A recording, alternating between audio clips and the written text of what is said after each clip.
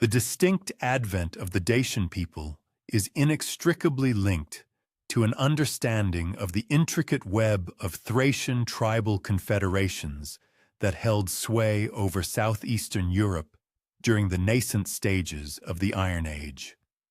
The Thracians, a collection of Indo-European linguistic groups, had firmly rooted themselves across an expansive domain stretching from the sun-drenched Aegean Sea to the formidable Carpathian Mountains by the 8th century BC.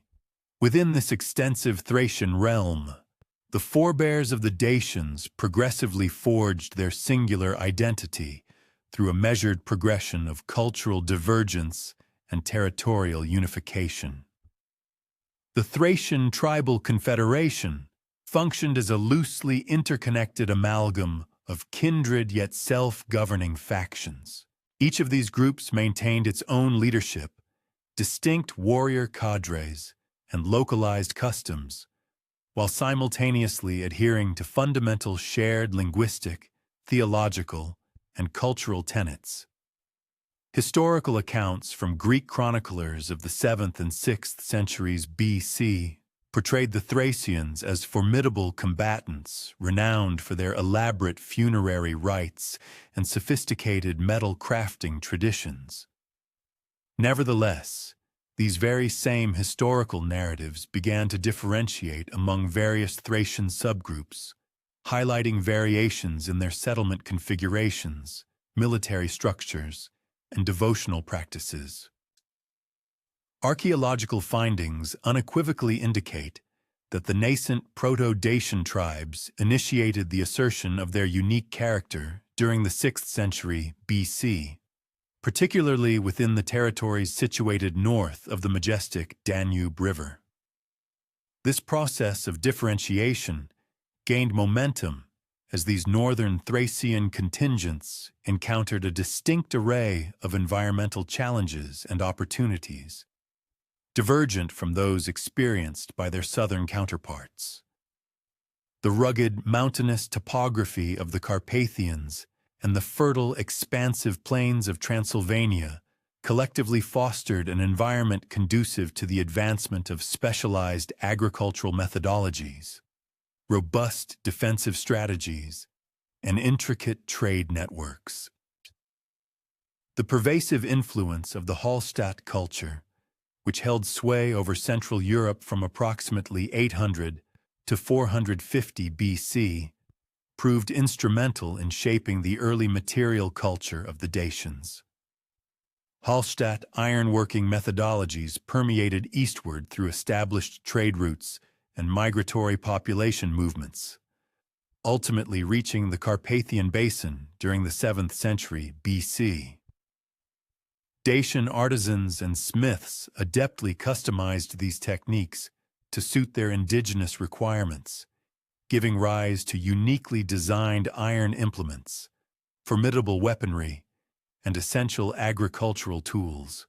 The iconic Dacian curved sword, famously known as the falx, emerged during this epoch, a sophisticated evolution stemming from earlier Hallstatt ironworking traditions, synergized with localized innovations in blade architecture and metallurgical science. Furthermore, Hallstatt funerary customs also left an indelible mark on Dacian burial practices, although the Dacians judiciously adapted these traditions to align with their own profound spiritual convictions. Excavations at significant archaeological loci, such as Ferig and Balta Verde, have unearthed cremation burials replete with iron armaments, intricate bronze adornments, and distinctive pottery that unmistakably exhibits Hallstatt influences. Concurrently, this pottery also showcases indigenous Thracian geometric motifs, culminating in a captivating hybrid aesthetic that progressively achieved widespread standardization across the burgeoning Dacian territories. The epochal shift from Hallstatt to La Tène cultural paradigms, commencing around 450 BC, heralded another pivotal phase in Dacian cultural evolution. La Tène artistic expressions, characterized by their fluid, curvilinear designs and exceptionally refined metalwork, permeated Dacian lands through the confluence of Celtic migrations and extensive trade interactions. However, the Dacians demonstrated a discerning approach, selectively integrating La Tène elements while steadfastly preserving their established artistic heritage. This judicious synthesis resulted in a distinctive cultural amalgamation that archaeologists can meticulously trace through an array of jewelry, weapons, and decorative artifacts discovered at numerous excavation sites. Dacian fortifications began to acquire their archetypal characteristics during this period of profound cultural convergence. The earliest Dacian settlements were typically strategically positioned on elevated natural formations, capitalizing on inherent defensive attributes such as commanding hilltops, sinuous river bends, and precipitous slopes. These foundational fortifications comprised earthen and timber ramparts, meticulously reinforced with robust stone foundations, a construction technique that ingeniously melded Celtic defensive innovations with deeply ingrained local building traditions. The renowned Murus Daciacus, or Dacian wall, subsequently evolved from these nascent defensive structures, incorporating highly sophisticated dry stonemasonry techniques that culminated in the creation of virtually impregnable bastions. The observed settlement patterns across Dacian domains unveil a meticulously organized hierarchical structure, wherein prominent fortified urban centers exerted control over surrounding agrarian communities and vital resource extraction sites. Expansive settlements such as Sarmizegetusa Regia, nestled within the formidable Orashti Mountains, functioned as paramount political and spiritual nuclei. Concurrently, smaller, strategically placed hill forts commanded critical mountain passes, essential river crossings, and rich mining districts. The spatial distribution of these settlements eloquently testifies to a profound grasp of territorial governance and astute resource management, extending far beyond the rudimentary organization of simple tribal groupings. The geographical dispersion of Dacian tribes encompassed an immense expanse, with its epicenter firmly rooted in the Carpathian Basin, yet extending considerably beyond these inherent natural demarcations. The Dacian sphere of influence encompassed the majority of contemporary Romania, with Transylvania serving as its undisputed political and cultural heartland. Nevertheless, Dacian sway radiated northward into portions of modern-day Ukraine, westward into present-day Hungary, southward across the Danube into Bulgaria, and eastward into Moldova. This sprawling territorial reach was not uniformly governed, but rather represented an intricate web of confederated tribes, tributary relationships, and overlapping zones of cultural influence. The Carpathian Mountains themselves played an indispensable role in the comprehensive organization of Dacian territories. These majestic ranges provided formidable natural defensive bulwarks, while simultaneously harboring abundant deposits of gold, silver, iron, and salt, resources that formed the very bedrock of Dacian prosperity and authority. The Dacians pioneered highly sophisticated mining techniques, engineering extensive subterranean networks that systematically extracted precious metals from celebrated sites like Roshia Montana and Zlatna.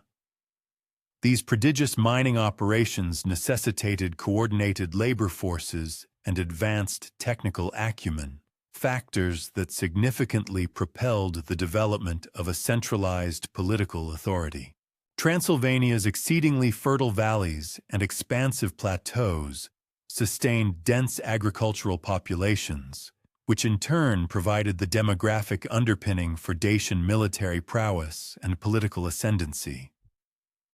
The region's remarkable agricultural output, synergized with its abundant mineral wealth and advantageous strategic location, rendered it the quintessential nucleus of Dacian civilization.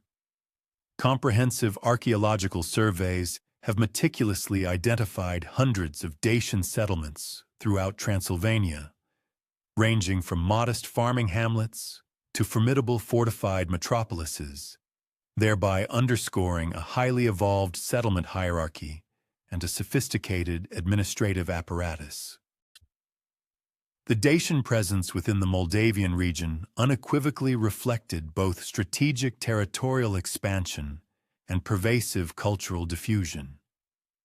Archaeological corroboration suggests that Dacian tribes established enduring settlements along the vital Prut and Dniester rivers, thereby forging a network of communities that commanded crucial trade arteries connecting the Carpathian region with the vast Pontic steppes and the thriving Greek colonies dotting the Black Sea coast.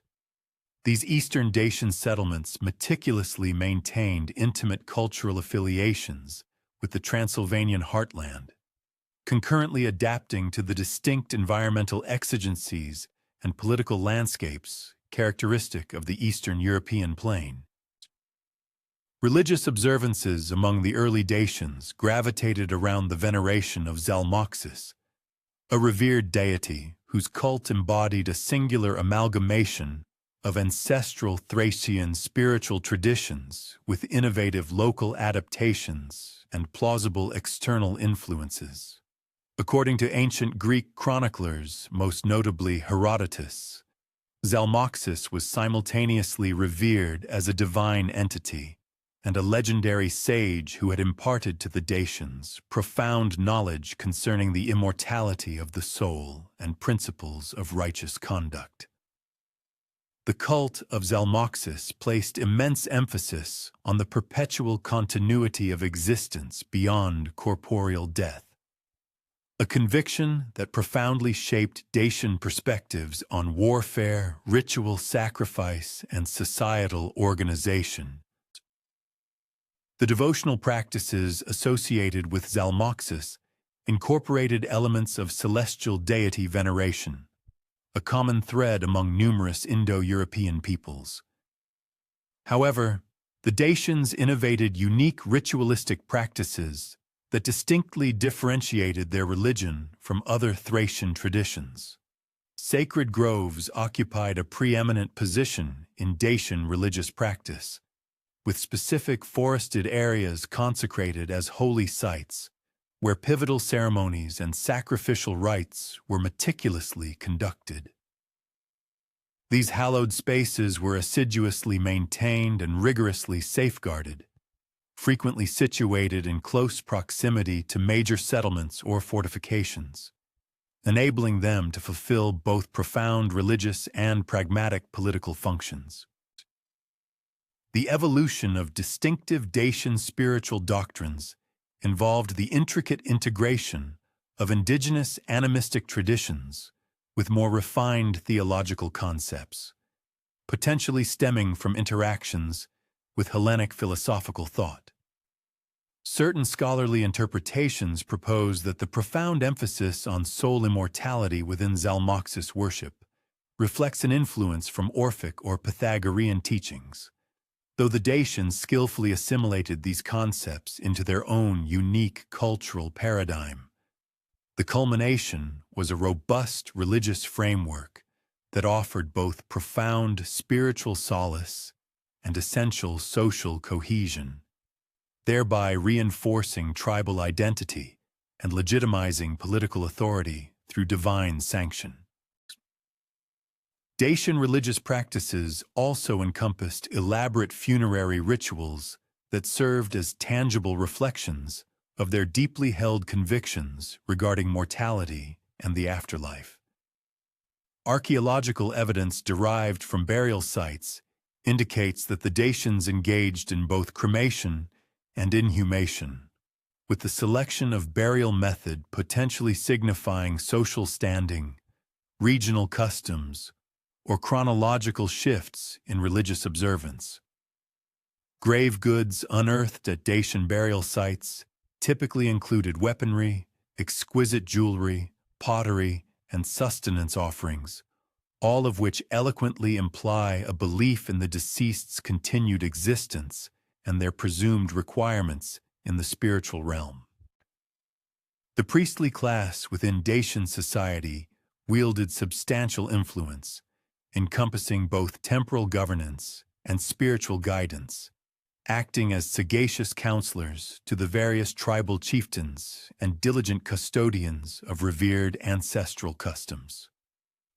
These religious leaders diligently upheld a rich tapestry of oral lore, safeguarding the chronicles of past events, intricate familial lineages, and profound esoteric wisdom, all indispensable components of the distinct Dacian cultural fabric. This seamless fusion of divine mandate and earthly power fostered a unique governmental framework, adeptly blending pragmatic organizational strategies with an undeniable spiritual sanction, thereby ensuring enduring equilibrium and consistent progression throughout the variegated lands inhabited by Dacian tribes. A profound metamorphosis from disparate, loosely confederated tribal units into cohesive, centralized political structures heralded a foundational alteration in Dacian society during the 5th through 3rd centuries BC. This intricate process of unification commenced through the foresight of astute local chieftains, who keenly perceived that the existing territorial disunity rendered individual tribal communities susceptible to both incursions from without and internecine strife from within. Despite the inherent strategic benefits offered by the formidable Carpathian mountain range, which afforded natural bulwarks, it concurrently engendered isolated enclaves of habitation that had historically functioned with complete autonomy. The dismantling of these long-standing impediments necessitated a dual mastery of both martial strength and astute diplomatic finesse. For emergent chieftains of consequence were compelled to persuade independent tribal potentates to relinquish elements of their sovereign power in exchange for enhanced communal safety and shared affluence. The nascent centralized political formations of the Dacians first took root within the geologically endowed territories of Transylvania, where the strategic mastery of abundant gold and silver extraction sites furnished the indispensable financial bedrock, enabling the sustainment of expanded martial contingents and intricate governmental frameworks. Substantial archaeological findings, particularly from historically significant locations such as Piatra Roșie and Capilna, graphically illustrate the erection of increasingly elaborate defensive bulwarks throughout this era, characterized by complex, multi-tiered protection mechanisms designed to safeguard not merely singular communities, but expansive, interconnected valley systems. These meticulously engineered defensive citadels functioned as pivotal hubs for the assertion of authority, from which astute and aspiring chieftains could progressively broaden their dominion across adjacent domains, employing a calculated blend of strategic military coercion, judicious economic enticements, and sagacious marital compacts. The intricate process of territorial unification typically unfolded in a discernible sequence. Initially, triumphant chieftains would firmly establish dominion over their proximate geographical environs, subsequently extending their purview incrementally, either through outright military subjugation or via the diplomatic acquisition of contiguous lands. The formidable Orashti Mountains, with their commanding strategic position, abundant subterranean riches, and naturally fortified topography, emerged as a pivotal epicenter for this burgeoning unification.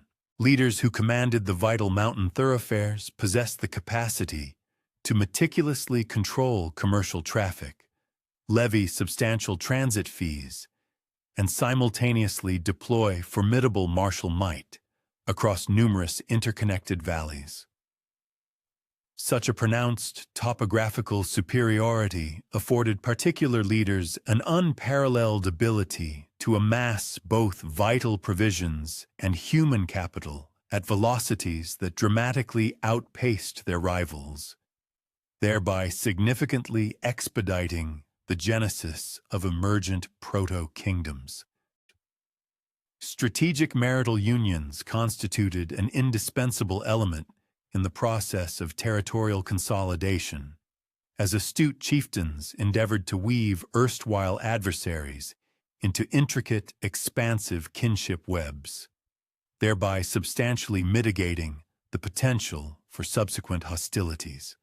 Such pacts frequently necessitated arduous and multifaceted deliberations concerning precise geographical demarcations, equitable accords for the distribution of vital resources, and reciprocal commitments for military assistance during periods of foreign aggression. The delicate assimilation of previously autonomous tribal entities demanded a judicious equilibrium between the preservation of deeply ingrained local traditions and the concurrent implementation of cohesive, centralized governance frameworks. The most efficacious leaders exhibited extraordinary political sagacity, adeptly safeguarding the distinct identities of individual tribes, even as they forged a pervasive sense of allegiance towards the burgeoning monarchical edifice. The evolution of Dacian martial structures throughout this epoch mirrored a confluence of pragmatic imperatives and deeply ingrained societal tenets, which simultaneously championed the individual valor of the warrior and underscored the efficacy of synchronized collective maneuvers. Historically, Dacian combatants engaged in warfare as distinct champions, ardently pursuing personal renown through displays of exceptional bravery and martial dexterity on the field of conflict. Nevertheless, the escalating magnitude of disputes over land necessitated the adoption of more rigorous tactical alignments and meticulously orchestrated methodologies capable of robustly confronting and neutralizing well-organized opposing armies. This pivotal shift, moving from the paradigm of valorous individual duels to a structured and systematic military framework, signified a profound cultural adjustment that skillfully preserved the revered warrior ethos even as it substantially augmented the overall operational potency of the collective. During this critical era of unification, the distinctive falx emerged as the quintessential armament of Dacian martial contingents, having undergone an evolution from its antecedents of curved-bladed implements into a profoundly specialized two-handed instrument, renowned for its catastrophic efficacy against both foot soldiers and mounted adversaries alike. This formidable weapon typically spanned a length of roughly 4 to 5 feet, characterized by a gracefully arcing blade that projected from a robust, rectilinear hilt, thereby forging an implement that masterfully integrated the formidable cleaving force of an axe with the extended range inherent to a polearm. Master craftsmen among the Dacians perfected advanced metallurgical methodologies to forge falx blades, ensuring they retained their razor-sharp cutting facets while simultaneously exhibiting ample resilience to absorb the brutal shocks of combat without succumbing to fracture. The strategic deployment of combatants wielding the formidable falx necessitated rigorous and prolonged training along with meticulous coordination, inasmuch as the weapon's ultimate potency was predicated upon impeccable synchronization and unyielding adherence to tactical formations. Astute Dacian military commanders engineered specialized combat arrangements meticulously designed to amplify the intrinsic strengths of the falx, while simultaneously mitigating its inherent weaknesses. The falx demonstrated exceptional lethality, especially when arrayed against adversaries clad in substantial armor, for its distinctively curved blade possessed the capacity to deftly bypass defensive shields and inflict grievous wounds upon unarmored extremities or vital neck regions. Nonetheless, warriors employing the falx were susceptible during the brief interval of the weapon's retraction subsequent to each powerful blow, thereby necessitating the presence of auxiliary forces equipped with defensive shields and more compact weaponry to safeguard them amidst the fray. The defensive methodologies employed by the Dacians evinced a refined comprehension of topographical benefits and the intricate tenets of siegecraft, embodying a synthesis of their inherent martial heritage and ingenious adaptations assimilated through interactions with advanced Mediterranean cultures. While the erection of elevated fortifications adhered to conventional designs, Dacian master builders innovated distinctive architectural approaches, which served to optimize protective capabilities concurrently with diminishing both material expenditures and manpower demands. The renowned Murus Dacianus, a testament to engineering prowess, stood as the zenith of these pioneering defensive advancements, manifesting as robust wall configurations capable of enduring protracted blockades whilst necessitating comparatively minimal upkeep. The ingenious construction methodology of the Murus Dacianus entailed the meticulous assembly of a foundational latticework comprising horizontal timber girders securely fastened by upright wooden pilasters, with the intervening voids then meticulously packed with precisely cut and interfaced stone masonry. This distinctive building approach yielded ramparts endowed with a dual quality of pliability and inherent robustness, rendering them capable of resiliently absorbing the concussive force of siege weaponry without structural failure, concurrently posing insurmountable barriers to direct military incursions. Crucially, the integrated wooden armature served to uniformly disseminate compressive forces throughout the entirety of the wall's architecture, thereby forestalling isolated points of weakness that might otherwise be exploited as rupture zones by invading armies. Furthermore, sagacious Dacian engineers ingeniously integrated sophisticated drainage conduits directly into their wall constructions, a foresightful measure designed to counteract the deleterious effects of water infiltration and the expansive pressure of frost heave, both notorious for compromising the integrity of stone substructures. The deeply ingrained martial ethos prevalent among the Dacians underscored individual bravery, unwavering fealty to their leaders, and profound spiritual dedication, collectively forging exceptionally zealous military contingents capable of enduring protracted opposition even when confronted by numerically preponderant adversaries.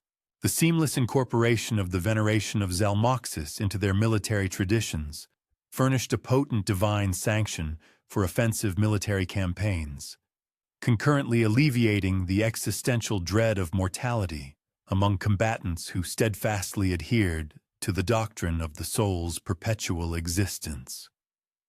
This profound spiritual facet of Dacian military life consequently engendered significant psychological benefits, frequently catching foreign adversaries off guard, who had gravely misjudged the indomitable resolve and steadfast fortitude of the Dacians in the crucible of combat. The foundational establishment of significant Dacian urban centers throughout this era was a direct manifestation of both pressing defensive requirements and burgeoning economic prospects, factors that profoundly molded the nascent monarchical framework. Sarmizegetusa Regia, strategically positioned within the rugged Orashti Mountains, commenced its inception as a mere fortified encampment during the 3rd century BC. However, its subsequent transformation into the paramount Dacian political and spiritual nexus unfolded progressively across multiple generations. The judicious choice of this particular locale evinced meticulous deliberation regarding its inherent defensive attributes: reliable access to potable water, fertile agrarian capabilities, and convenient adjacency to valuable mineral deposits capable of sustaining a substantial and enduring populace. The initial phases of building at Sarmizegetusa Regia were predominantly dedicated to the erection of protective ramparts, intended not only to safeguard the central districts of the burgeoning settlement, but also to offer a secure haven for the adjacent agrarian populations in periods of strife. The inherent geographical strengths of the location comprised precipitous gradients on numerous flanks, dependable supplies of fresh water, and panoramic vistas encompassing the neighboring valleys, which collectively afforded timely intelligence regarding the approach of hostile forces. Ingenious Dacian engineers further augmented these existing natural endowments through extensive terracing endeavors, thereby fashioning level platforms suitable for construction, while simultaneously buttressing the stability of the gradients with robust stone revetments. The hallowed precinct within Sarmizegetusa Regia concurrently evolved alongside the defensive edifices of the settlement, serving as a palpable testament to the seamless amalgamation of spiritual and governmental power, a hallmark characteristic of the emergent Dacian monarchical framework. Extensive archaeological investigations have unearthed the foundational vestiges of both curvilinear and rectilinear temple complexes, which demonstrably integrated construction components of both durable stone and resilient timber. These consecrated architectural marvels fulfilled a multifaceted array of roles, functioning as focal points for devotional practices, venues for the convocations of tribal assemblies, and secure repositories for revered artifacts and communal riches, all of which powerfully underscored the sovereign's political mandate. The other prominent Dacian strongholds nestled within the Orashtie Mountains evolved along comparable trajectories, with vital sites such as Kostest, Cetatsuie, Blidaru, and Piatra Roșie, each fulfilling distinctive roles within an intricately interconnected protective system. Kostest Cetatsuie, for instance, held strategic command over access routes approaching from the southern and western flanks, its elevated vantage point simultaneously facilitating visual communication links with neighboring fortifications through the systematic deployment of signal fires and ascending smoke columns. The architectural design of this site ingeniously incorporated multiple defensive lines, strategically engineered to funnel attacking forces into predetermined lethal engagement areas, whilst concurrently affording secure egress pathways for the defending garrisons. Blidaru, another significant locale, served a dual purpose as both a formidable military outpost and a profound religious center, with extensive archaeological investigations confirming the simultaneous presence of robust fortification structures and sacred temple complexes. Its advantageous geographical placement ensured dominion over crucial mountain passes, all the while preserving vital communication conduits with the paramount administrative and spiritual hubs situated at Sarmizegetusa Regia. Furthermore, the ingenious Dacian engineers at Blidaru devised innovative water management systems, meticulously designed to collect and meticulously store rainwater in subterranean cisterns, thereby guaranteeing dependable water provisions even during protracted periods of siege. The bedrock of their prosperity for these nascent Dacian kingdoms was underpinned by multifaceted economic frameworks that seamlessly integrated agricultural surplus, extensive mineral extraction, sophisticated craft manufacturing, and far-reaching long-distance trade relationships. Dacian agricultural practices had undergone substantial transformation from earlier rudimentary subsistence farming, progressing to embrace specialized crop production, systematic animal husbandry operations, and advanced food processing techniques, all of which culminated in the generation of commodities fit for commerce.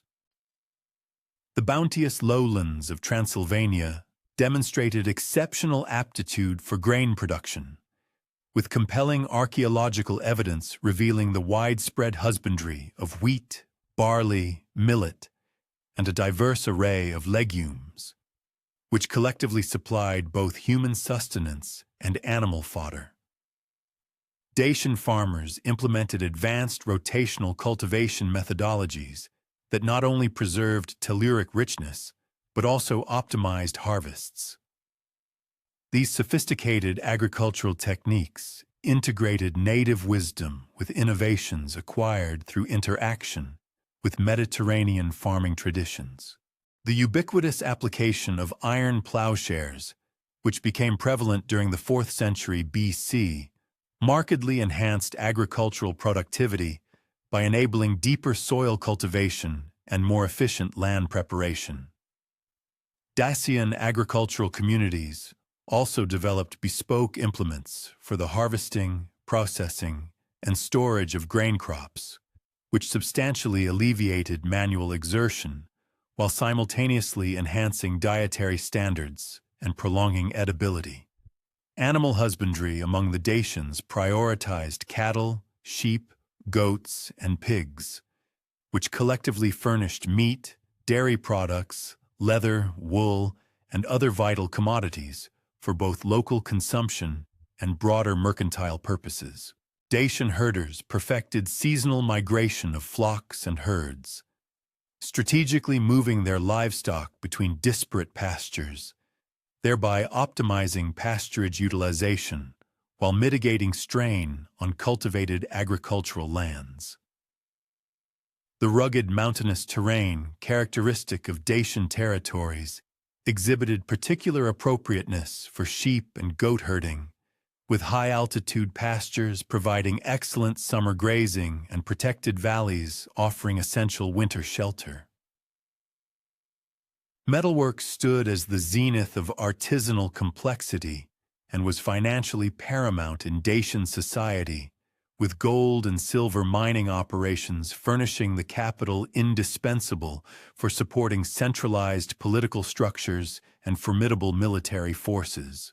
The Apuseni Mountains contain myriad auriferous veins that Dacian miners extracted via both open-cast excavations and subterranean shaft operations. Archaeological investigations conducted at sites such as Rochia Montana have unveiled vast subterranean labyrinths of antiquity, encompassing vertical shafts, horizontal galleries, and ingenious hydrological management systems that facilitated deep underground extraction. Dacian mining techniques integrated both native ingenuity and sophisticated methodologies acquired via interaction with Mediterranean civilizations. The strategic deployment of fire setting to cleave resilient geological strata permitted miners to access ore deposits that would have been unfeasible to dislodge using only manual implements. This arduous technique involved intensely heating rock faces with raging fires, subsequently rapidly cooling them with water to induce thermal shock fractures that could then be leveraged with picks and wedges. Dacian miners also developed fluvial extraction processes that utilized diverted stream water to wash auriferous alluvial deposits and meticulously distinguish noble elements from inert substrata.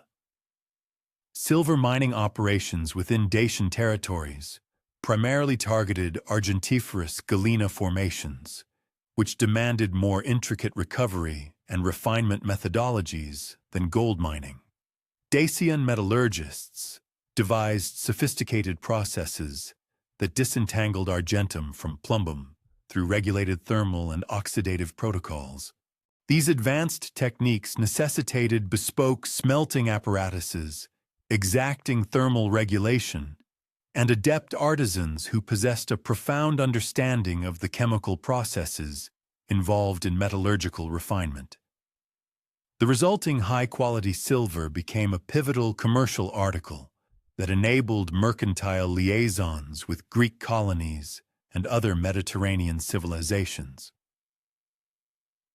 Trade relationships between Dacian kingdoms and Greek colonies along the Black Sea coast flourished throughout the 4th and 3rd centuries BC, forging mercantile conduits that systematically bartered native resources for finished commodities, opulent articles, and Hellenic cultural permeations. Greek colonies such as Histria, Tomis, and Calatis functioned as pivotal entrepôts, effectively integrating Dacian domains into the wider Hellenic economic sphere. Dacian merchants conveyed gold, silver, agricultural products, livestock, and craft goods to these coastal markets, obtaining in recompense wine, olive oil, pottery, metalwork, and other manufactured items. The establishment of standardized weights and measures significantly expedited these commercial interactions by creating common mercantile standards that minimized overheads and arbitrated disagreements. Archaeological evidence indicates that Dacian territories embraced adapted iterations of Greek commercial standards for international trade, concurrently retaining native mensuration protocols for local transactions. This bifurcated framework permitted Dacian merchants to engage proficiently in transnational commerce while safeguarding ancestral mercantile customs within their own territories. The commercial networks and political structures that had developed during the preceding centuries laid the groundwork from which a formidable luminary would build the first unified Dacian state. Around 70 BC, a chieftain named Burebista arose from the heart of the traditional power centers of the Orashti Mountains, nurturing aspirations that transcended the confines of the regional kingdoms that had defined Dacian political configurations for generations. In stark contrast to his forebears, who had chiefly concentrated on solidifying dominion within the Carpathian Basin, Burebista conceived of a Dacian hegemony that would assert supremacy across the southeastern European expanse, stretching from the Black Sea to the Pannonian Plain. Burebista's ascension transpired amidst an epoch of escalating exogenous compulsions that imperiled ancestral Dacian sovereignty. Celtic migrations from the west had introduced novel martial methodologies and governmental structures that contested existing geographical demarcations, while Roman expansion in the Balkans posed unparalleled menaces to Dacian commercial relationships and political autonomy. Greek colonies along the Black Sea coast, moreover, encountered intensifying duress from both Roman and Pontic forces, fracturing the mercantile arteries that had become integral to Dacian financial well-being. These amalgamating adversities necessitated countermeasures that surpassed the capacities of autonomous polities, thereby generating prospects for chieftains who could propound blueprints for collective defiance and coordinated action. The commencement stage of Burebista's unification drive centered on establishing dominion within the Dacian territories of Transylvania through an amalgam of martial subjugation, statesmanlike parley, and spiritual sanction.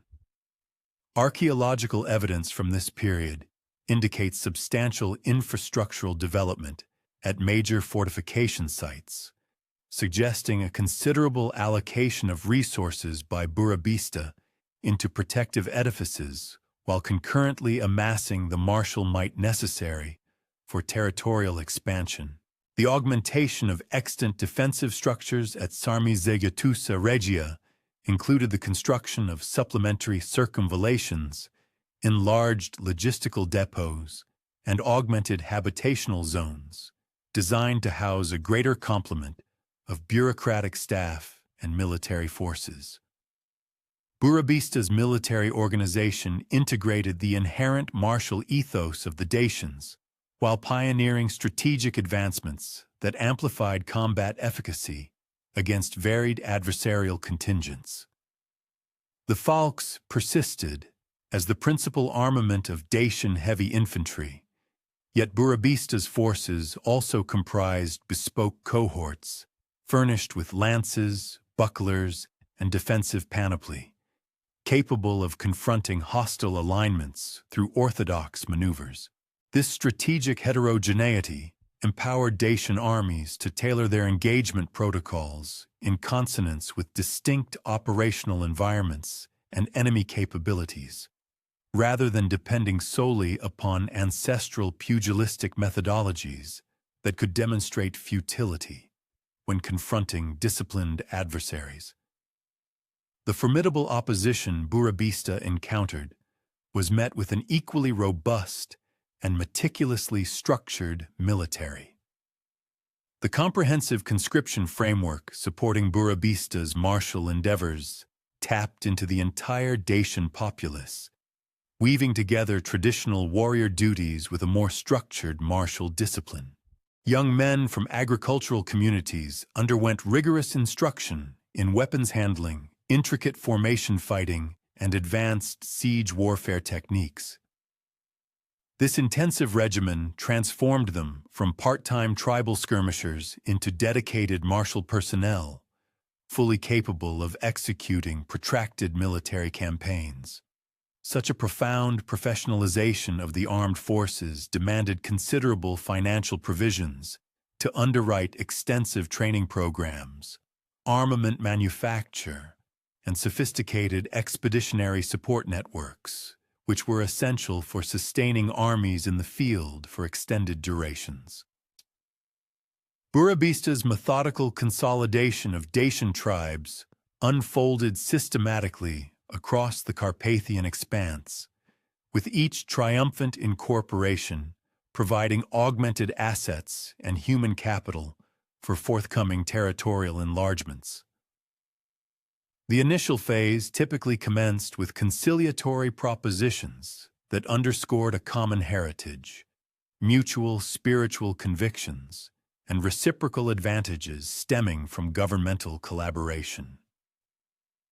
Tribal chieftains who embraced Burebista's suzerainty preserved considerable self-governance over local communal matters while furnishing martial contingents and financial contributions to the principal alliance. Conversely, those who defied this authority faced synchronized martial offensives, combining frontal attacks with financial coercion designed to marginalize dissenting factions and foster disloyalty among their adherents. The assimilation of erstwhile adversaries into Burebista's confederation necessitated intricate governance frameworks, capable of overseeing heterogeneous communities while upholding martial preparedness for ongoing territorial enlargement. Dacian administrative practices during this epoch blended aspects of ancestral communal rule with novel methodologies that facilitated unified oversight across extensive domains.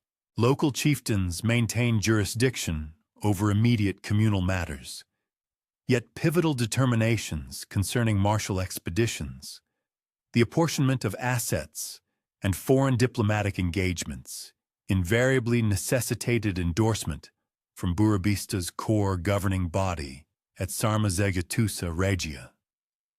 Spiritual harmonization played a pivotal function in Burebista's unification blueprint, as common devotional convictions provided the societal underpinnings for governmental collaboration among previously autonomous clans. The chief sacerdotal figure, Dacian, emerged as Burebista's foremost associate in executing spiritual amendments that fortified the Dacian ethnic essence while validating unified governmental power. Dacian possessed a profound understanding of ancestral Dacian spiritual customs, but he also grasped how these beliefs could be modified to fulfill governmental aims without undermining their fundamental hallowed nature. The spiritual cleansing initiative, spearheaded by Dacian, involved the uniformity of ceremonial observances across all territories under Burebista's dominion, thereby creating harmonized ritualistic customs that bolstered governmental cohesion through communal devotional encounters.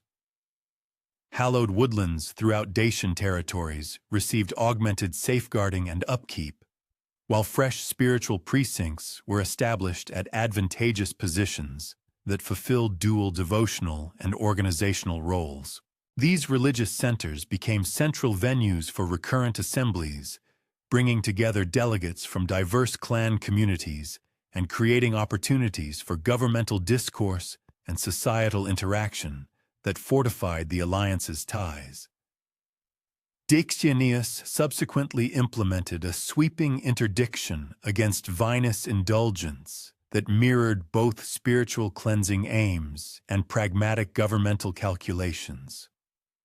The edict against viticulture fulfilled numerous objectives within Burebista's consolidation blueprint, as it eradicated a catalyst for societal discord that had traditionally fueled clashes between tribal groups. Concurrently, it showcased the unified government's capacity to govern individual conduct across the entire confederation. Excavated findings from this period indicate a pronounced decline in viniculture remnants at Dacian sites, suggesting extensive adherence to the prohibition despite its possible public disapproval among certain population segments. The wine prohibition also carried financial repercussions that fortified Dacian self-reliance from foreign commercial dealings, while fostering the cultivation of substitute agrarian goods. Dacian farmers who had formerly tended vineyards for wine production rechanneled their endeavors toward cereal harvests, domesticated animals, and diverse farming pursuits that sustained martial expeditions and demographic expansion. This agrarian pivot diminished Dacian reliance on foreign viticultural products while generating excess yields that could maintain expanded martial contingents and bureaucratic frameworks. The enhancement of ethnic character under Burebista and Dacian involved the advancement of unique Dacian aesthetic practices, building designs, and artisanal methods that differentiated alliance participants from adjacent communities. Dacian metallurgists refined progressively intricate ornamental methods that integrated ancestral rectilinear motifs with novel aesthetic components, commemorating martial triumphs and governmental successes. These creative advancements created iconographic representations of Dacian essence that reinforced governmental allegiance while showcasing the societal refinement of the Confederation to outside spectators. The geographical enlargement that followed Dacian consolidation unfolded concurrently across several fronts, as Burebista's forces initiated synchronized offensives against Gallic clans to the west, Thracian communities to the south, and Hellenic colonies along the Pontic littoral. The subjugation of adjacent Celtic domains necessitated distinct martial approaches than those employed against Dacian tribes, as Gallic combatants utilized diverse armaments, combat methodologies, and defensive structures that compelled flexible reactions from Burebista's contingents. Gallic encampments characteristically presented formidable earthen ramparts encircled by wooden stockades that could withstand frontal charges, but were susceptible to protracted blockade tactics. Dacian martial architects devised bespoke siege apparatus designed to breach Gallic defensive structures while reducing losses among attacking forces.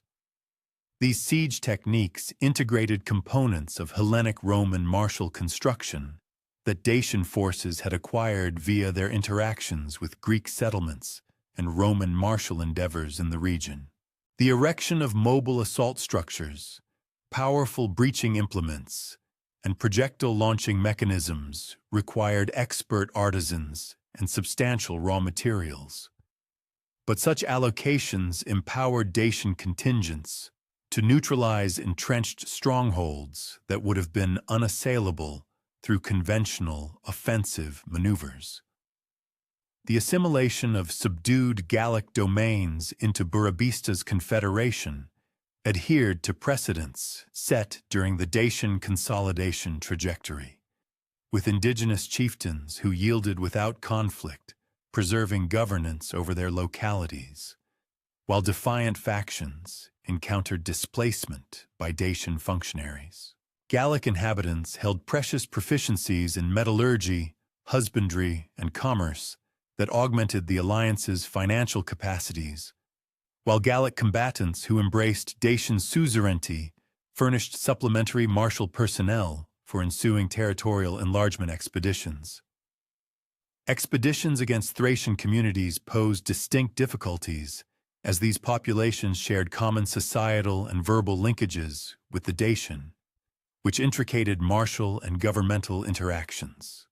Some Thracian tribes perceived Dacian encroachment as emancipation from external subjugation, while others interpreted it as subjugation by estranged kin who had forsaken ancestral customs.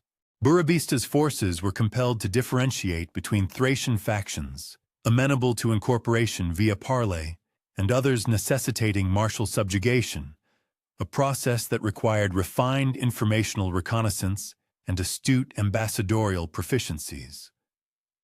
The subjugation of Thracian domains granted Burebista's alliance ingress to vital commercial arteries, linking the Danubian waterway to the Aegean expanse, markedly augmenting Dacian mercantile prospects, while diminishing reliance on Pontic littoral commerce.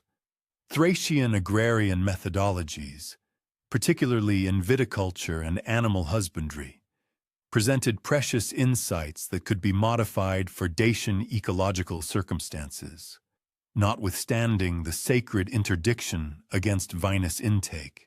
The assimilation of Thracian inhabitants also furnished verbal and societal go-betweens, who could expedite ambassadorial engagements with additional Thracian communities and Hellenic polis. Hellenic urban centers situated along the Pontic western seaboard constituted the most formidable objectives for Dacian expansion, as these settlements boasted intricate protective frameworks, trained martial contingents, and prospective backing from foreign entities, comprising the Roman Republic and sundry Hellenistic monarchies. The Greek colonies had cultivated expansive mercantile arteries that furnished them with assets and martial aid that significantly surpassed the autonomous capacities of singular polis. Assailing these urban centers necessitated meticulous planning and tactical synchronization that could obviate the ingress of outside succor amidst protracted blockade maneuvers. Burebista's military campaigns against various Greek city-states were characterized by sophisticated combined land and naval maneuvers. These operations were meticulously designed to encircle and isolate their targets, effectively severing any maritime escape routes or potential supply lines. Dacian forces, demonstrating remarkable resourcefulness, rapidly constructed temporary naval vessels from readily available local timber and ingeniously repurposed captured Greek ships, This emergent fleet was then deployed to impose blockades on harbors and intercept vital supply convoys, thereby starving the besieged settlements. Such naval endeavors demanded that Dacian warriors acquire and master entirely new fighting techniques and navigation skills, a testament to the confederation's profound adaptability and impressive capacity for learning under Burebista's astute leadership. The successful subjugation of these Greek cities proved immensely beneficial, granting Dacian forces invaluable access to advanced military technologies.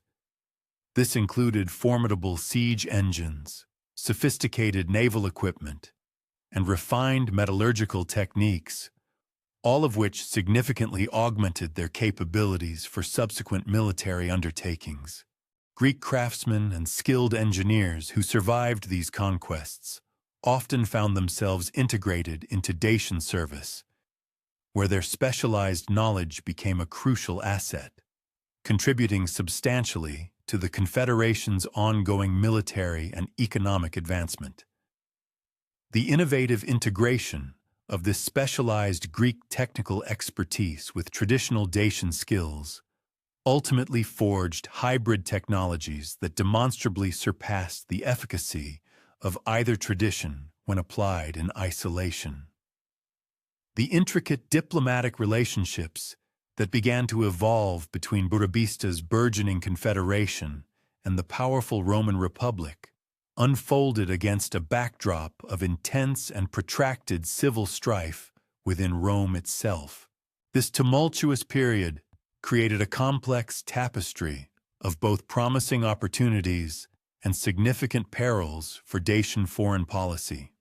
Rome's relentless expansion into the Balkan region had by this point brought its formidable legions into direct geographical proximity with Dacian territories, laying the groundwork for potential cooperation, or conversely, inevitable conflict, depending entirely on the prevailing circumstances and the personalities involved.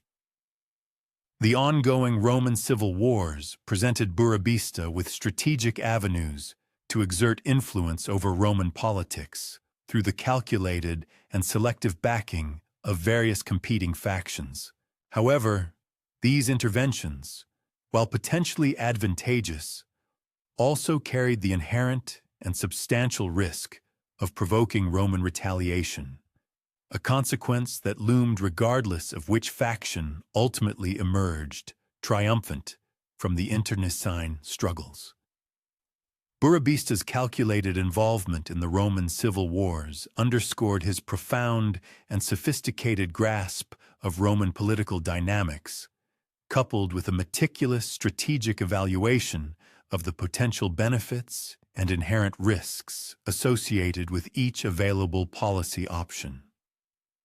The sagacious Dacian king clearly perceived that Rome's internal conflicts generated fleeting moments of vulnerability, which could be judiciously exploited to advance Dacian interests.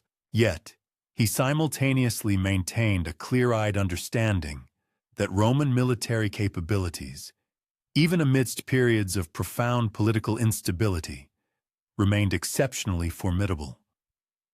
Consequently, Dacian diplomatic strategy was meticulously calibrated, emphasizing a measured degree of involvement designed to subtly influence Roman behavior without inadvertently provoking an overwhelming and potentially catastrophic retaliation. The crucial relationship between Burebista and the renowned Roman general Pompey the Great was carefully cultivated through a network of intermediaries. These figures recognized the mutual advantages in forming an alliance to counter the escalating power of Julius Caesar within the Roman Republic. Pompey's extensive control over the prosperous eastern Mediterranean territories naturally aligned with Dacian interests in preserving their independence from further Roman encroachment. Conversely, Burebista's well-trained and substantial military forces represented a potent potential ally capable of threatening Caesar's strategic positions in regions like Gaul and Germania. Archaeological investigations during this era have brought to light compelling evidence of heightened diplomatic exchanges between Dacian territories and the regions under Roman dominion, strongly suggesting a pattern of consistent and regular communication between these two significant powers. Burebista's contemplated support for Pompey against Caesar necessitated a series of intricate negotiations. These discussions encompassed crucial matters such as the provision of military assistance, the delineation of territorial arrangements, and the establishment of post-war political relationships that would subsequently govern future interactions between Dacian and Roman territories. These sensitive diplomatic discussions demanded that Dacian representatives adeptly navigate the sophisticated and often rigid Roman political protocols, all while steadfastly safeguarding essential Dacian interests and maintaining a crucial degree of flexibility to adapt to rapidly evolving circumstances. The dramatic assassination of Julius Caesar in 44 BC fundamentally reshaped the strategic landscape. While it effectively eliminated immediate threats to Dacian independence, it simultaneously ushered in a new era of profound uncertainty regarding Rome's future policies towards southeastern Europe. Coincidentally, the assassination of Burebista, also in 44 BC, precipitated an immediate and severe succession crisis, threatening to dismantle the vast confederation he had painstakingly assembled over decades of relentless effort. The precise circumstances surrounding his demise remain shrouded in the mists of historical ambiguity, with various ancient sources offering divergent accounts concerning the motives and identities of the perpetrators. The historian Strabo, for instance, alludes to internal opposition from Dacian nobles who harbored resentment towards Burebista's increasingly centralized authority, while other narratives suggest the involvement of external adversaries who shrewdly recognized that the elimination of Burebista represented the most effective means of undermining and weakening Dacian power. Irrespective of the specific details, his untimely death occurred at an acutely critical juncture, a moment when the Confederation desperately required robust and decisive leadership to preserve unity among the diverse tribal groups that had only recently been integrated under a single central authority. From the crucible of this political turmoil, Dacian emerged as a successor to Burebista's authority, who was both logically fitting and undeniably necessary, although his ascent to power diverged considerably from that of his predecessor. Unlike Burebista, whose dominance had been forged primarily through relentless military conquest and shrewd political maneuvering, Dacian commanded a profound religious authority. This spiritual legitimacy provided an alternative, yet equally potent, source of influence and respect among the Dacian populace. His esteemed position as the high priest of the Zalmoxian cult had made him Burebista's most trusted confidant and an indispensable collaborator in the implementation of the religious reforms that had so effectively fortified Dacian cultural identity throughout the sprawling confederation. This deep-seated religious foundation empowered Dacian to assert his authority based on divine sanction rather than merely secular power, thereby establishing a distinct yet equally effective framework for maintaining political control. The period of regency that commenced around 44 BC signified a profound and fundamental transformation in Dacian governance. It marked a distinct pivot away from a system predominantly characterized by military leadership towards a far more intricate and nuanced structure that seamlessly integrated religious, legal, and administrative authority under a singular, unified direction. Dacian acutely recognized that sustaining the confederation's unity demanded more than just raw military might or the charismatic appeal of a single leader. Instead, it necessitated the establishment of robust institutional structures capable of enduring beyond the tenure of individual leaders and providing essential continuity across generational transitions. His innovative approach to governance therefore meticulously prioritized the development of formal legal codes, the standardization of religious practices, and the implementation of streamlined administrative procedures. These foundational elements were meticulously crafted to create enduring pillars for the Dacian political organization, ensuring its stability and longevity. Dacian, despite his profound spiritual authority, was immediately confronted with significant challenges emanating from various tribal leaders. These chieftains, while having submitted to Burebista's formidable military prowess, now openly questioned the legitimacy and effectiveness of a priest-king who ostensibly lacked comparable martial credentials. Consequently, several peripheral territories, perceiving a potential weakness, attempted to reassert their independence following Burebista's death. Their calculation was that religious authority alone would prove insufficient to compel obedience from populations long accustomed to the decisive command of warrior leaders. These immediate and pressing challenges demanded that Dacian unequivocally demonstrate that his novel governance model possessed the inherent capacity to not only maintain territorial integrity and military effectiveness, but also to provide superior administrative services. These enhanced services, he understood, would serve as the ultimate justification for the centralized authority he now wielded. The unique religious legitimacy that Dacian brought to Dacian leadership proved instrumental, enabling him to enact far-reaching reforms that would have been utterly unattainable under a purely secular authority. His profound and comprehensive understanding of Zalmoxian theology furnished him with sophisticated and compelling arguments for political obedience, arguments rooted in divine will rather than mere human coercion.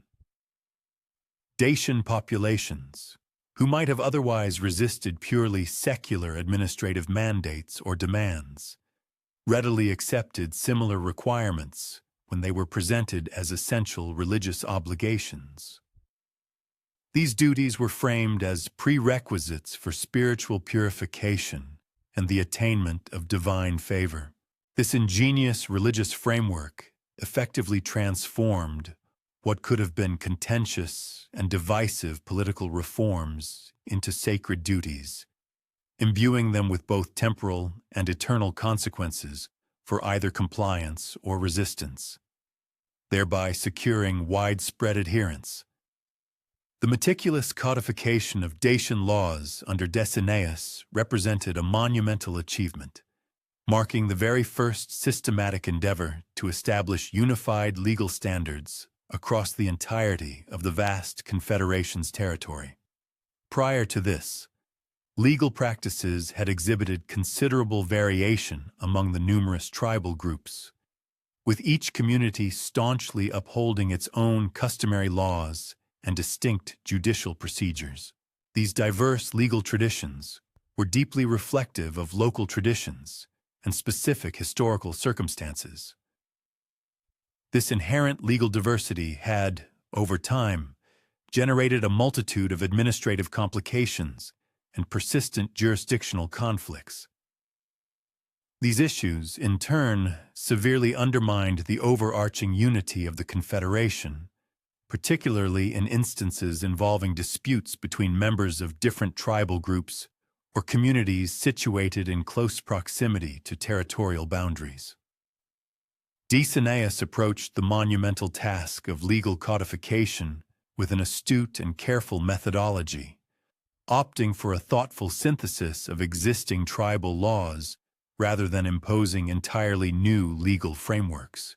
He wisely recognized that a radical departure from established customs might have provoked significant resistance from traditional communities. To achieve this, his dedicated legal scholars undertook extensive surveys of customary practices prevalent throughout all Dacian territories. Their diligent work focused on identifying common principles and procedural elements that could serve as robust foundations for a unified legal code. In instances where tribal practices were found to be in conflict, Dacian established standardized procedures. These procedures skillfully incorporated elements drawn from multiple traditions, while consistently emphasizing core principles derived directly from Zalmoxian religious teachings, particularly those pertaining to justice, community responsibility, and the concept of divine judgment. The meticulously crafted legal code that resulted from Dacianus's efforts comprehensively addressed fundamental issues, including property rights, inheritance procedures, criminal justice, and commercial relationships, all areas that had previously been governed by a patchwork of inconsistent local practices. The property law, as established under Dacianus's innovative code, instituted clear and unambiguous procedures for land ownership, meticulously defined resource extraction rights, and precisely delineated territorial boundaries. These measures significantly reduced conflicts that had historically arisen between communities, while simultaneously providing robust legal frameworks essential for fostering sustained economic development. Furthermore, the inheritance laws created standardized procedures for the orderly transfer of both property and political authority across generational lines, thereby effectively mitigating the succession disputes that had, throughout history, been a frequent and destabilizing contributor to political instability within the region. The framework for criminal justice, meticulously outlined within the freshly instituted legal code, prominently featured restorative justice and public service contributions as primary responses, diverging significantly from strictly retributive penalties. This approach was a direct manifestation of the profound Zalmoxian theological convictions concerning spiritual atonement and the cultivation of societal equilibrium. While grave transgressions that imperiled communal well-being or sacred integrity might indeed invoke severe consequences, such as banishment or capital punishment, the majority of infractions mandated that perpetrators provide material compensation to their victims and engage in public work. These acts served as tangible proof of their sincere dedication to civic reintegration and personal reform.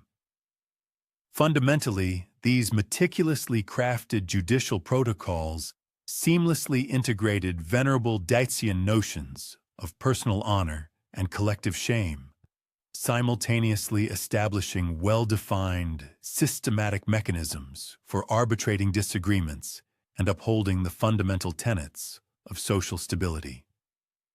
The comprehensive formalization of commercial statutes meticulously tackled the intricate web of mercantile interactions that had organically blossomed across the entire confederation's expanse. This legislative endeavor culminated in the institution of universally recognized systems for weights, measures, and monetary exchange, which not only significantly streamlined long-range trade expeditions, but also diligently safeguarded indigenous traders from deceptive dealings and illicit schemes. Furthermore, the meticulously elaborated legal framework delineated explicit protocols for the rigorous enforcement of contractual agreements, the systematic recovery of outstanding debts, and the equitable arbitration of commercial disagreements. Such clarity empowered merchants to conduct their operations with unwavering assurance across diverse tribal territories, free from the apprehension of capricious legal pronouncements or erratic judicial processes. These robust commercial safeguards served as a potent catalyst for robust economic advancement, concurrently yielding substantial fiscal receipts that were indispensable for sustaining the Confederation's extensive administrative infrastructure and its formidable military apparatus.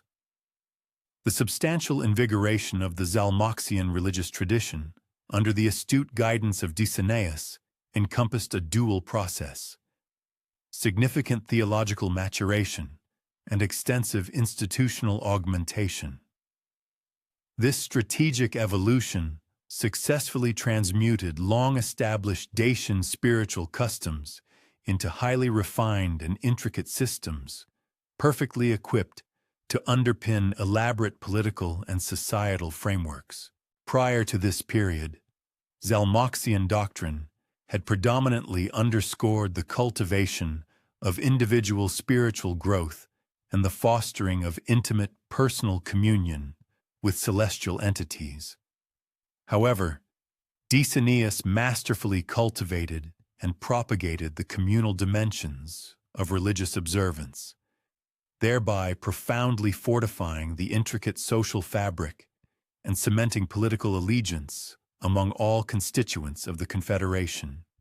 These profound theological advancements, while scrupulously preserving the essence of inherited spiritual convictions, were simultaneously ingeniously reconfigured to pragmatically address the imperative requirements of a vast and intricately structured political entity. The ambitious augmentation of religious institutions during Dacianus's era notably encompassed the systematic establishment of formalized sacerdotal hierarchies. These structured orders were meticulously designed to deliver essential spiritual ministrations across the entirety of the Confederation's expansive domains, concurrently upholding an unswerving doctrinal uniformity and ensuring seamless administrative synchronization. Indigenous spiritual leaders operating at the local level underwent rigorous instruction at specialized central religious academies. This educational regimen meticulously standardized their theological comprehension and ritualistic methodologies, thereby forging a distinct professional echelon of religious practitioners. These highly trained individuals were uniquely positioned to fulfill both profound spiritual duties and crucial administrative responsibilities within their respective communities. Consequently, these venerated priests evolved into vital conduits, bridging the gap between the centralized governing power and the diverse local populaces, adeptly elucidating governmental directives through a spiritual lens, while diligently relaying indigenous apprehensions and prevailing circumstances back to the central administrative echelons. The comprehensive expansion and refinement of sacred sites throughout the influential tenure of Dacian encompassed a dual strategy. Both the significant amelioration of pre-existing religious locales and the deliberate establishment of novel ceremonial hubs. These newly conceived centers were specifically designed to fulfill overarching religious and political imperatives across the entire Confederation. Sarmisegetusa Regia, in particular, underwent a profound metamorphosis through extensive religious architectural endeavors, elevating its status to the preeminent pilgrimage nexus for all Dacian communities dispersed throughout the unified territories. Substantial archaeological corroboration points to the systematic erection of numerous sophisticated temple complexes, expansive ceremonial plazas, and well-appointed residential accommodations. These facilities were expressly engineered to comfortably host a vast concourse of spiritual adherents during pivotal festivals and grand religious ceremonies, underscoring the site's magnified importance. The meticulously devised sacred calendar, a hallmark innovation introduced by Dacian, meticulously orchestrated recurring opportunities for confederations spanning religious observances. These significant events consistently convened delegates and adherents from every tribal collective and geographical district within the unified realm. These grand religious festivals were ingeniously designed to fulfill a multifaceted role, functioning simultaneously as profound spiritual affirmations, crucial political convocations, and vibrant commercial marketplaces. This synergistic interplay profoundly reinforced the Confederation's cohesion, fostering a robust sense of shared identity through collective experiences and reciprocal engagements. The calendrical synchronization of these principal festivities was thoughtfully aligned with crucial agricultural cycles and celestial phenomena, which possessed deep-seated traditional reverence. Concurrently, the calendar deftly integrated novel components specifically crafted to commemorate the Confederation's notable accomplishments and to underscore its unwavering political solidarity. The innovative theocratic governance components, meticulously implemented by Dacian, constituted highly refined endeavors to seamlessly interweave profound religious authority with the pragmatic exigencies of administration.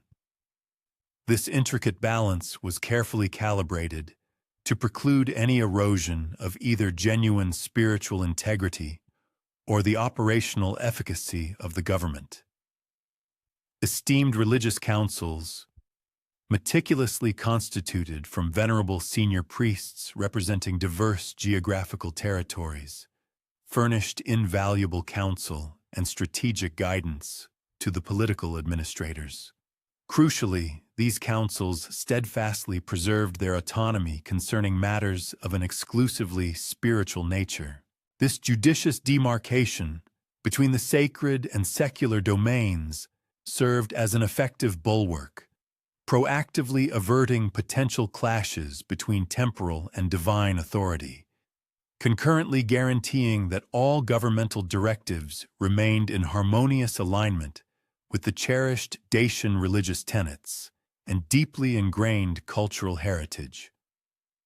The remarkable architectural triumphs accomplished throughout the reign of Dacian eloquently evinced a dual purpose.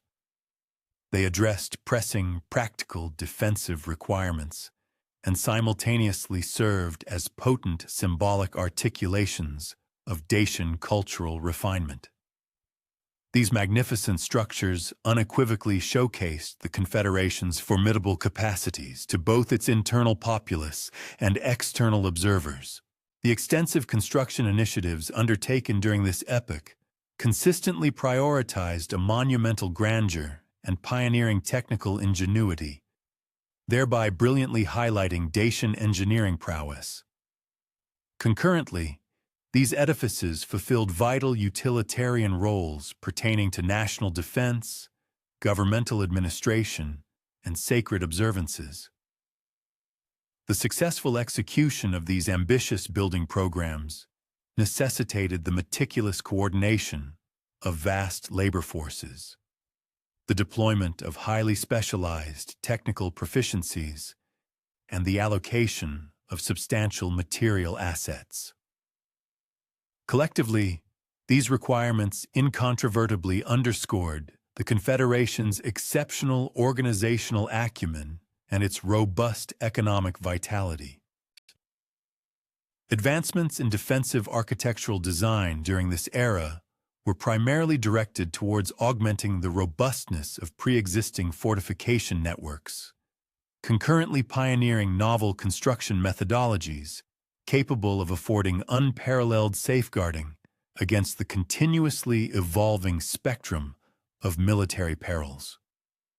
The distinctive murus dassicus construction technique attained its zenith of sophistication and efficacy during the transformative period of Decianus's leadership. Here, highly skilled engineers meticulously refined intricate stone-fitting practices and advanced structural engineering tenets, culminating in the creation of defensive ramparts that were, for all practical purposes, impenetrable. These formidable fortifications were ingeniously endowed with an array of intricate attributes, including a series of layered defensive perimeters, ingeniously hidden sally ports for surprise sorties, subterranean storage vaults for vital provisions, and fully integrated water management systems. These comprehensive designs collectively ensured their capacity to withstand and endure protracted siege operations. The profound evolution of sacred architecture throughout this pivotal epoch resulted in the conception of some of the most extraordinarily refined religious edifices witnessed in ancient European civilization. This remarkable achievement stemmed from a harmonious fusion of time-honored Dacian construction methodologies with cutting-edge innovations, which unmistakably evinced a heightened level of technical expertise and a cultivated aesthetic discernment. The erection of temples at Sarmizegetusa Regia and other preeminent spiritual hubs prominently showcased meticulously executed astronomical alignments. These precise orientations served to intrinsically link sacred rituals with significant celestial occurrences, simultaneously providing compelling evidence of advanced Dacian astronomical comprehension.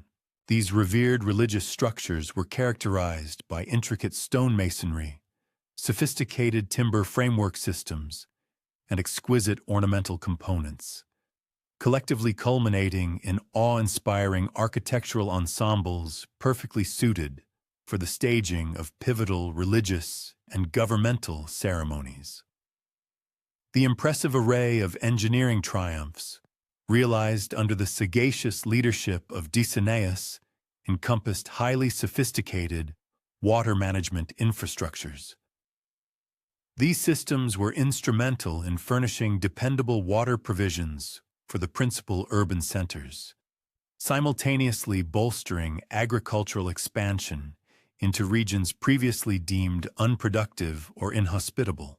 Dacian hydraulic engineers innovated and perfected methods for the meticulous construction of subterranean aqueducts, extensive storage reservoirs, and intricate distribution networks, designed to efficiently convey water across considerable geographical expanses and varying topographical elevations. The successful implementation of these ambitious hydraulic engineering initiatives demanded rigorous topographical surveying, the application of cutting-edge construction methodologies, and sustained maintenance efforts, thereby unequivocally showcasing the Confederation's formidable capacity for monumental infrastructure development. Concurrently, the extensive road construction programs inaugurated during the Decianus period established significantly enhanced communication and transportation arteries.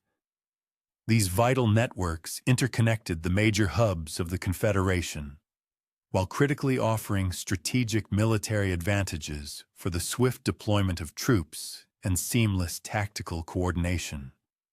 Dacian road builders skillfully assimilated and customized Roman engineering principles to suit the challenging local topographical conditions, thereby forging transportation systems that operated with remarkable efficiency even in rugged mountainous terrains, all while requiring surprisingly modest upkeep. These robust roadways proved indispensable, facilitating both crucial military maneuvers and vibrant commercial exchanges, ultimately consolidating Confederation unity and catalyzing profound economic advancement. The unfortunate process of political disintegration and territorial fragmentation that commenced immediately subsequent to Decianus's demise occurring approximately in 27 BC, originated from intrinsic structural vulnerabilities embedded within the very fabric of the confederation system. These latent frailties had, until then, been effectively obscured by the singular brilliance of his extraordinary leadership acumen and unparalleled religious authority, in stark contrast to Burebista, whose formidable military charisma had established unequivocal precedents for succession. Dacianus's distinctive theocratic governance paradigm inadvertently spawned convoluted and ill-defined procedures for transferring power. This ambiguity, in turn, permitted a multiplicity of aspirants to confidently advance their own assertions of legitimate authority. The very synthesis of spiritual and temporal power, which had so effectively bolstered Dacianus's administrative prowess, paradoxically transmuted into a profound wellspring of instability when no solitary successor emerged who could credibly boast equivalent qualifications in both the religious and governmental domains. Provincial potentates, who had previously acquiesced to the centralized governance under the undeniable religious legitimacy of Dacianus, initiated a concerted effort to reclaim and reinstate their inherited tribal autonomy when confronted with the precariousness of an uncertain succession and a plethora of rivalrous claims to authority. The expansive geographical footprint of the Confederation had, by this juncture, expanded beyond the practical ability of any solitary leader to exert direct, personal oversight and command. This burgeoning territorial scope inadvertently presented fertile ground for aspiring regional commanders to forge and consolidate their own autonomous power strongholds. While these inherent vociferous tendencies had been effectively held in check by the formidable religious authority and ingenious administrative reforms instituted by Dacianus, his untimely demise irrevocably severed the intricate personal ties and allegiances that had previously bound together a multitude of disparate populations under a singular, cohesive leadership. The dissolution of the Dacian confederation led to the rise of numerous independent Dacian realms, fundamentally altering the geopolitical configuration of southeastern Europe for the ensuing 100 years. The vast domains once governed by the Confederation fractured along distinct geographical boundaries and tribal affiliations, as various chieftains asserted sovereignty over their own territories.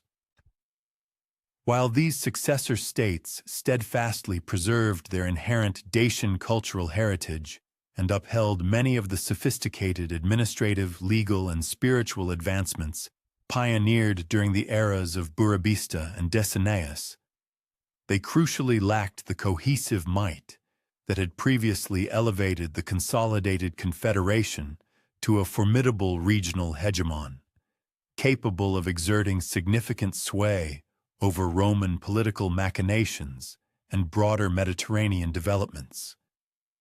The profound political dismemberment subsequent to the demise of Dacianus fundamentally reshaped the strategic landscape, a transformation that would profoundly influence Roman-Dacian interactions throughout the succeeding century.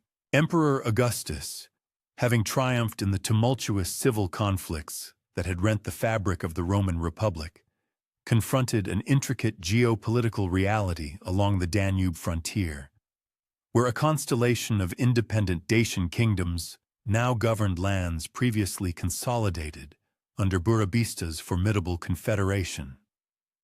The nascent emperor was thus tasked with the arduous endeavor of forging enduring diplomatic ties with these disparate Dacian entities, concurrently safeguarding vital Roman interests within a territory that had progressively gained significance for both imperial defense and commercial affluence. The initial phase of Augustus's imperial tenure was characterized by a circumspect strategy concerning Dacian matters, a posture indicative of both the inherent limitations of Roman military capabilities and the volatile political climate prevailing north of the Danube. Roman legions were still deeply engaged in solidifying their dominion over newly subjugated provinces, such as Pannonia and Moesia, a process that imposed severe logistical impediments, thereby precluding extensive military campaigns against the various Dacian kingdoms. Concurrently, the fractured character of Dacian political governance presented a considerable impediment for Roman envoys, rendering it arduous to pinpoint trustworthy interlocutors capable of representing substantial territorial domains or ensuring adherence to contractual commitments across a multitude of tribal confederations.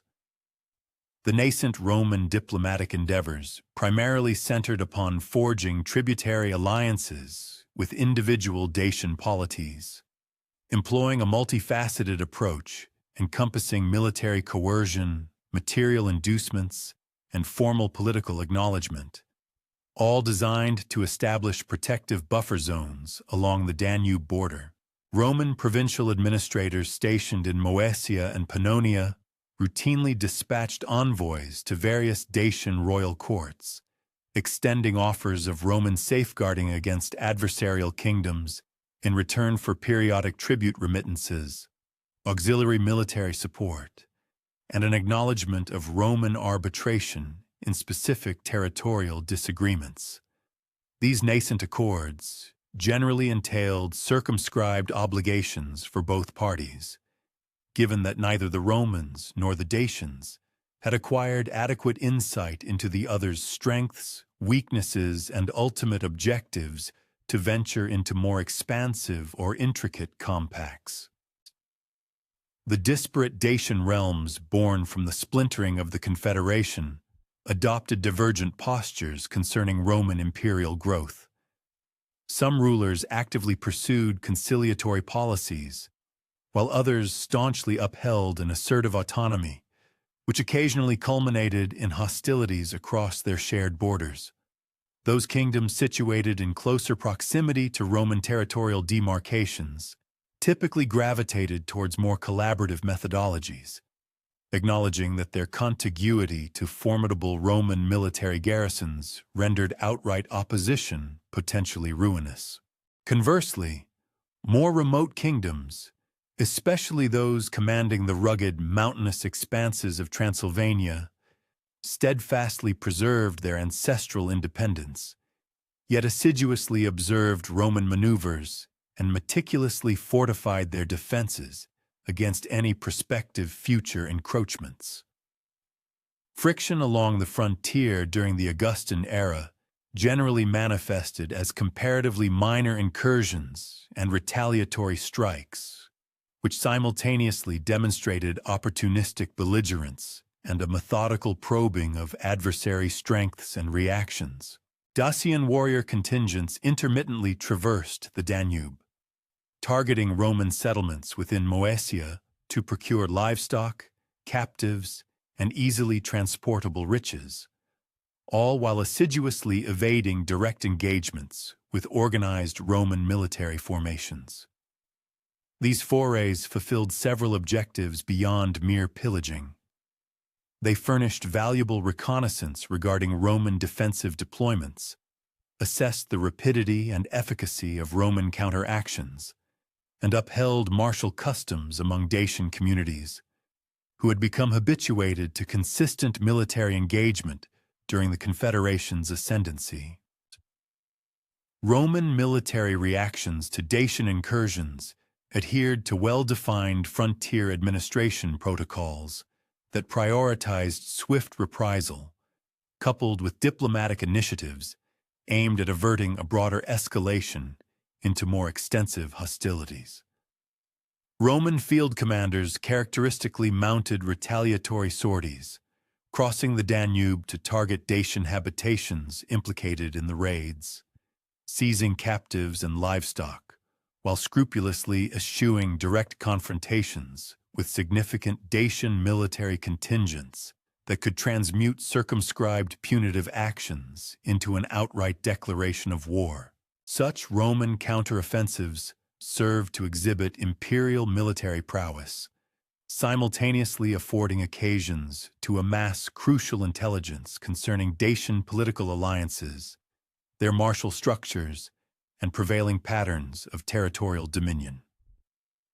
The formation of client-state affiliations between Rome and the multitude of Dacian kingdoms necessitated meticulous deliberation over stipulations that judiciously reconciled Roman security imperatives with Dacian aspirations for self-governance and their intricate internal political currents. Roman client pacts customarily encompassed the formal acknowledgement of Dacian monarchical power in exchange for regular tribute contributions, commitments of military aid, and the acceptance of Roman arbitration in territorial disagreements with adjacent kingdoms.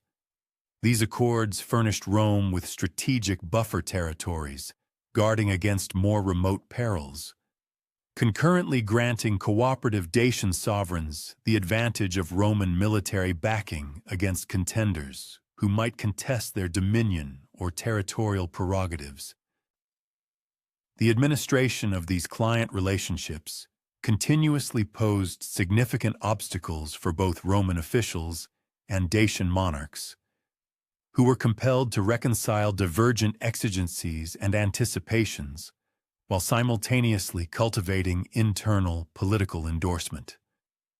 Roman provincial governors anticipated dependable tribute remittances, expeditious military aid upon solicitation, and steadfast adherence to Roman strategic imperatives, which occasionally diverged from ingrained Dacian interests or customary practices. Dacian client sovereigns, for their part, contended with internal dissent from conservative elements who perceived collaboration with Rome as an act of cultural perfidy, yet simultaneously relied upon Roman backing to preserve their dominion against competing pretenders or antagonistic adjacent realms. The imperial tenure of Tiberius was marked by an intensification of strain along the Danube frontier, as Dacian kingdoms gradually recuperated from the systemic political upheaval that had ensued after the confederations' disintegration. A number of Dacian potentates embarked upon ambitious territorial amalgamation initiatives designed to reconstitute more expansive political formations capable of more robustly countering Roman hegemony and articulating autonomous foreign policies. These concerted consolidation endeavors invariably ignited internecine conflicts among rival Dacian kingdoms, thereby presenting avenues for Roman intervention, yet simultaneously fostering the emergence of more substantial and formidable Dacian political entities that represented an amplified potential menace to Roman strategic concerns. It was during this epoch that Duras rose to prominence as one of the most effective Dacian chieftains in the ongoing territorial unification, securing dominion over considerable expanses of Transylvania through a judicious blend of martial subjugation, astute diplomatic pacts, and strategic marital unions. These efforts effectively re-established intricate webs of collaboration among previously autonomous kingdoms. Material findings from prominent Dacian archaeological locations dating to this era reveal a resurgence of building undertakings and extensive military readiness, strongly implying a synchronized strategic design among the confederated kingdoms. Defensive enhancements at strongholds such as Kostest, Kapulna, and Piatra Roșie integrated novel protective attributes, which evinced both time-honored Dacian construction methodologies and advancements assimilated from careful study of Roman military engineering. The martial apparatus forged by Duras ingeniously merged the inherent Dacian warrior ethos with disciplined training regimens and a uniform approach to armament, thereby cultivating more formidable combat units adept at protracted engagements against the highly professional Roman legions.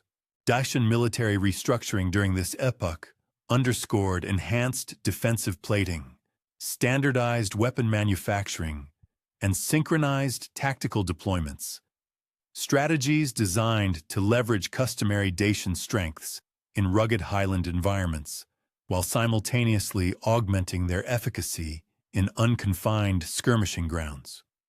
Although the falx continued to be the emblematic weapon of Dacian heavy infantry, military contingents now incorporated specialized detachments outfitted with lances, bucklers, and defensive accoutrements, enabling them to confront Roman legions employing orthodox battlefield strategies.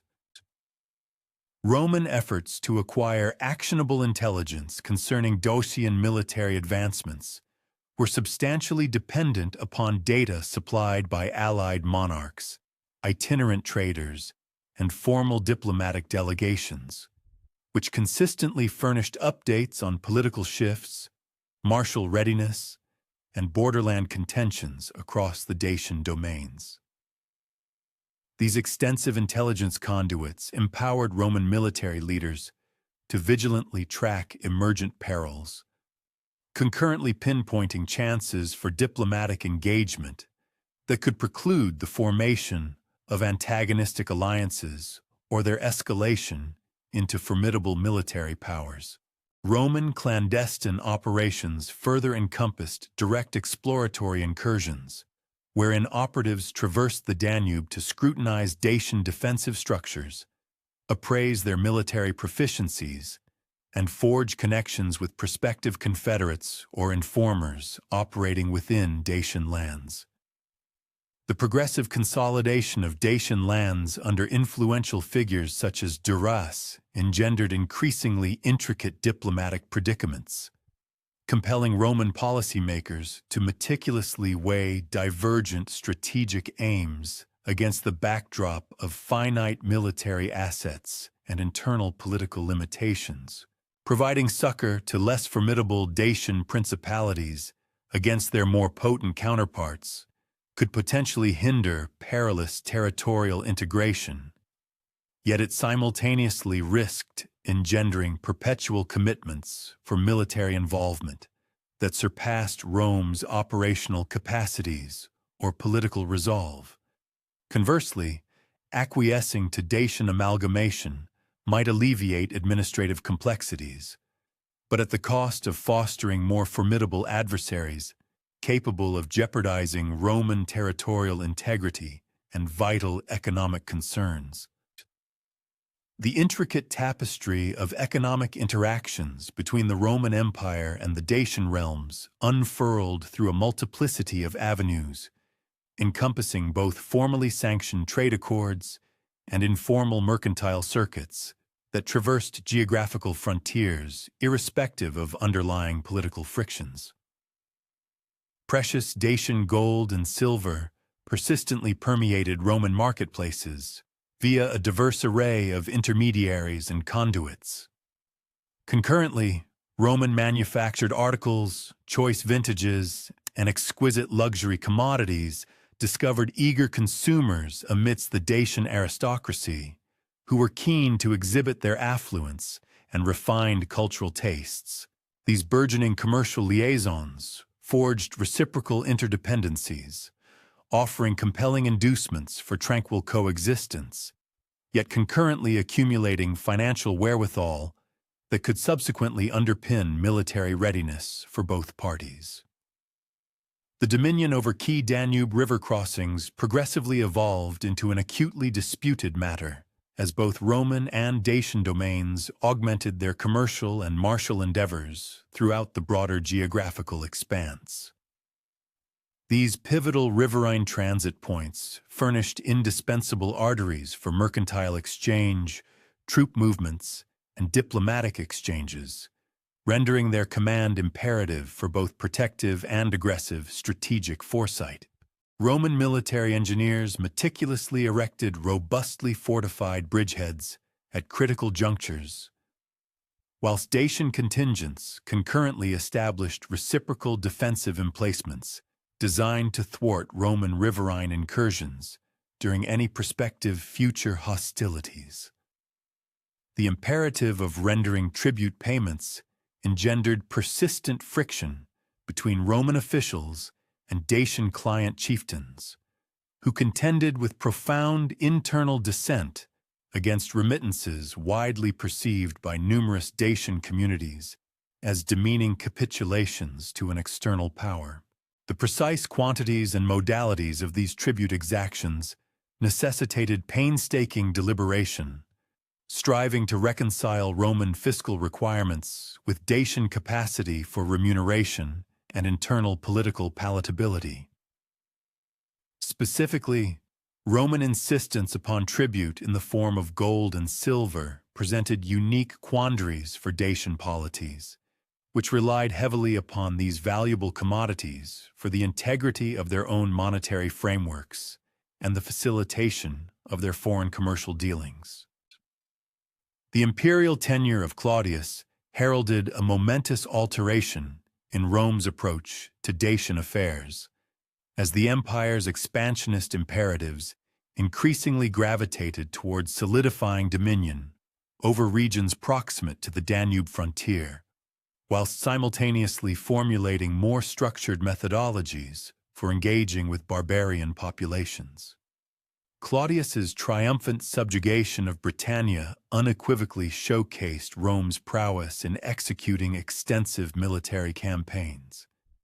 Yet it simultaneously consumed considerable military wherewithal, thereby circumscribing prospects for concurrent territorial enlargement in the southeastern European theater.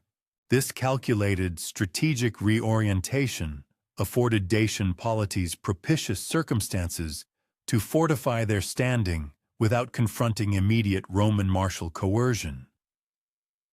Dacian military preparations throughout the Claudian epoch evinced an escalating conviction that Roman expansion could be effectively thwarted through judicious defensive blueprints and synchronized resistance endeavors. Substantial archaeological corroboration points to considerable capital outlay in the erection and enhancement of fortifications across Dacian lands, with specific prominence accorded to locations commanding mountain defiles and riverine crossings deemed indispensable for any Roman invasion attempts. These elaborate defensive measures assimilated insights gleaned from scrutinizing Roman siegecraft tactics, while diligently preserving the inherent Dacian superiorities afforded by their rugged mountainous topography, which inherently favored defensive engagements. The cultivation of Dacian diplomatic ties with diverse barbarian populations gave rise to prospective confederation networks, which possessed the capacity to intricate Roman strategic formulations, while simultaneously furnishing Dacian kingdoms with augmented military and economic wherewithal. Dacian sovereigns forged liaisons with Germanic clans situated along the northern reaches of the Danube, Sarmatian communities inhabiting the eastern steppes, and sundry Thracian factions that had successfully preserved their autonomy from Roman suzerainty. These concerted diplomatic overtures sought to establish synchronized resistance frameworks capable of precluding Roman legions from massing preponderant military might against isolated objectives. Roman reactions to Dacian diplomatic maneuvers encompassed both overt military coercion and sophisticated counter-diplomatic endeavors, meticulously engineered to impede the formation or effective operationalization of adversarial coalitions. Roman commanders habitually staged intermittent military displays along the Danubian limes, serving to impress upon prospective Roman antagonists the empire's formidable martial prowess, concurrently furnishing occasions to appraise barbarian military readiness and their existing associational bonds.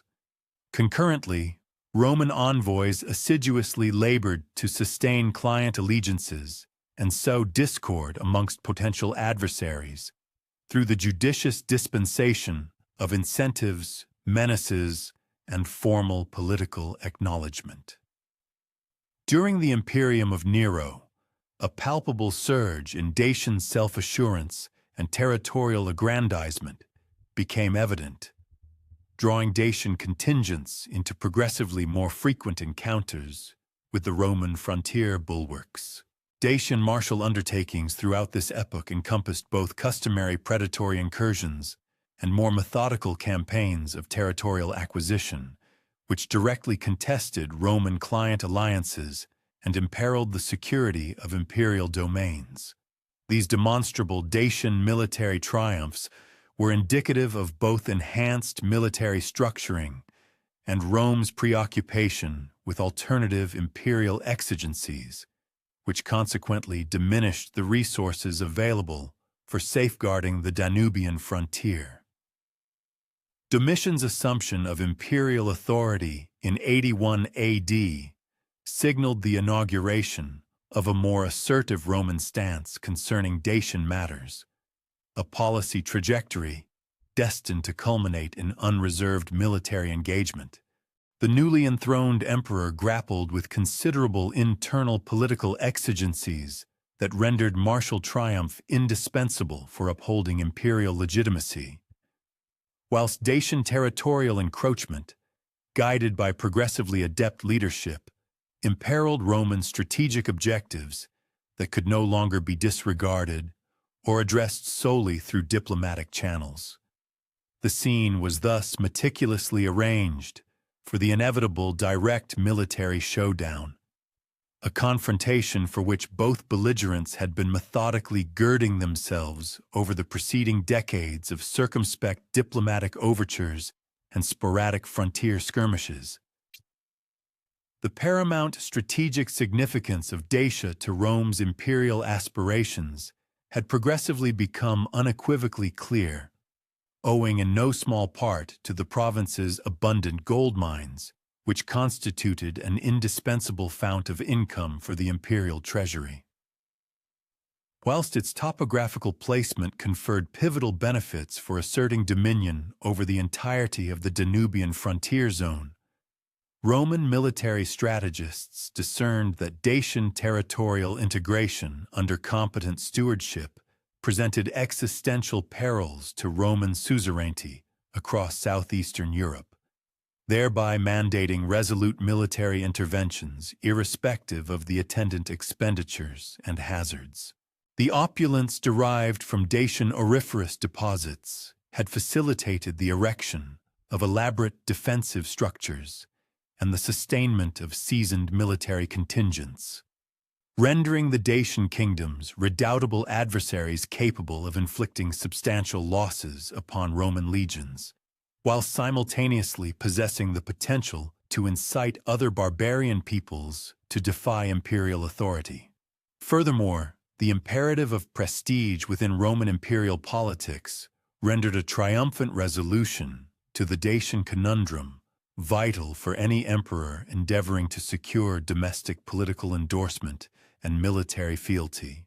Predecessor emperors had judiciously abstained from direct engagement with coalesced Dacian forces, yet this circumspection had been construed by certain Roman political commentators as a deficiency that eroded imperial trustworthiness and stimulated barbarian belligerence across the frontier expanses.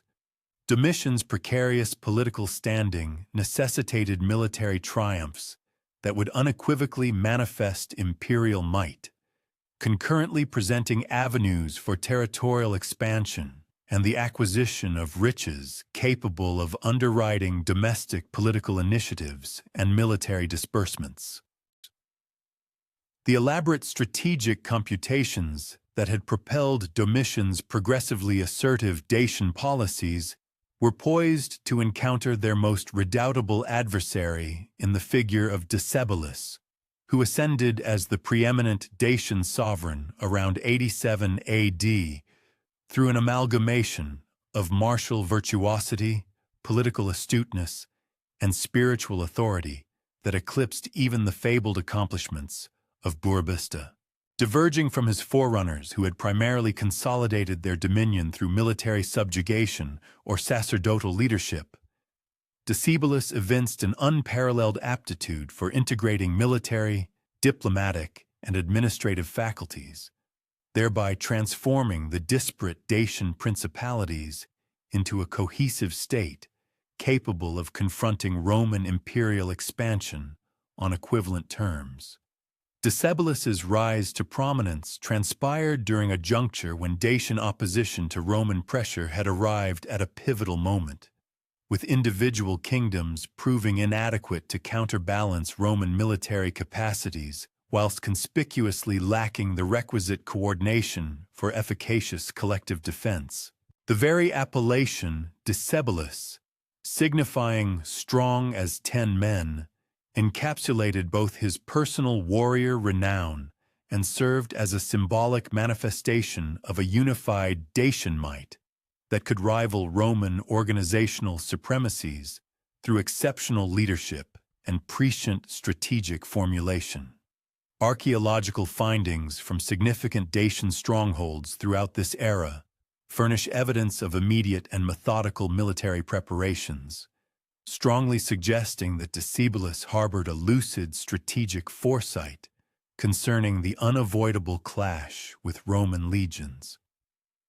The unification of Dacian lands under the astute leadership of Decebalus was accomplished through meticulously planned endeavors. These operations ingeniously integrated martial coercion, astute diplomatic overtures, and spiritual endorsement. A tripartite approach designed to effectively quell domestic opposition and amplify the aggregated power of the realm.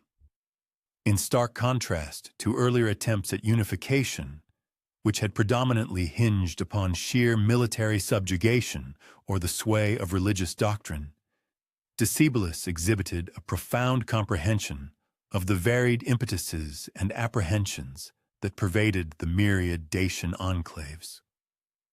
He demonstrated this by devising bespoke strategies that diligently catered to distinct regional prerogatives, perhaps through offering specific alliances or promises of enhanced trade, while simultaneously propelling the overarching strategic aims of his burgeoning kingdom. The Orashti Mountains region formed the cornerstone for Decebalus's territorial consolidation, furnishing not only the emblematic authority associated with ancestral Dacian seats of power, but also the tangible benefits of naturally formidable topography, abundant subterranean resources, and pre-existing defensive infrastructure.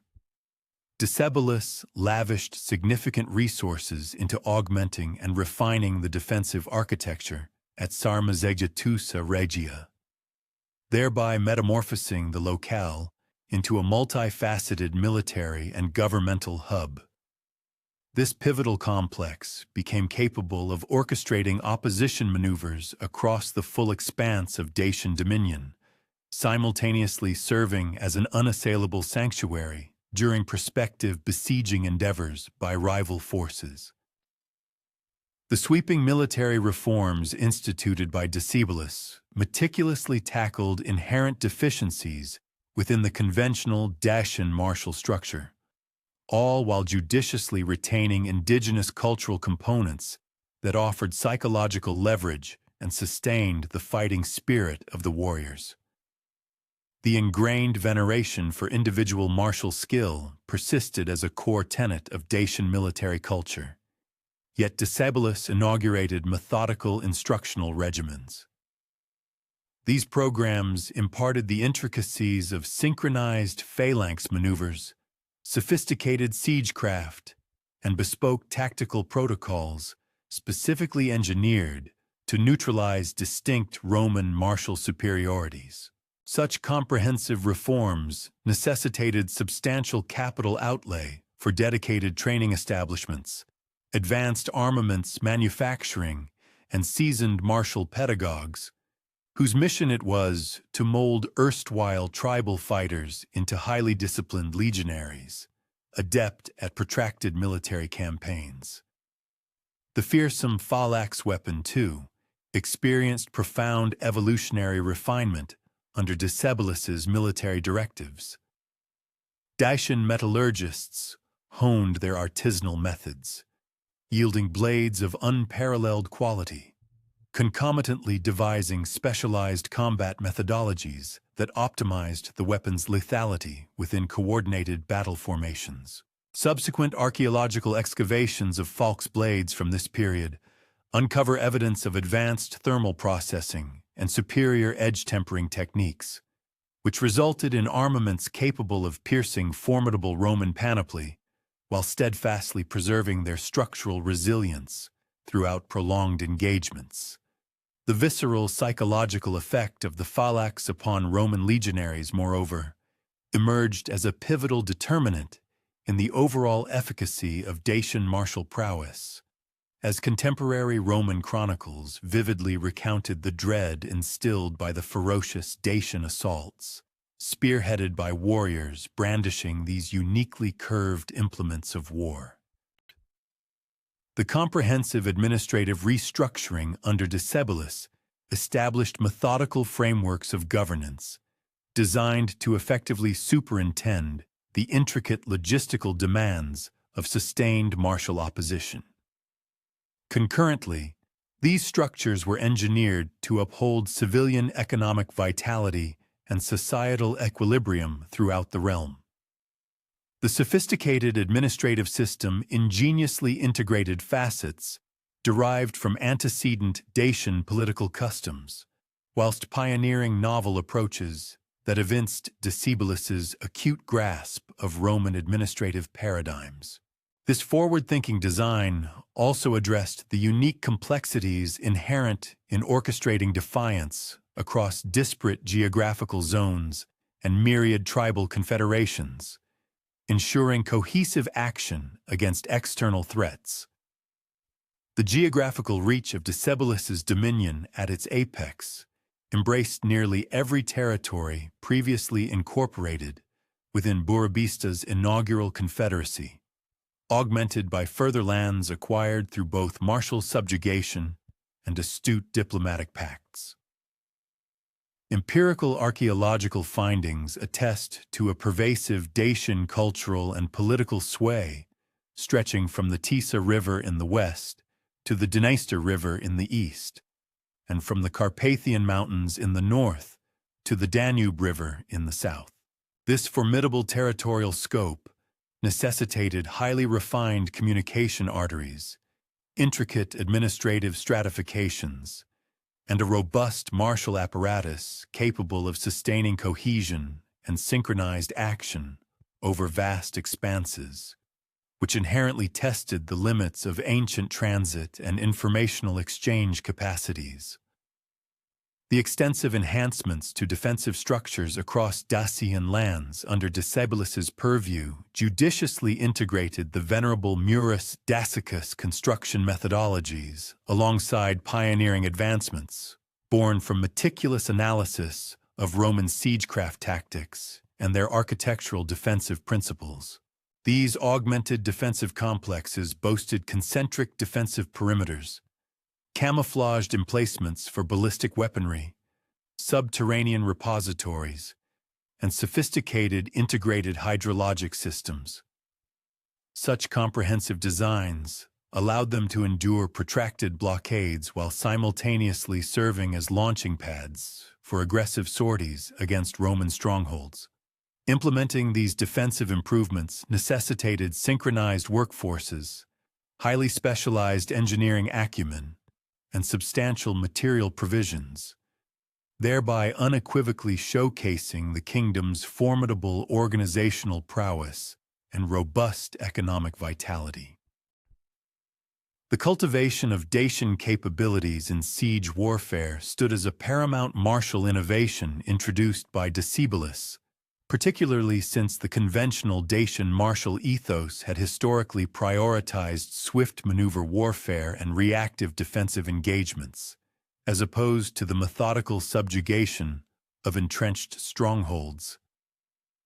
Dacian military engineers, therefore, conceived and constructed formidable catapults robust battering rams, and towering siege engines, which integrated both inherited native engineering legacies and sophisticated methodologies gleaned from meticulous observation of Roman martial endeavors.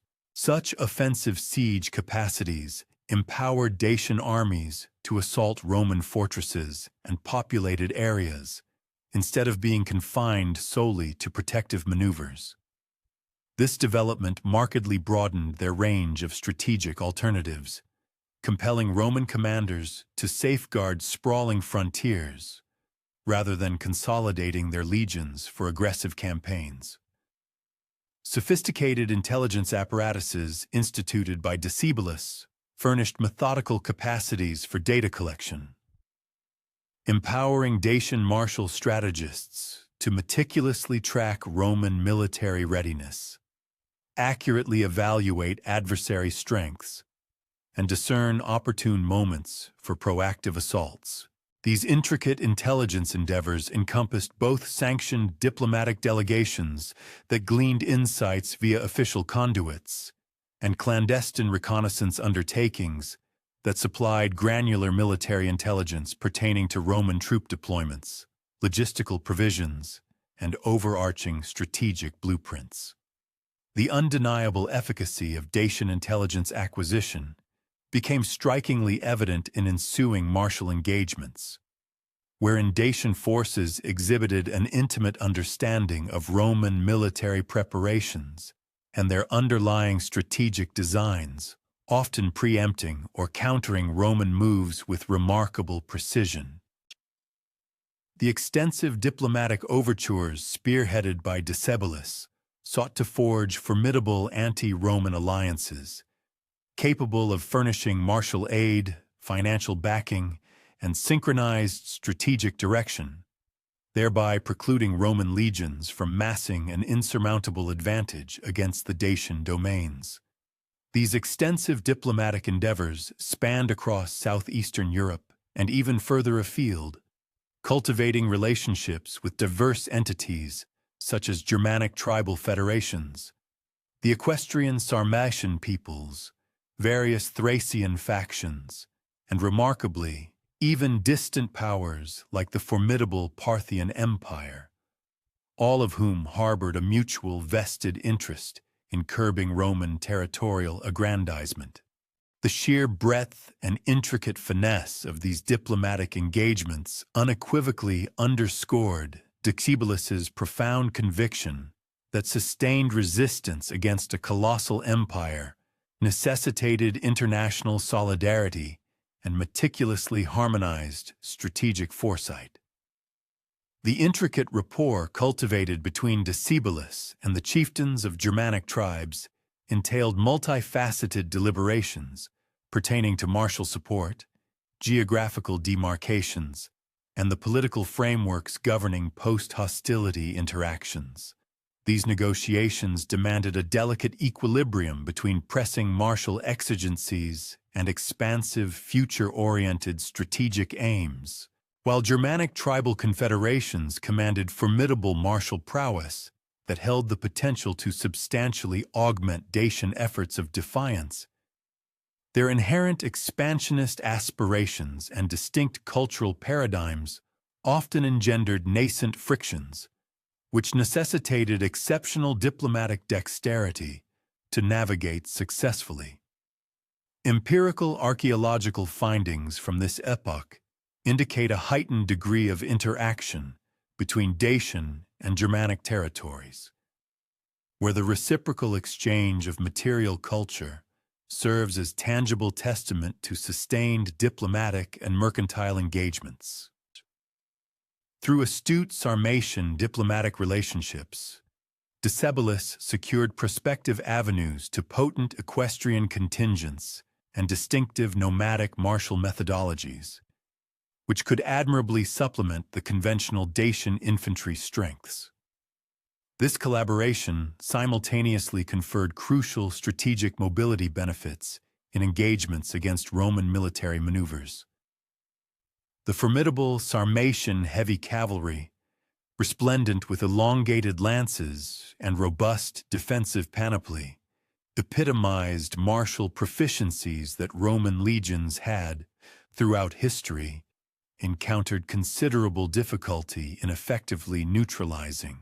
Consequently, the judicious amalgamation of Sarmatian equestrian tactics with established Dacian infantry formations forged potent combined arms capacities, which profoundly augmented the overall efficacy of Dacian martial power, while simultaneously imparting invaluable strategic adaptability for both aggressive forays and resolute defensive actions.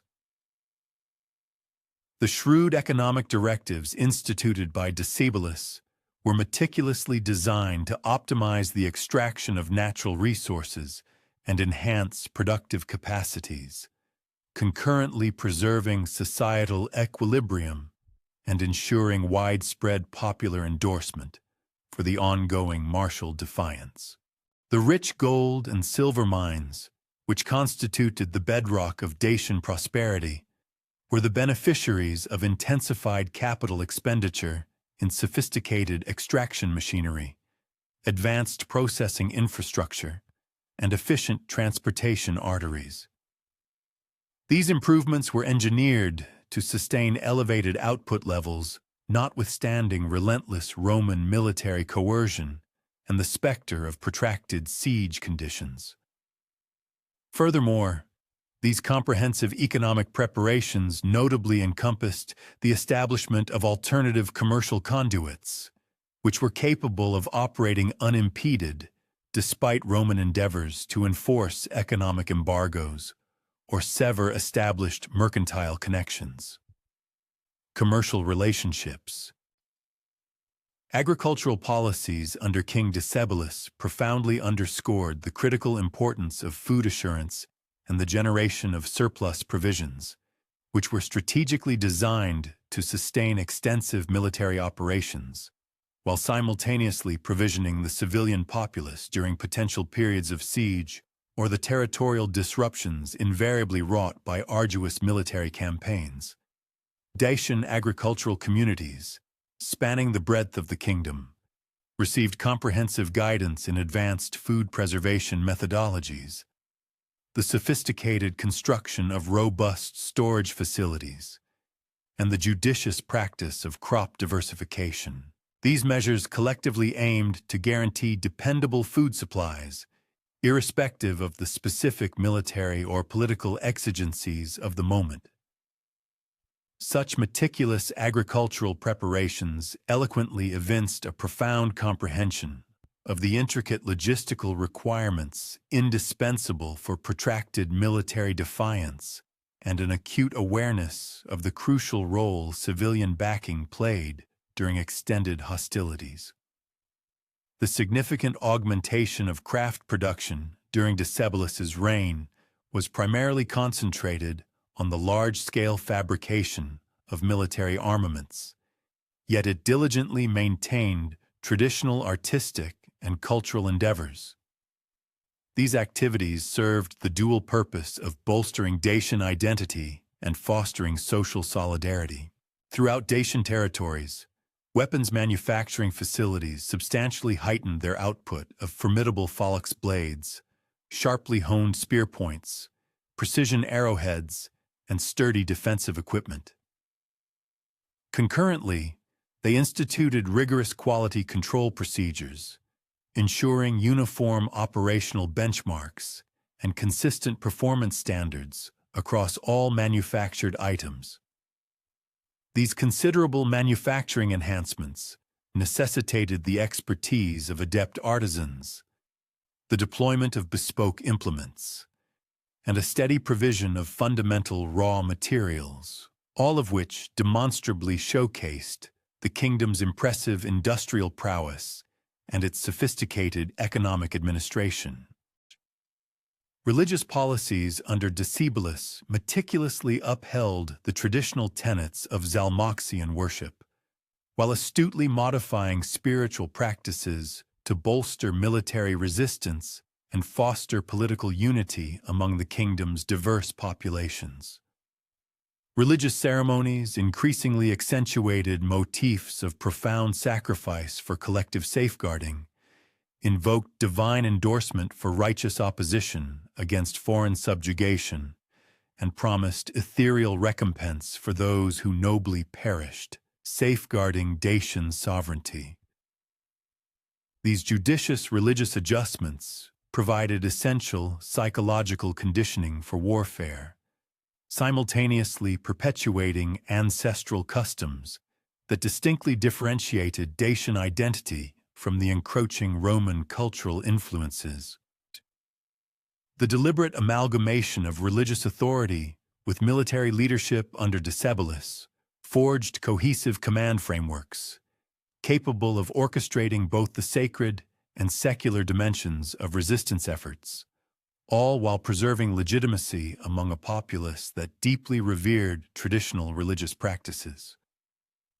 Throughout Dacian territories, religious leaders provided not only spiritual counsel, but also tangible assistance for martial readiness, leveraging their considerable community influence to stimulate enlistment, encourage material provision, and ensure populace collaboration with military demands.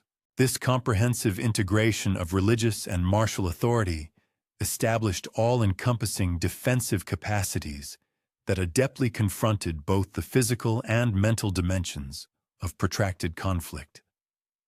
Social organization under Decebalus meticulously preserved traditional tribal structures, yet concurrently instituted strategic modifications designed to enhance martial efficacy and administrative streamlining. Warrior contingents, which had historically functioned as autonomous formations, were systematically incorporated into extensive martial configurations. These larger units were capable of synchronizing complex combat maneuvers, while diligently sustaining the individual allegiance bonds that furnished motivation and troop solidarity. Such organizational transformations necessitated a judicious equilibrium between military prowess and cultural integrity, safeguarding ancestral warrior traditions while forging the capacities essential for engaging the disciplined Roman legions. The emergence and evolution of specialized military roles within Dacian society fostered distinct professional cadres, including engineers, intelligence operatives, diplomatic representatives, and logistical specialists, each possessing proficiencies crucial to intricate martial endeavors. These specialized functions necessitated structured instructional curricula, clear professional progression avenues, and significant societal acknowledgement, which not only attracted adept individuals, but also built organizational expertise. This institutional knowledge was designed to endure personnel losses and sustain functional potency during extended conflicts. The advent of martial specialization within traditional Dacian society thus signified a profound societal adjustment that augmented collective capacities while meticulously preserving fundamental cultural attributes.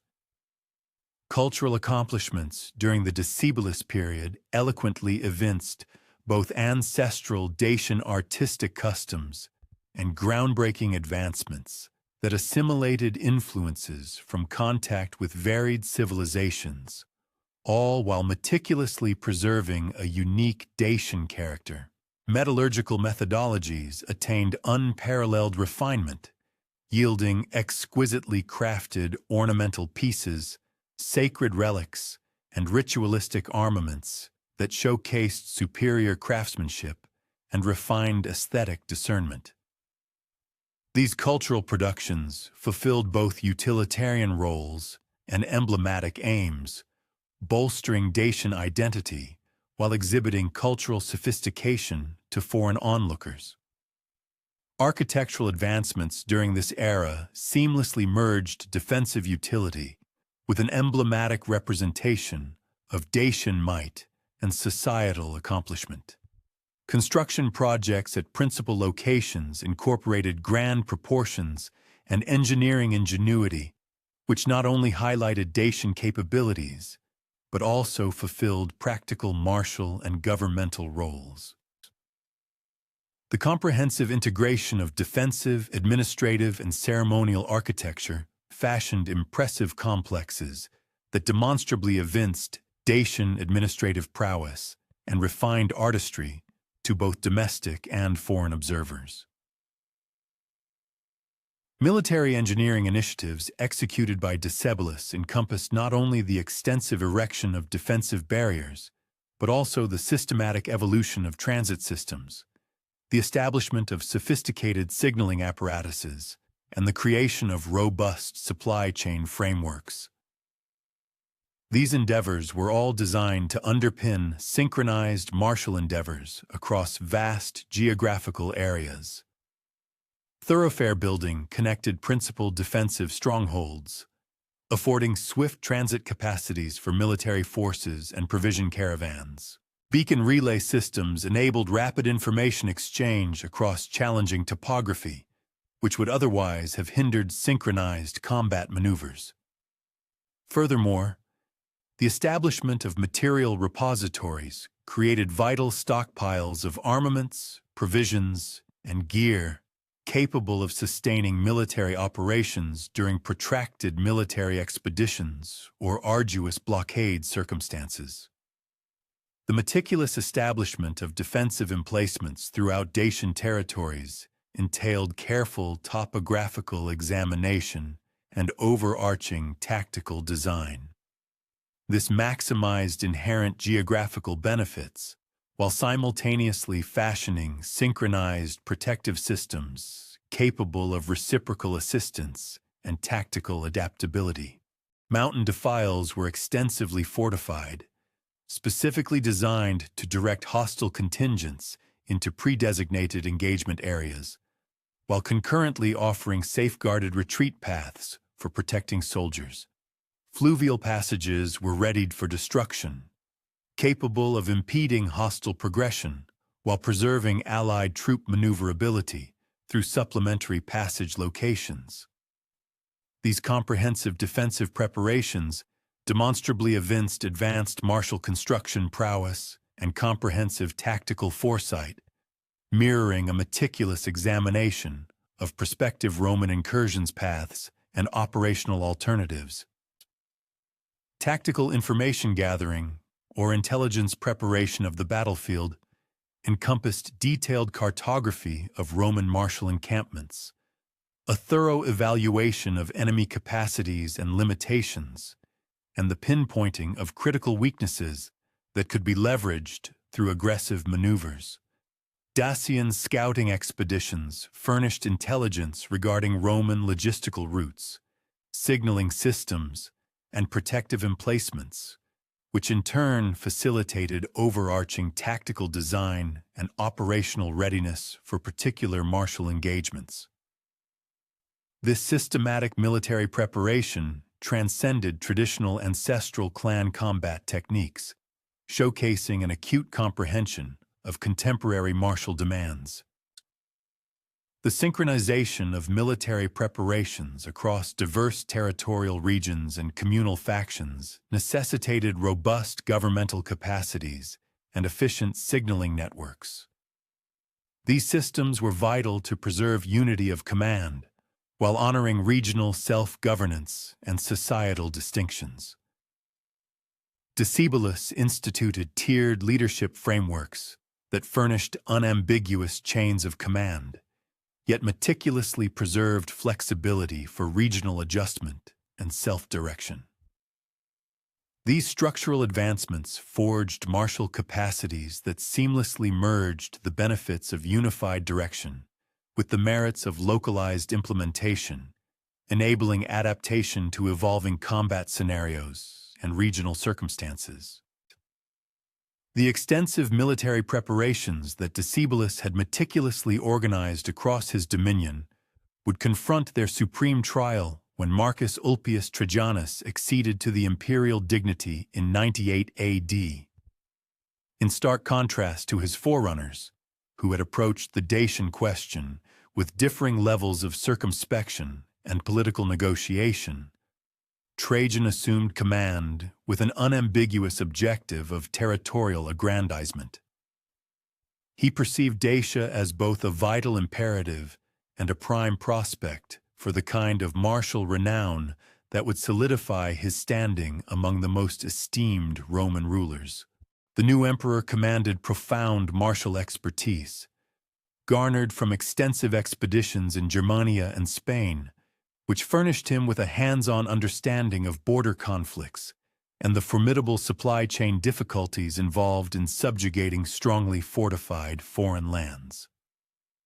Emperor Trajan's astute strategic analysis of the unfolding situation in Dacia determined that King Decebalus had successfully established a unified realm whose formidable military capabilities, expansive territorial control, and considerable economic assets presented profound and existential threats to Roman dominion over the entire Danubian frontier region.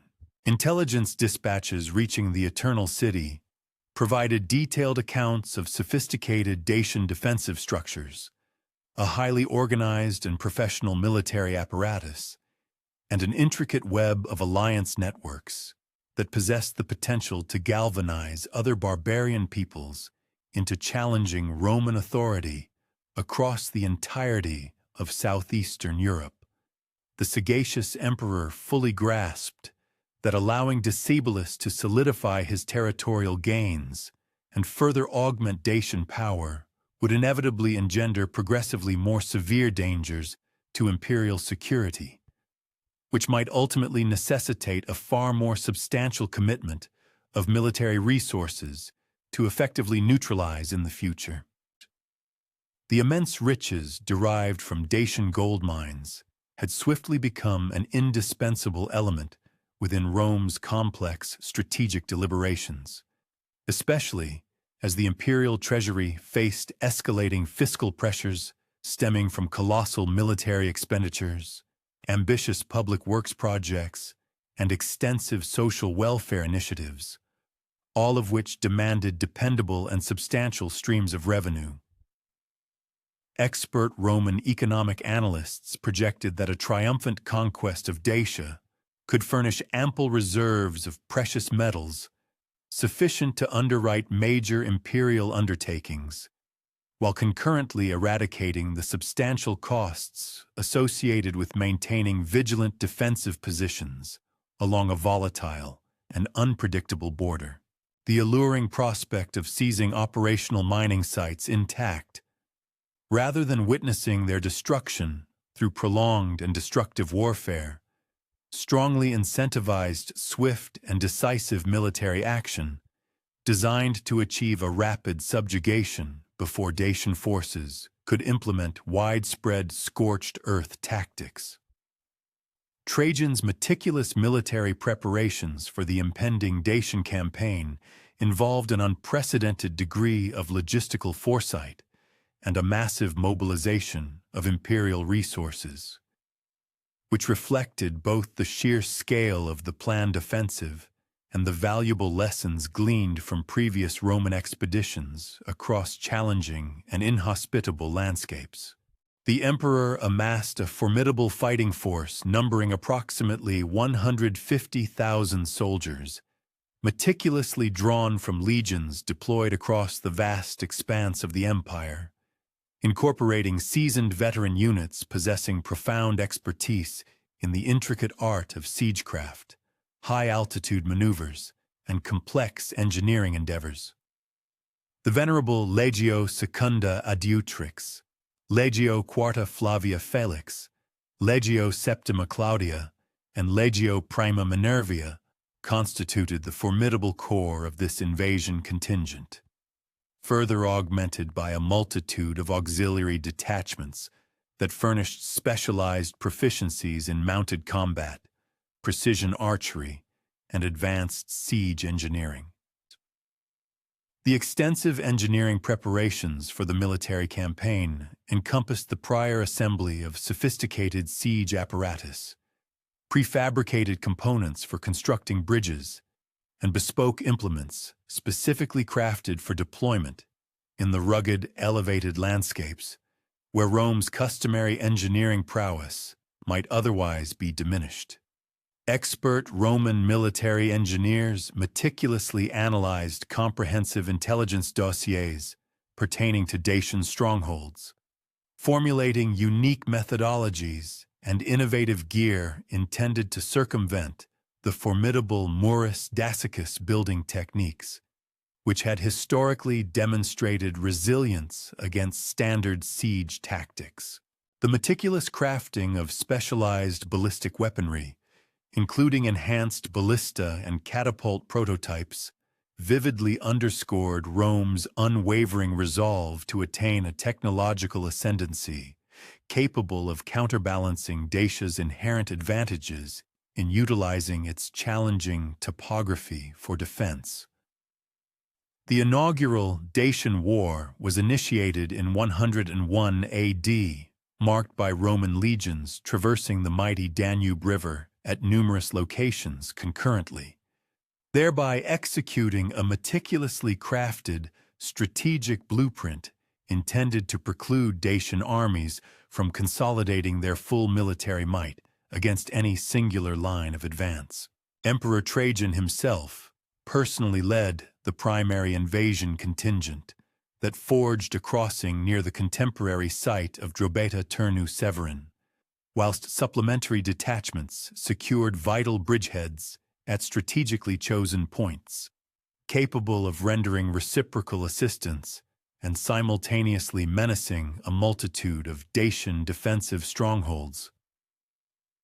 This ingenious multi-pronged offensive tactic compelled King Decebalus to disperse his troops across several imperiled sectors, effectively thwarting his ability to enact unified defensive schemes that could have potentially yielded greater efficacy against a solitary, massed invading army. The preeminent Roman engineering prowess immediately evinced its dominance through the swift erection of pontoon bridges, which facilitated the unimpeded passage of weighty siege machinery and crucial logistical convoys across the Danube.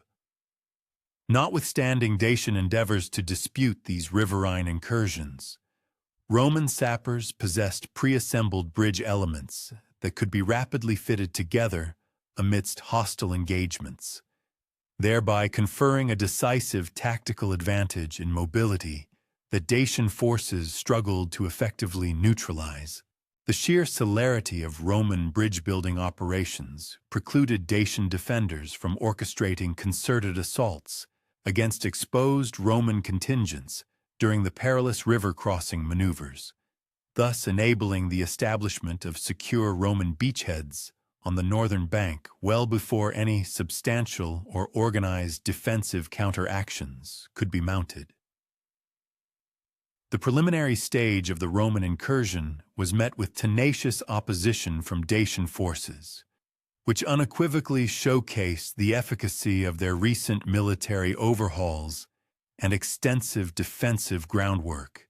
Dacian combatants, brandishing their formidable falx weaponry, proved adept at inflicting grievous losses upon Roman infantry formations, especially within the confines of close-quarters engagements, where the distinctively curved blades could expertly exploit vulnerabilities in Roman plate armor and shield configurations.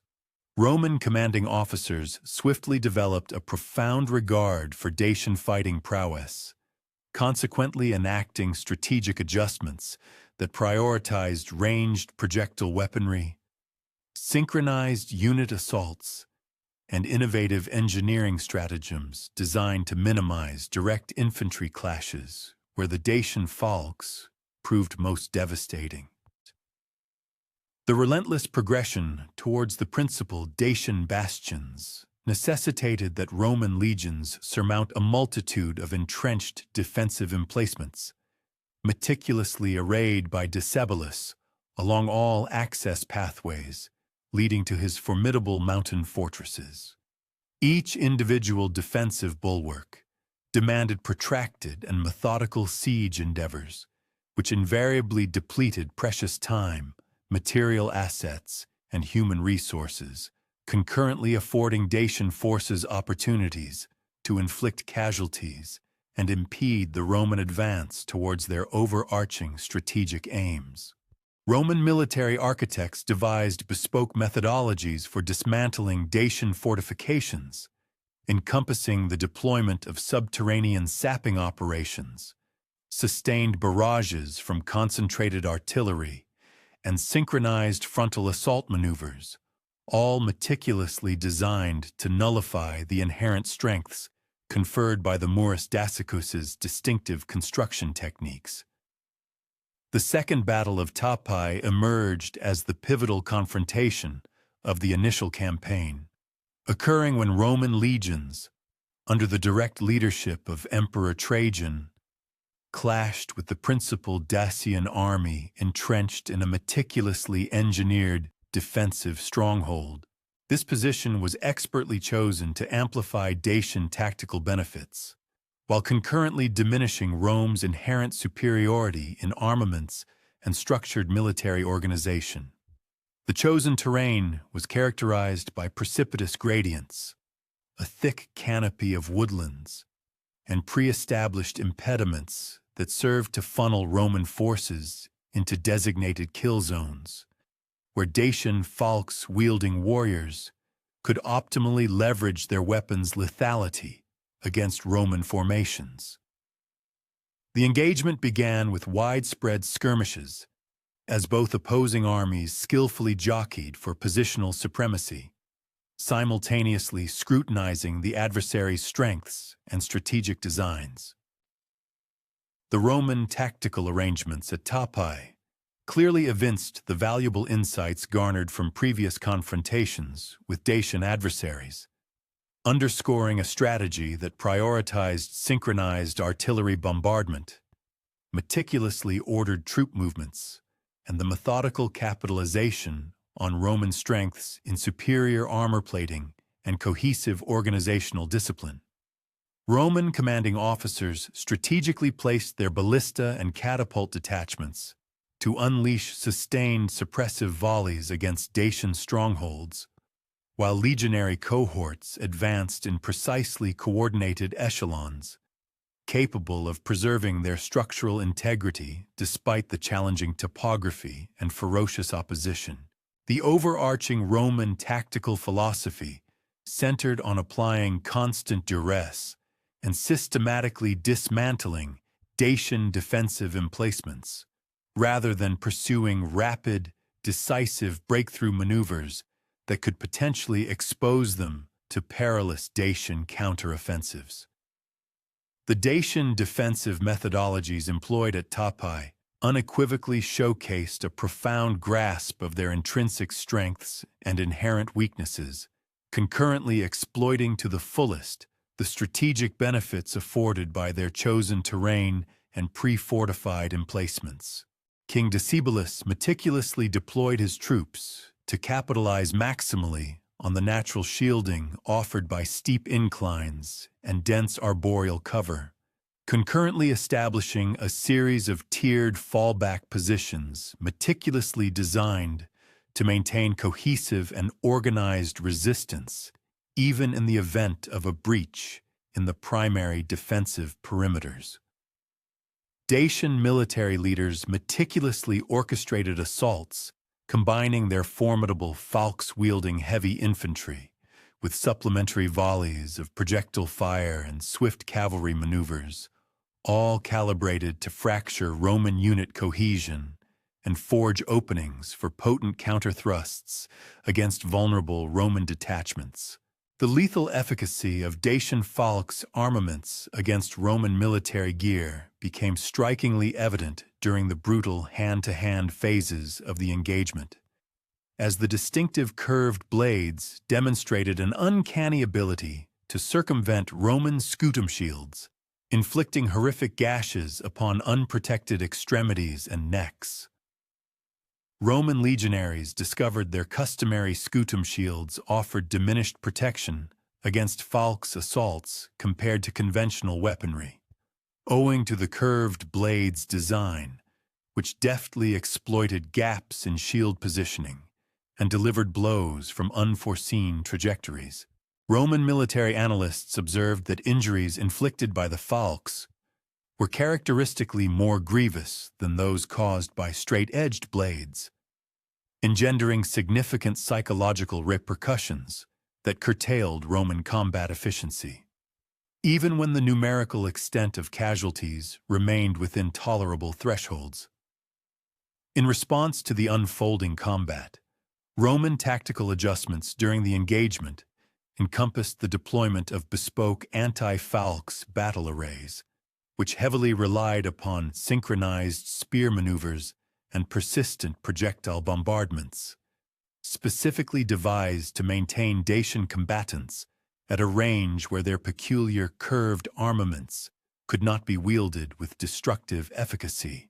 Roman commanding officers strategically stationed auxiliary archers and slingers to deliver unremitting vexation upon Dacian formations, whilst legionary spearmen erected impenetrable defensive bulwarks that precluded direct hand-to-hand confrontations, precisely where the falx weapons showcased their utmost lethality. Such ingenious tactical novelties demanded meticulous synchronization and unwavering discipline in their execution amidst the chaos of battle, thereby unequivocally exemplifying Roman military sagacity and their remarkable capacity for adaptation under duress. The conclusion of the second engagement at Tapai was not achieved by a singular, overwhelming maneuver or a swift, breakthrough assault, but rather by the relentless, methodical application of Roman power, which inexorably eroded Dacian tenacity. Roman ordnance batteries unleashed an incessant barrage upon the entrenched Dacian fortifications, while their infantry legions systematically pushed forward, navigating through an array of prearranged impediments and formidable defensive structures.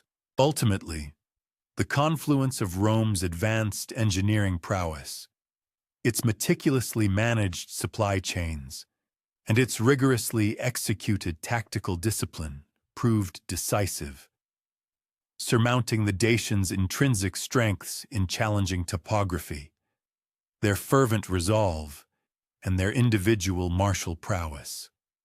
This compelled the Dacian contingents to relinquish their well-prepared strongholds, thereby averting an utter annihilation. The Dacians' disengagement maneuvers showcased an impressive level of intricate military foresight and strategic execution, successfully safeguarding substantial elements of King Decebalus's fighting force for subsequent campaigns. This calculated retreat simultaneously deprived the Roman legions of the comprehensive triumph that could have instantaneously quelled all Dacian opposition. Their commanding officers orchestrated synchronized rearguard skirmishes and tactical withdrawals, effectively impeding the Roman advance and shielding their primary contingents as they fell back to pre-selected, fallback defensive lines. The undeniable efficacy of these Dacian retrograde movements thwarted the Roman objective of achieving a definitive obliteration of enemy military assets, an outcome that would have rendered any further resistance utterly unfeasible. In the wake of the Tapai engagement, the Roman legions found themselves compelled to persist in the methodical dismantling of Dacian strongholds, all while contending with increasingly elongated lines of communication and a rising tally of wounded and fallen, starkly indicative of the fierce Dacian opposition. The unparalleled ingenuity of Roman engineering proved indispensable in sustaining the offensive impetus. Military sappers meticulously erected vital thoroughfares, sturdy bridges, and crucial logistical hubs. These infrastructure projects facilitated ongoing military endeavors across challenging topographies, despite the Dacians' persistent attempts to sabotage Roman supply arrangements. The establishment of enduring Roman garrisons and fortifications across the newly acquired territories unequivocally signaled the empire's resolute determination to exert lasting dominion over these captured regions, simultaneously furnishing strategic staging points for future military thrusts. Among all the monumental undertakings of the campaign, Trajan's bridge stood as the preeminent engineering marvel, serving as a powerful testament to Rome's advanced technical prowess, and simultaneously conferring strategic benefits that profoundly reshaped the military landscape along the Danube border. This colossal bridge-building endeavor, meticulously overseen by the eminent architect Apollodorus of Damascus, necessitated the fabrication of immense stone pillars designed to bear a substantial wooden superstructure. This superstructure was robust enough to accommodate extensive military convoys and equipment, regardless of prevailing meteorological conditions. The chosen site for the bridge, situated close to the contemporary locality of Drobeta Turnu Severin, presented ideal topographical and hydrological circumstances for its construction, while crucially affording unimpeded strategic entry into Dacian domains, thereby facilitating prolonged military campaigns.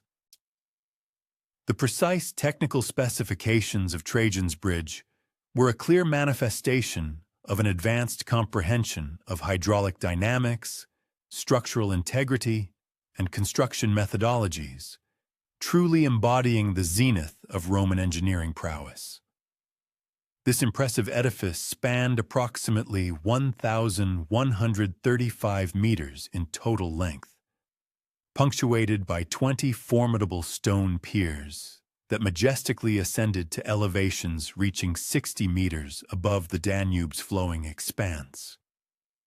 Each individual pier demanded the embedding of immense stone foundations, meticulously designed to endure severe inundations, the destructive force of ice flows, and any conceivable acts of subversion, all while firmly supporting the wooden arch assemblies that formed the actual thoroughfare. The undertaking of this immense construction project necessitated the meticulous synchronization of vast labor contingents, deployment of highly specialized machinery, and an abundance of expert engineering acumen, thereby unequivocally showcasing Rome's formidable organizational capacities and profound technical erudition. The strategic ramifications of Trajan's bridge transcended its immediate practical value as a military conduit, for this enduring crossing point facilitated the swift mobilization of Roman legions deep into Dacian lands. Concurrently, it established inviolable logistical arteries capable of sustaining protracted military endeavors, entirely impervious to fluctuating seasonal extremes or hostile interventions. The bridge effectively nullified the inherent advantages the Dacians previously enjoyed by virtue of their control over Danube crossing points, simultaneously endowing Roman commanders with an unprecedented degree of tactical adaptability, allowing for prompt reactions to evolving battlefield dynamics. Furthermore, the profound psychological impression left by the bridge's construction upon both the Roman populace and the Dacian inhabitants served as an undeniable declaration of imperial engineering supremacy and unwavering resolve, significantly swaying political assessments across the entire region. The undertaking of the bridge project was fraught with formidable construction hurdles, encompassing the intricate management of the capricious riverine environment, the precise orchestration of immense material demands, and the rigorous adherence to demanding work timelines, all exacerbated by the looming threat of enemy sabotage and adverse climatic phenomena.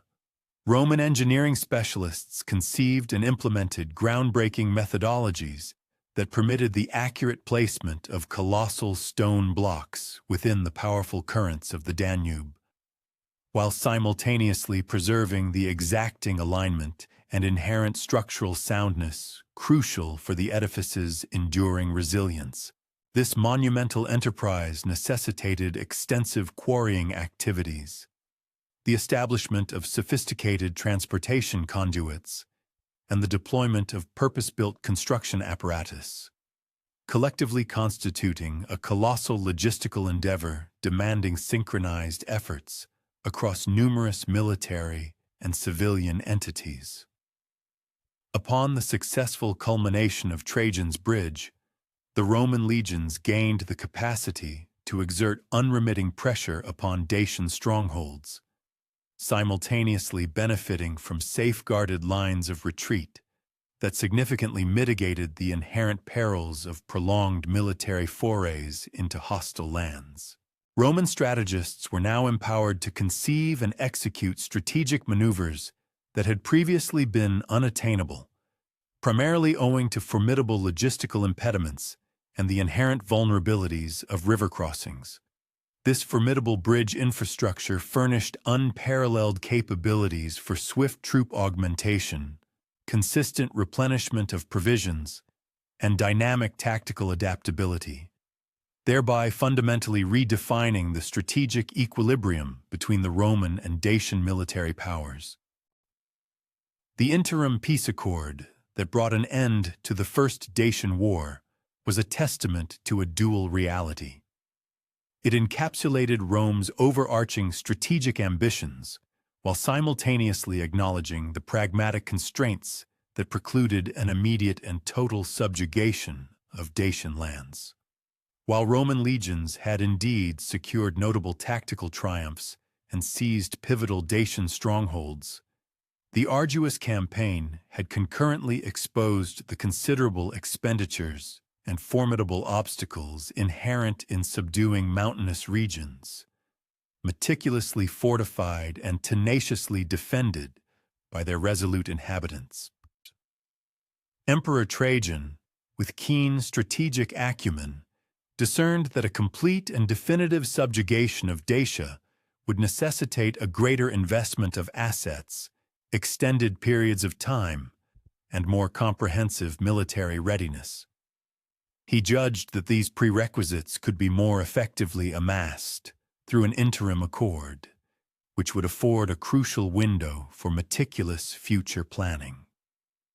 The stipulations of the peace treaty, meticulously hammered out between Trajan and King Decebalus, formally designated Dacia as a client state beholden to Rome.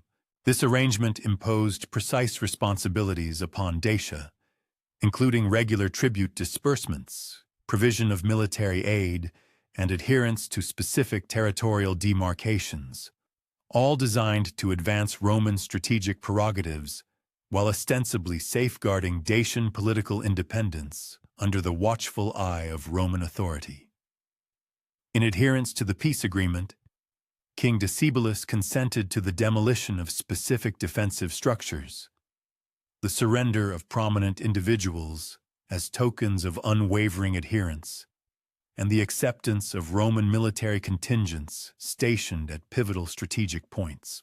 These garrisons were designed to meticulously observe Dacian movements and simultaneously serve as forward operating bases for any future military interventions deemed necessary.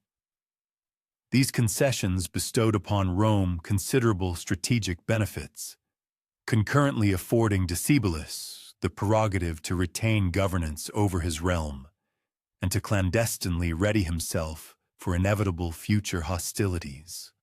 Roman strategic analyses concerning this peace arrangement acknowledged that such a provisional truce presented invaluable chances for comprehensive intelligence acquisition, meticulous logistical prepositioning, and astute political cultivation, all of which would undoubtedly bolster the prospects for victorious military endeavors in the future. During this interlude of peace, Roman administrative officials were positioned to forge more streamlined and resilient supply chains, to meticulously accumulate granular intelligence concerning Dacian military capacities and underlying designs, and to cultivate advantageous political affiliations with prospective Dacian confederates who might lend their support to Roman aims in subsequent military engagements. Furthermore, The negotiated settlement afforded a crucial interval for Roman military formations to recuperate from the rigors and losses sustained during the campaign, simultaneously allowing for the assimilation of invaluable tactical insights gleaned from their direct combat encounters with Dacian adversaries. Conversely, the strategic aims of the Dacians throughout the peace deliberations centered primarily on securing a vital reprieve for comprehensive military rearmament, the meticulous cultivation of diplomatic alliances, and a much-needed economic resurgence. These efforts were all geared towards significantly augmenting their capacity for resistance in anticipation of the unavoidable future clashes with Roman power.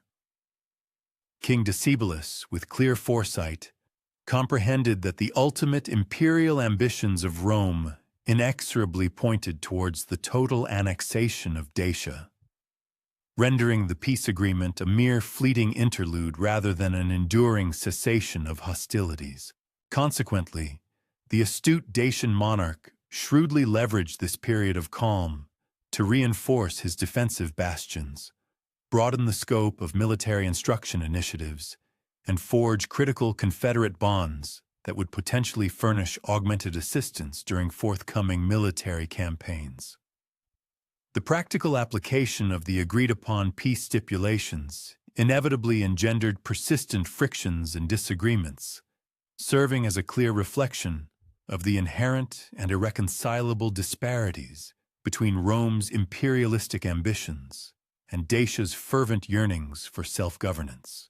The Roman insistence upon substantial tribute payments, significant territorial cessions, and stringent military limitations frequently clashed with deeply ingrained Dacian customs and essential political exigencies, rendering full adherence either exceptionally challenging or outright unattainable.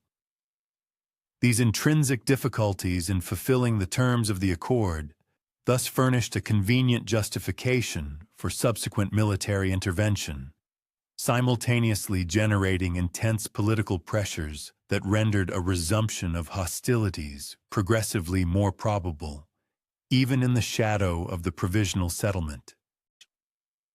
During the uneasy interlude of peace, a period marked by profound mutual suspicion and anticipatory caution, both the Roman Empire and the Dacian kingdom engaged in comprehensive intelligence operations.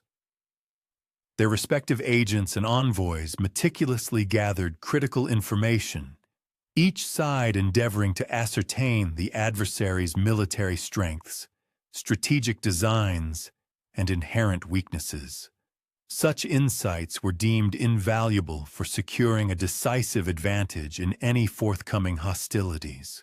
Roman reconnaissance efforts were primarily directed towards systematically charting Dacian defensive structures, meticulously evaluating their armed forces' capacities, and pinpointing any internal political schisms that could be judiciously exploited in subsequent military undertakings. Conversely, Dacian intelligence networks intensely scrutinized Roman military readiness, deciphered their overarching strategic blueprints, and monitored political shifts within the imperial administration that might signal the precise moment and ultimate aims of any renewed Roman offensive. This clandestine struggle for information underscored the profound mutual suspicion that permeated their ostensible diplomatic engagements. The Second Dacian War was ultimately ignited in 105 AD, a direct consequence of mounting tensions and reciprocal suspicions that rendered sustained peaceful coexistence utterly untenable. This breakdown occurred notwithstanding the formal treaty obligations that, in theory, were meant to regulate the intricate Roman-Dacian relationships. The Roman Empire, seeking a legitimate casus belli, leveled accusations of egregious Dacian treaty violations, thereby furnishing the necessary pretext for renewed military intervention. Simultaneously, the Dacians, having meticulously prepared their defenses, evinced a clear recognition that armed conflict had become an inescapable reality, irrespective of any lingering diplomatic endeavors to preserve tranquility. Both imperial and barbarian powers had judiciously utilized the preceding interval to fortify their military assets and strategically bolster their respective positions, thus meticulously presaging a far more conclusive and brutal military confrontation than the initial campaign had witnessed. The pivotal triumph achieved at Sarmizegetusa Regia in 106 AD represented far more than the mere demise of Dacian sovereignty. It heralded the inauguration of one of the Roman Empire's most ambitious provincial undertakings. As the acrid smoke dissipated from the smoldering ruins of the Dacian capital, and the tragic suicide of King Decebalus extinguished the final emblem of organized resistance, Emperor Trajan confronted the formidable undertaking of converting a staunchly autonomous warrior kingdom into a lucrative Roman province. The emperor's strategic vision transcended simple military occupation. He aspired to forge a model province that would not only showcase Rome's profound aptitude for cultural assimilation, but also ensure the reaping of optimal fiscal advantages from Dacia's fabled subterranean riches, most notably its abundant gold and silver deposits. The foundational act of establishing the Roman province of Dacia necessitated a series of prompt and far-reaching administrative decisions, destined to profoundly influence the trajectory of the newly acquired territory for generations to come. Emperor Trajan, with judicious foresight, designated Decimus Terentius Scarianus as the inaugural provincial governor. Scarianus was a seasoned administrator, chosen for his exhibited proficiency in overseeing intricate regional integrations and managing heterogeneous communities. He arrived in Dacia bearing unequivocal directives to execute extensive imperial assimilation strategies, commonly known as Romanization policies, while simultaneously sustaining an adequate martial deployment. This robust military presence was critical to forestall any resurgence of opposition from the remnant Dacian communities, particularly those dispersed across the rugged mountainous regions where Roman authority remained notably precarious. The governmental structure imposed upon Roman Dacia largely adhered to conventional provincial models, yet it judiciously integrated adaptations deemed requisite for administering territories possessing distinctive topographical and populational attributes. Initially, the province was meticulously partitioned into two principal administrative regions. The first, Dacia Superior, comprised the former core territory of King Decebalus's dominion, notably encompassing the strategically vital Orashtie Mountains and their environs. The second, Dacia Inferior, extended across the eastern and southern expanses, regions that had been less cohesively assimilated into the pre-Roman Dacian political system. This dual division underscored both pragmatic governance imperatives and a tactical acknowledgement that these disparate regions would demand divergent methodologies for their successful integration and effective control within the burgeoning Roman Imperium. Across the newly annexed province, the Romans meticulously established numerous governance outposts, which functioned as crucial urban nuclei. These centers fulfilled manifold roles, serving as robust garrison strongholds, bustling trading emporiums, and potent emblems of sovereign power. Their very existence underscored Rome's enduring resolve to assert dominion over its subjugated lands. The rigorous process of choosing locations for these administrative centers evidenced meticulous deliberation, factoring in critical elements such as tactical positioning, inherent fortification strengths, efficient logistical arteries, and the fiscal viability of the surrounding region. Such comprehensive planning was designed to underwrite a continuous imperial occupation while simultaneously expediting the assimilation of local populations into the broader Roman imperial systems. The establishment of Ulpia Traiana Sarmizegetusa constituted the preeminent civic construction endeavor within the nascent province. This ambitious undertaking aimed at forging an imperial metropolis that would not only function as the provincial capital, but also allegorically supplant the razed Dacian citadel, serving as a powerful testament to Roman ingenuity and order. The strategic placement of this new city within the Hunedoara territory conferred a multitude of tactical benefits. These advantages included a naturally defensible topography, ready aquatic provisions, close vicinity to valuable subterranean riches such as gold and silver, and robust intersettlement arteries facilitating communication with other significant urban centers across the vast province. The civic architects of Ulpia Traiana Sarmizegetusa meticulously conceived its design in adherence to conventional Roman city planning principles, simultaneously integrating adaptations dictated by the indigenous topographical features. The municipal configuration of Ulpia Traiana Sarmizegetusa notably exhibited the quintessential Roman orthogonal design centered around a vibrant civic nucleus, the Forum. This central plaza was flanked by an array of communal edifices, including a grand basilica for judicial and commercial activities, sacred precincts, elaborate public thermae, and governmental bureaus. These structures not only furnished vital amenities to the populace, but also proudly showcased imperial engineering prowess.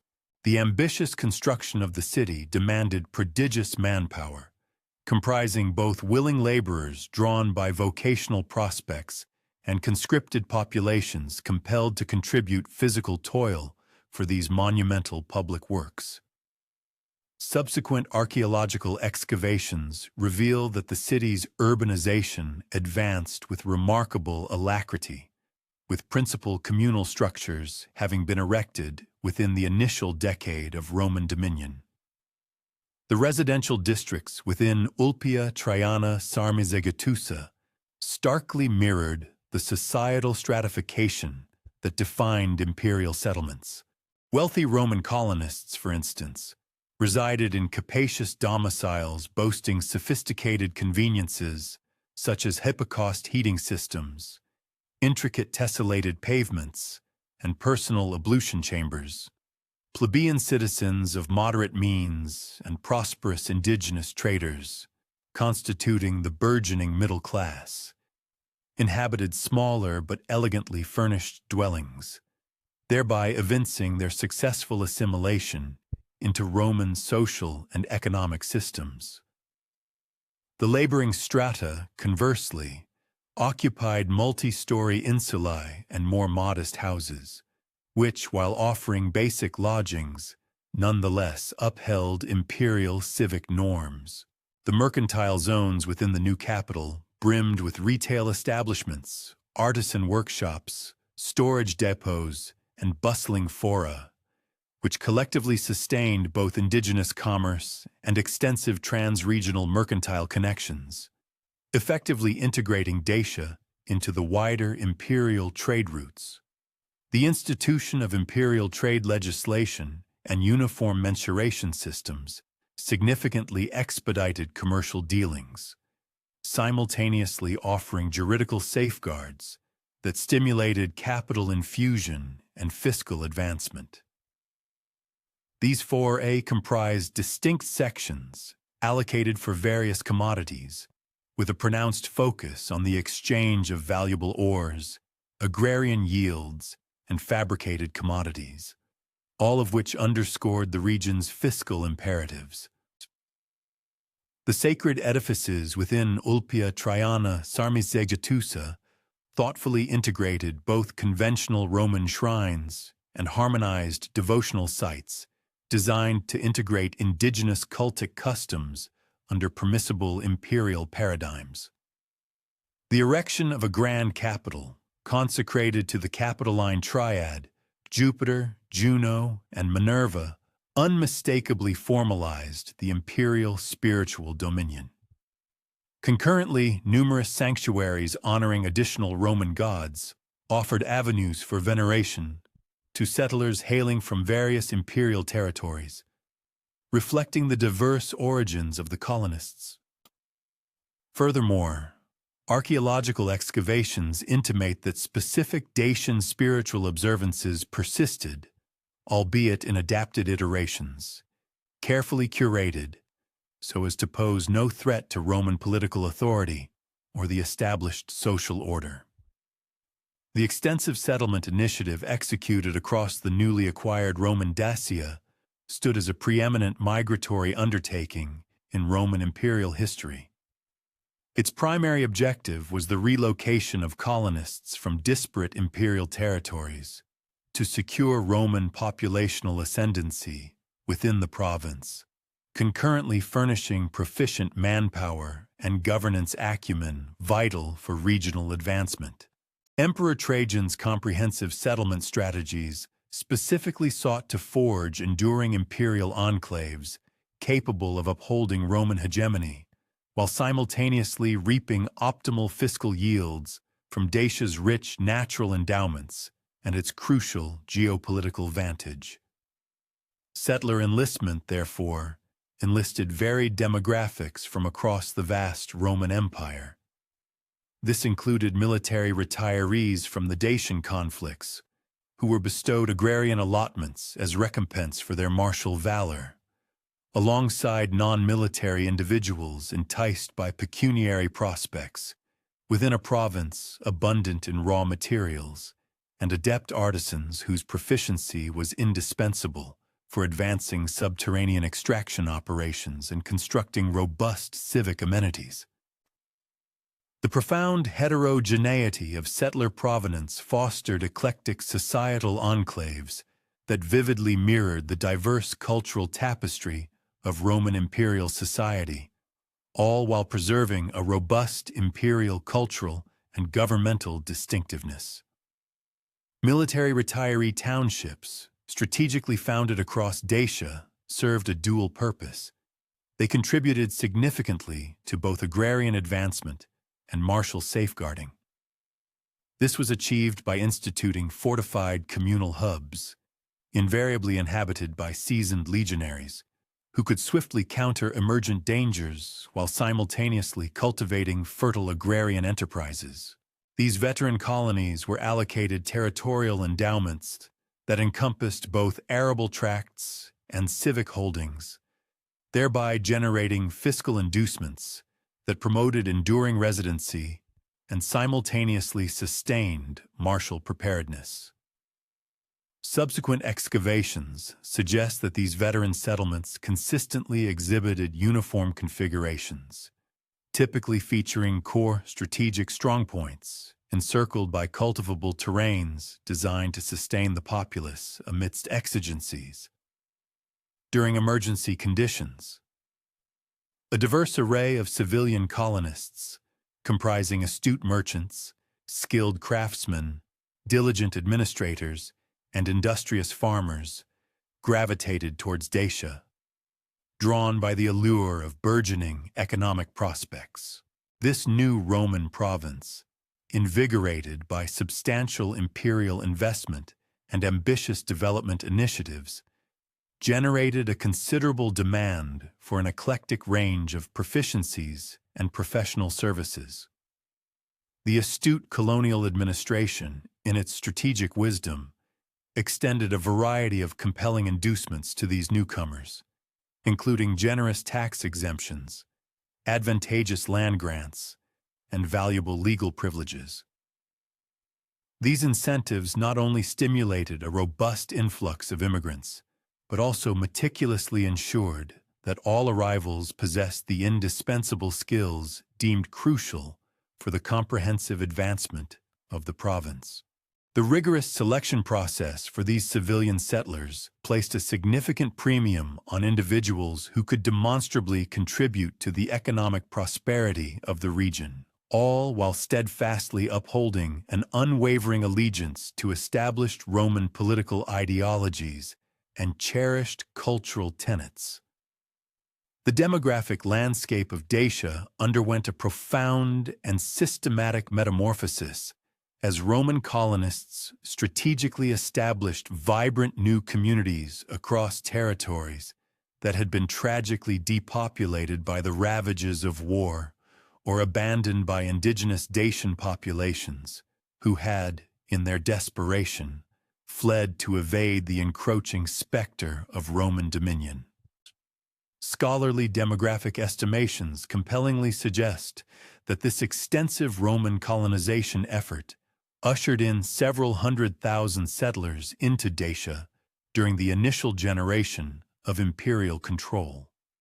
This massive influx irrevocably forged Roman demographic majorities within pivotal urban centers and strategically vital regions, while simultaneously preserving a mosaic of mixed populations in the more expansive rural areas, where resilient surviving Dacian communities diligently continued their traditional agricultural pursuits under the watchful, yet often benign, supervision of Roman authorities.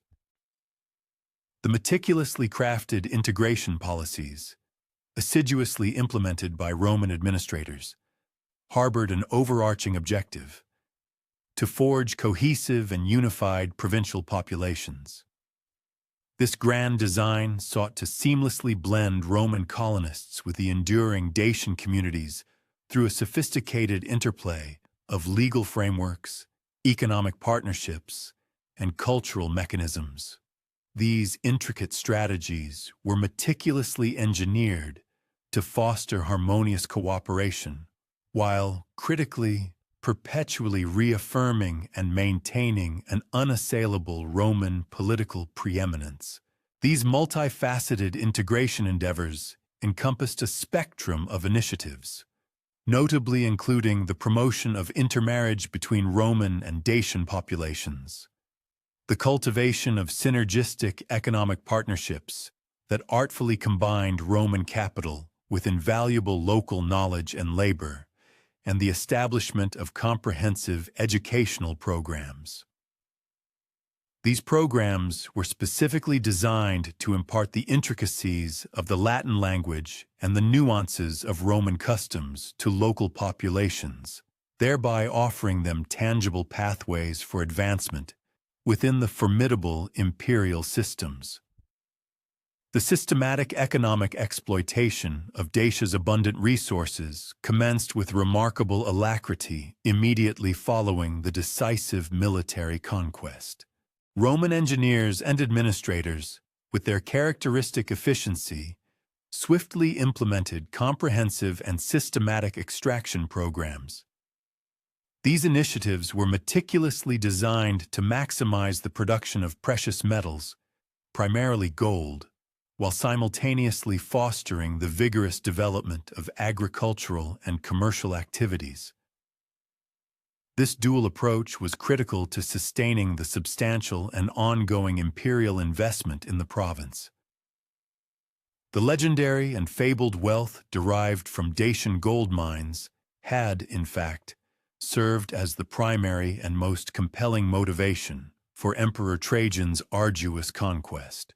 Consequently, Roman mining operations were singularly focused on extracting the utmost value from these invaluable resources, all while rigorously maintaining production levels that were robust enough to support both local provincial development and substantial imperial revenues. Gold mining operations, particularly those nestled within the rugged Apuseni Mountains, commanded immediate and unequivocal attention from Roman engineers.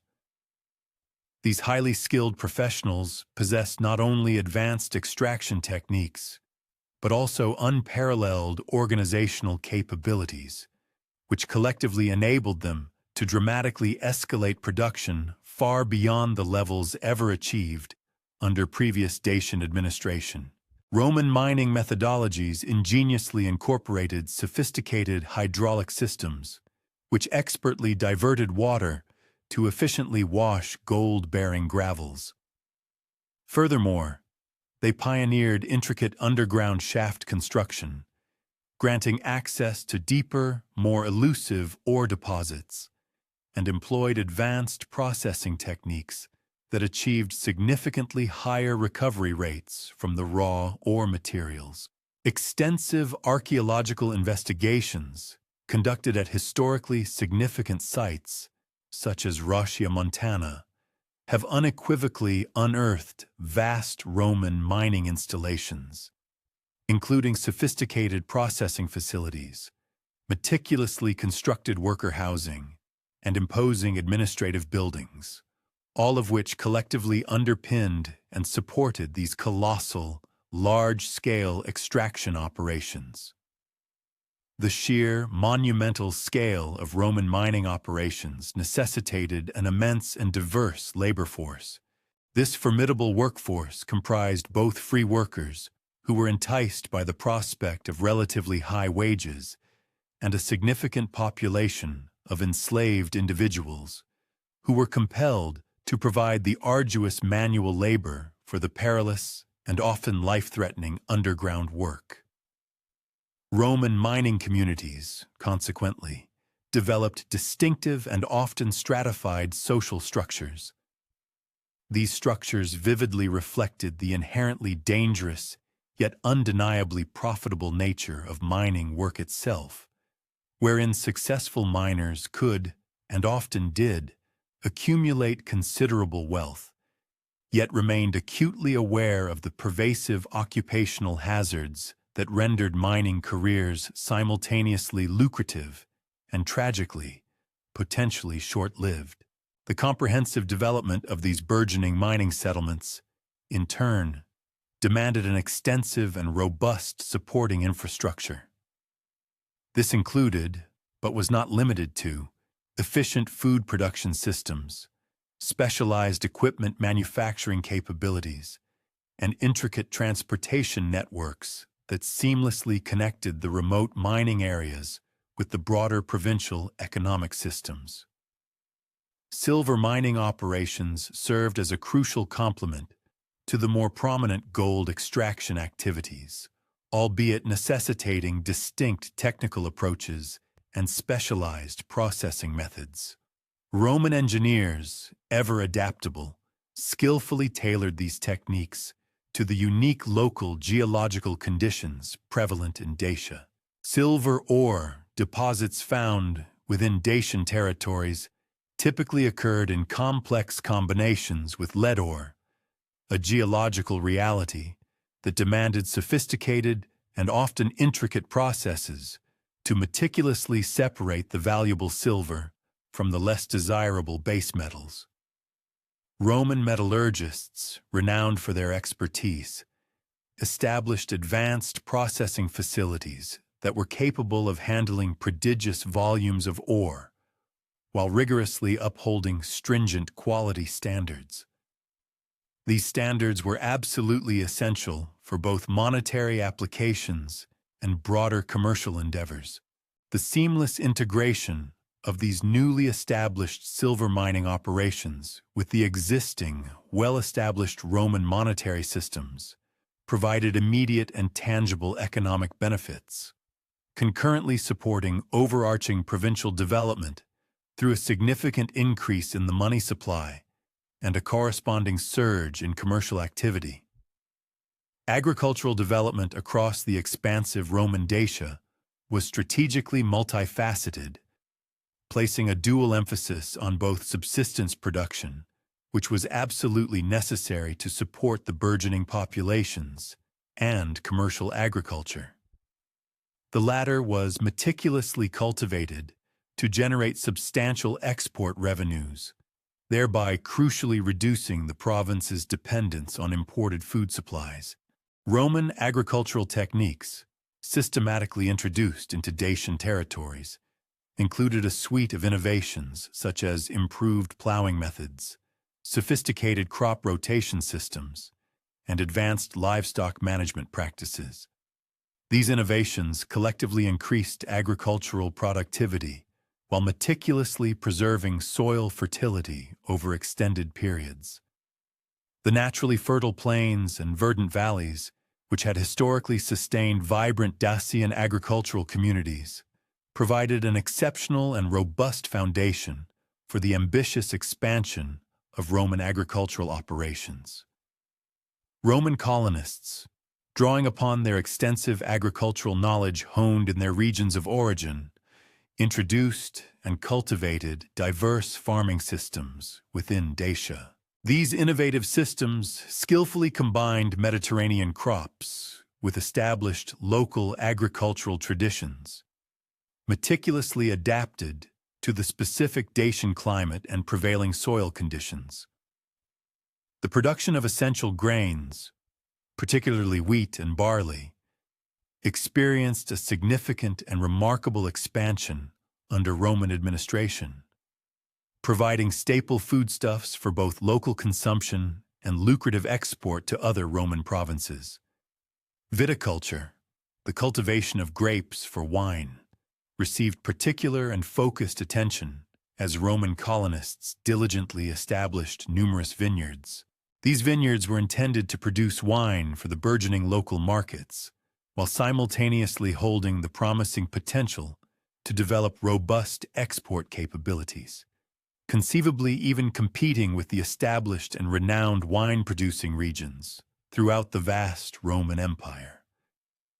Livestock operations experienced a notable expansion under Roman administration, as colonists introduced refined breeding techniques and advanced management practices. These innovations significantly boosted the production of meat, dairy products, leather, and wool, all commodities deemed essential for both local consumption and flourishing commercial trade. Cattle herding, in particular, benefited immensely from Roman veterinary knowledge and meticulously implemented selective breeding programs, which collectively improved animal health and overall productivity. Sheep and goat operations strategically expanded in the more rugged mountainous regions, capitalized on the ability of these animals to efficiently utilize marginal grazing lands, concurrently producing valuable wool and other products vital for textile manufacturing and the burgeoning export trade. The seamless integration into the extensive Roman trade networks provided Dacian producers with unparalleled access to markets spanning the entire empire.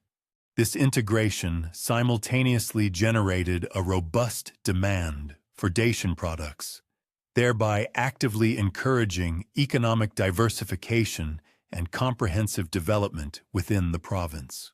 Roman commercial law, characterized by its clarity and standardization, along with universally adopted business practices, significantly reduced transaction costs and mitigated legal uncertainties that had previously constrained trade relationships.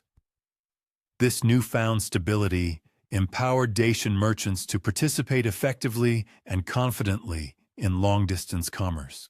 Furthermore, the strategic construction of improved transportation infrastructure, encompassing well-engineered roads, sturdy bridges, and efficient port facilities, substantially enhanced connectivity with major trade routes, concurrently reducing shipping costs and notably improving delivery times for goods. The profound cultural transformation of Dacia under Roman administration involved a series of systematic and deliberate efforts to introduce and embed Roman language, legal frameworks, architectural styles, and social customs. This ambitious undertaking was meticulously balanced with a pragmatic approach to managing the persistent presence of local traditions, particularly those that did not overtly conflict with overarching imperial political objectives.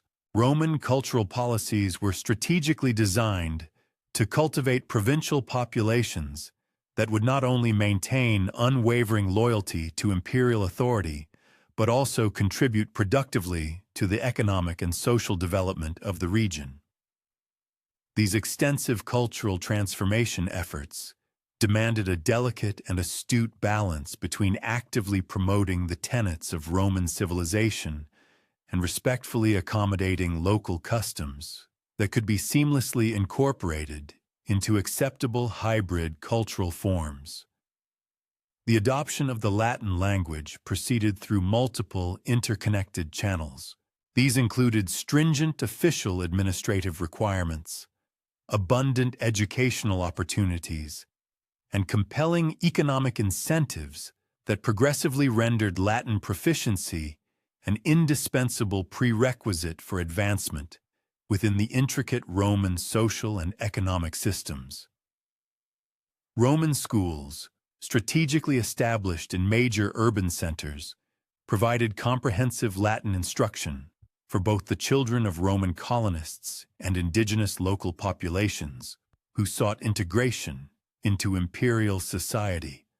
The gradual yet pervasive spread of Latin throughout Dacian territories created common communication capabilities, thereby significantly facilitating cultural integration and enhancing administrative efficiency across the province. The systematic implementation of Roman law effectively superseded traditional Dacian legal customs, replacing them with sophisticated imperial legal systems. These systems provided standardized procedures for a wide array of legal matters, including property rights, commercial transactions, criminal justice, and civil disputes. Roman legal principles characteristically emphasized written law, formal procedural protocols, and robust appeals processes, all of which collectively offered greater predictability and more comprehensive protection for individual rights than had been available under traditional tribal legal systems. The introduction of Roman citizenship opportunities for qualified local populations created powerful incentives for cultural integration, simultaneously expanding the base of individuals who enjoyed full legal rights and protections within the Roman Empire. The profound architectural metamorphosis observed across Roman Dacia encompassed a dual process: the erection of novel edifices in strict adherence to established Roman standards, alongside the astute adaptation of pre-existing structures to cater to the distinct functional prerequisites and refined aesthetic inclinations of Roman culture. Among the sophisticated Roman architectural techniques imported into Dacia were the groundbreaking methods of concrete construction, the innovative application of arch and vault systems, the advanced comfort of hypocaust heating, and an array of elaborate decorative elements.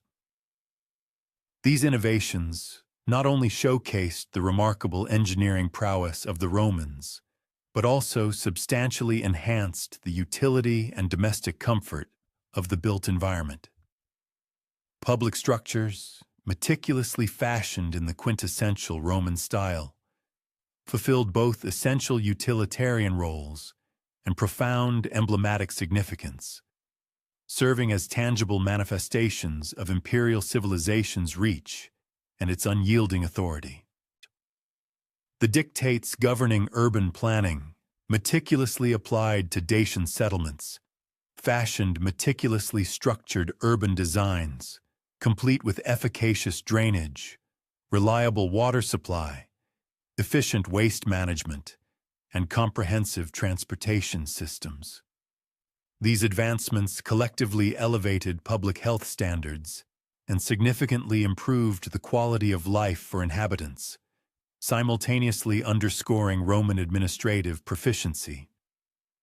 The extensive erection of aqueducts, sophisticated sewers, and durable paved streets within prominent settlements furnished the foundational framework necessary to sustain burgeoning populations, all while upholding hygienic standards pivotal to sustained urban development. Furthermore, an array of communal facilities encompassing opulent baths, grand theaters, and majestic amphitheaters offered abundant avenues for leisure and cultural enrichment, thereby profoundly enriching urban life and actively fostering the adoption of Roman social customs. Religious practices under Roman administration entailed the implantation of official Roman cults, yet simultaneously allowed for the continuation of local religious traditions. These indigenous customs could either be integrated into Roman frameworks or observed discreetly without subverting imperial authority. The construction of Roman temples and the formation of official priesthoods forged formalized spiritual frameworks that effectively buttressed imperial political authority, while simultaneously rendering spiritual services for Roman colonists. Archaeological evidence indicates that certain Dacian religious practices persisted with alterations, notably within agrarian regions where Roman cultural influence exerted constrained sway. The endurance of Dacian traditions evinced both the pragmatic constraints inherent in cultural transformation efforts and intentional imperial directives that tolerated local customs, provided they did not jeopardize political equilibrium or economic output. Dacian craft traditions persisted with adaptations, assimilating Roman techniques and artistic tastes while carefully preserving their unique local characteristics. Notably, traditional Dacian metalwork skills demonstrated exceptional utility for Roman mining and manufacturing operations, thereby generating fiscal inducements for safeguarding and cultivating indigenous technical expertise. Archaeological evidence unearthed from Roman Dacian sites uncovers an intricate cultural amalgamation that merged Roman and Dacian elements in manners that engendered unique regional identities, mirroring both incorporation into the empire and indigenous adjustment. Pottery styles, intricate decorative motifs, solemn burial practices, and even the design of domestic architecture all exhibit traces of this intercultural blending, which resulted in composite expressions amalgamating components from each heritage. These compelling archaeological materials attest that cultural transformation in Roman Dacia comprised a process of reciprocal adjustment, as opposed to a mere supersession of local traditions by Roman customs.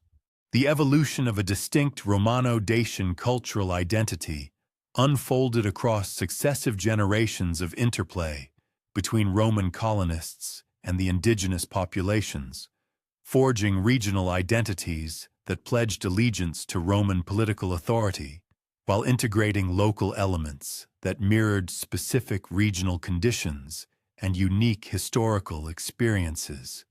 This profound cultural synthesis, therefore, laid the groundwork for a resilient regional populace capable of underpinning Roman economic and political aims, simultaneously fostering communal solidarity and heritage persistence that enabled enduring imperial dominion over territories that had formerly defied Roman expansion through valiant armed opposition.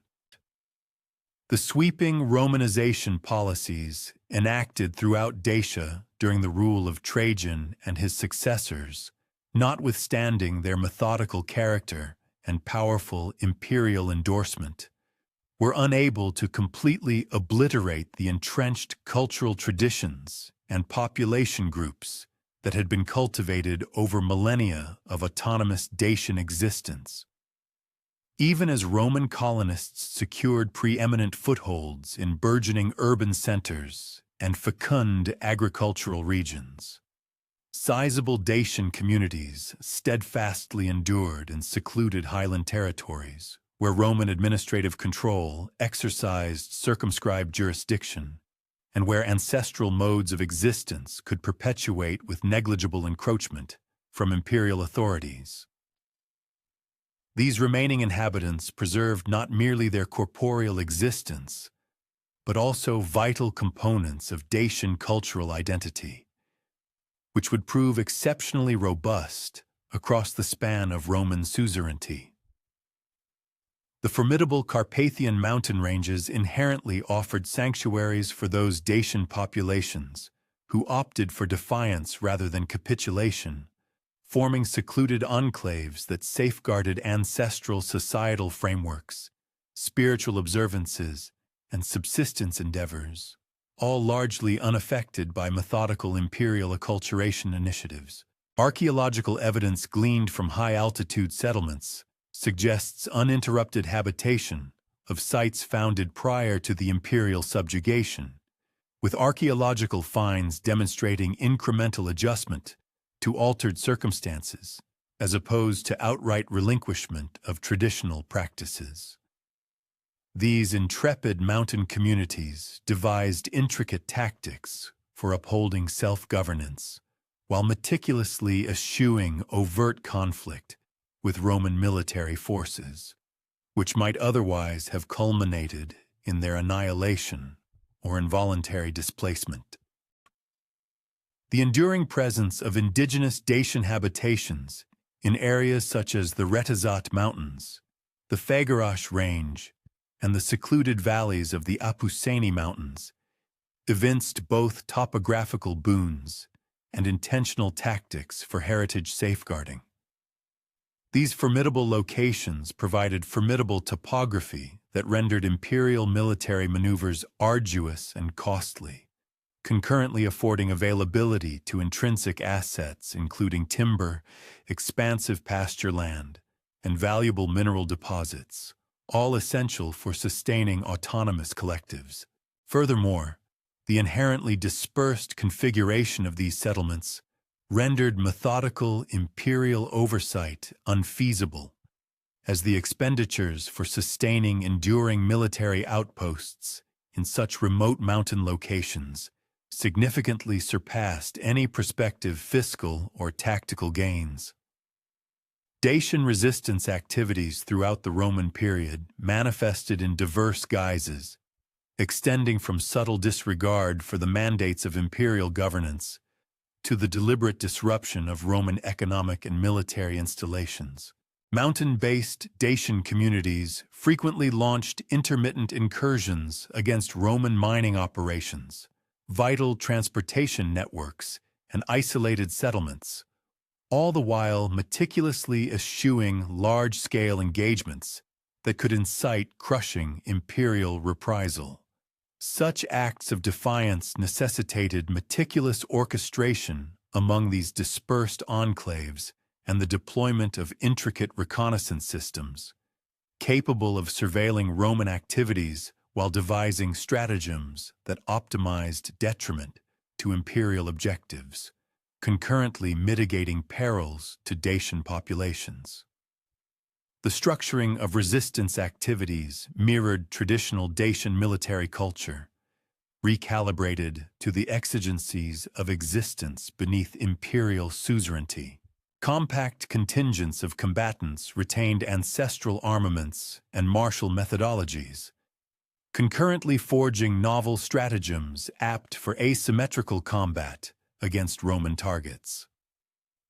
The formidable falx persisted as both a functional implement and an enduring emblem of Dacian resistance, with archaeological discoveries from this epoch unequivocally demonstrating the sustained production and deployment of these characteristic scythe-like sabers in territories outside the immediate sphere of Roman dominion. Resistance leaders invariably arose from established martial strata, individuals who commanded both profound combat proficiencies and the tribal gravitas requisite for orchestrating and perpetuating acts of defiance.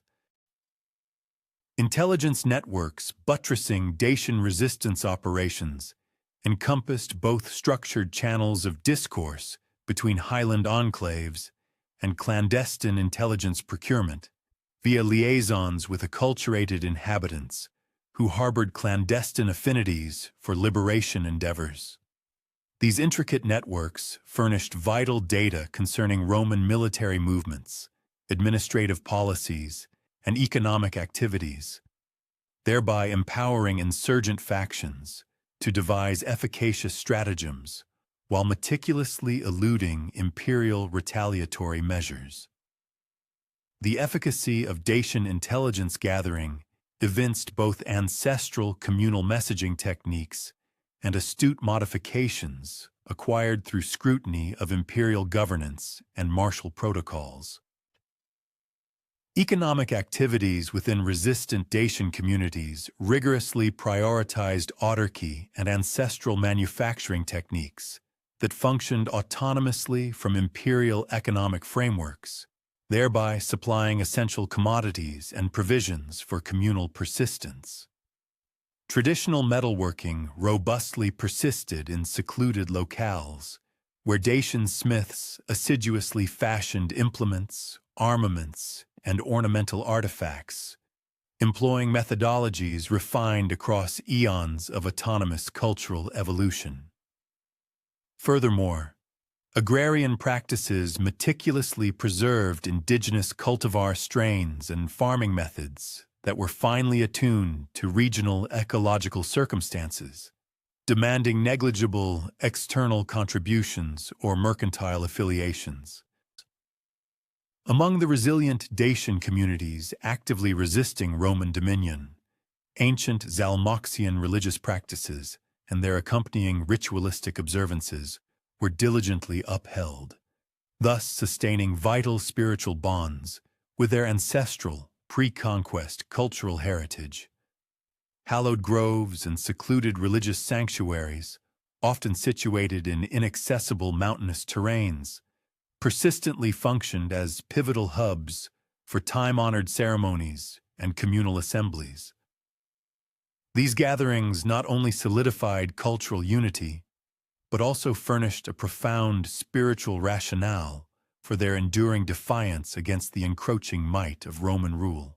The unwavering continuation of these deeply rooted religious customs signified both a sincere devotion to their ancestral spirituality and a conscious, strategic endeavor to safeguard a unique Dacian identity. Notwithstanding the systematic Roman campaigns to propagate their imperial religious frameworks, substantial populations of autonomous Dacian tribes, dwelling beyond the rugged havens of overt resistance, successfully preserved their self-governance along the expansive perimeters of Roman territorial influence. In these distant zones, the formidable reach of imperial authority progressively attenuated, its grip weakening proportionally with the increasing distance from principal administrative centers and formidable military garrisons. Foremost among these self-governing Dacian communities were the Carpi, a formidable people who asserted dominion over the expansive lands nestled between the majestic Carpathian Mountains and the winding Dniester River. They stood out as the most numerous and intricately structured of the independent Dacian factions. Abundant archaeological findings unequivocally demonstrate that the Carpi possessed a highly refined political infrastructure, formidable military prowess, and robust economic frameworks. These attributes empowered them to operate as truly autonomous political entities, simultaneously navigating intricate diplomatic and commercial engagements with both the formidable Roman authorities and various other barbarian societies. The Carpi tribal confederation itself comprised a multitude of distinct subgroups, collectively governing vast swathes of territory across what is now eastern Romania and Moldova. Within this extensive domain, they diligently upheld traditional Dacian cultural customs, even as they strategically adjusted to the profound shifts in geopolitical landscape brought about by the relentless march of Roman expansion. The settlements established by the Carpi were notably characterized by their formidable defensive fortifications. These protective structures ingeniously integrated time-honored Dacian construction methodologies with innovative architectural concepts, clearly adopted through their astute observation of Roman military engineering. The geographical dispersion of Carpi archaeological sites offers compelling evidence of a meticulously planned territorial organization. This strategic arrangement allowed them to command crucial river crossings, dominate vital trade arteries, and oversee productive agricultural zones, all while assiduously preserving intricate communication pathways connecting their widely dispersed tribal enclaves. The Carpi's military structure meticulously upheld the venerable Dacian warrior culture, simultaneously cultivating advanced capabilities essential for directly confronting the formidable Roman legions and for vying effectively with other barbarian factions over territorial supremacy and vital economic assets. Carpi combatants persistently wielded their distinctive falx weapons, formidable curved blades, in conjunction with an array of spears, robust shields, and precise archery equipment. This versatile armament afforded them considerable tactical adaptability, enabling them to respond effectively to a diverse spectrum of combat scenarios. The deliberate cultivation and sustainment of professional warrior echelons within Carpi society facilitated the execution of prolonged military campaigns, concurrently safeguarding the cherished cultural traditions that profoundly differentiated the Carpi identity from both the Roman invaders and their various barbarian neighbors. Within the expanse of Carpi domains, political frameworks diligently sustained time-honored Dacian leadership archetypes, yet simultaneously underwent significant adaptation to meet the intricate diplomatic demands inherent in operating within a contested region where numerous formidable powers ceaselessly vied for dominance and sway. Carpi chieftains skillfully orchestrated delicate relationships with the commanding Roman authorities, various other Dacian factions, formidable Germanic tribes, and the nomadic Sarmatian peoples. This was achieved through nuanced diplomatic stratagems meticulously designed to safeguard Carpi autonomy, thereby circumventing destructive conflicts that could lead to devastating territorial concessions or the forced relocation of their populace. The impressive sophistication evident in Carpi diplomatic endeavors was a testament to both their innate, traditional Dacian political acumen and the profound insights garnered over generations of sustained engagement with a diverse array of cultures and intricate political systems.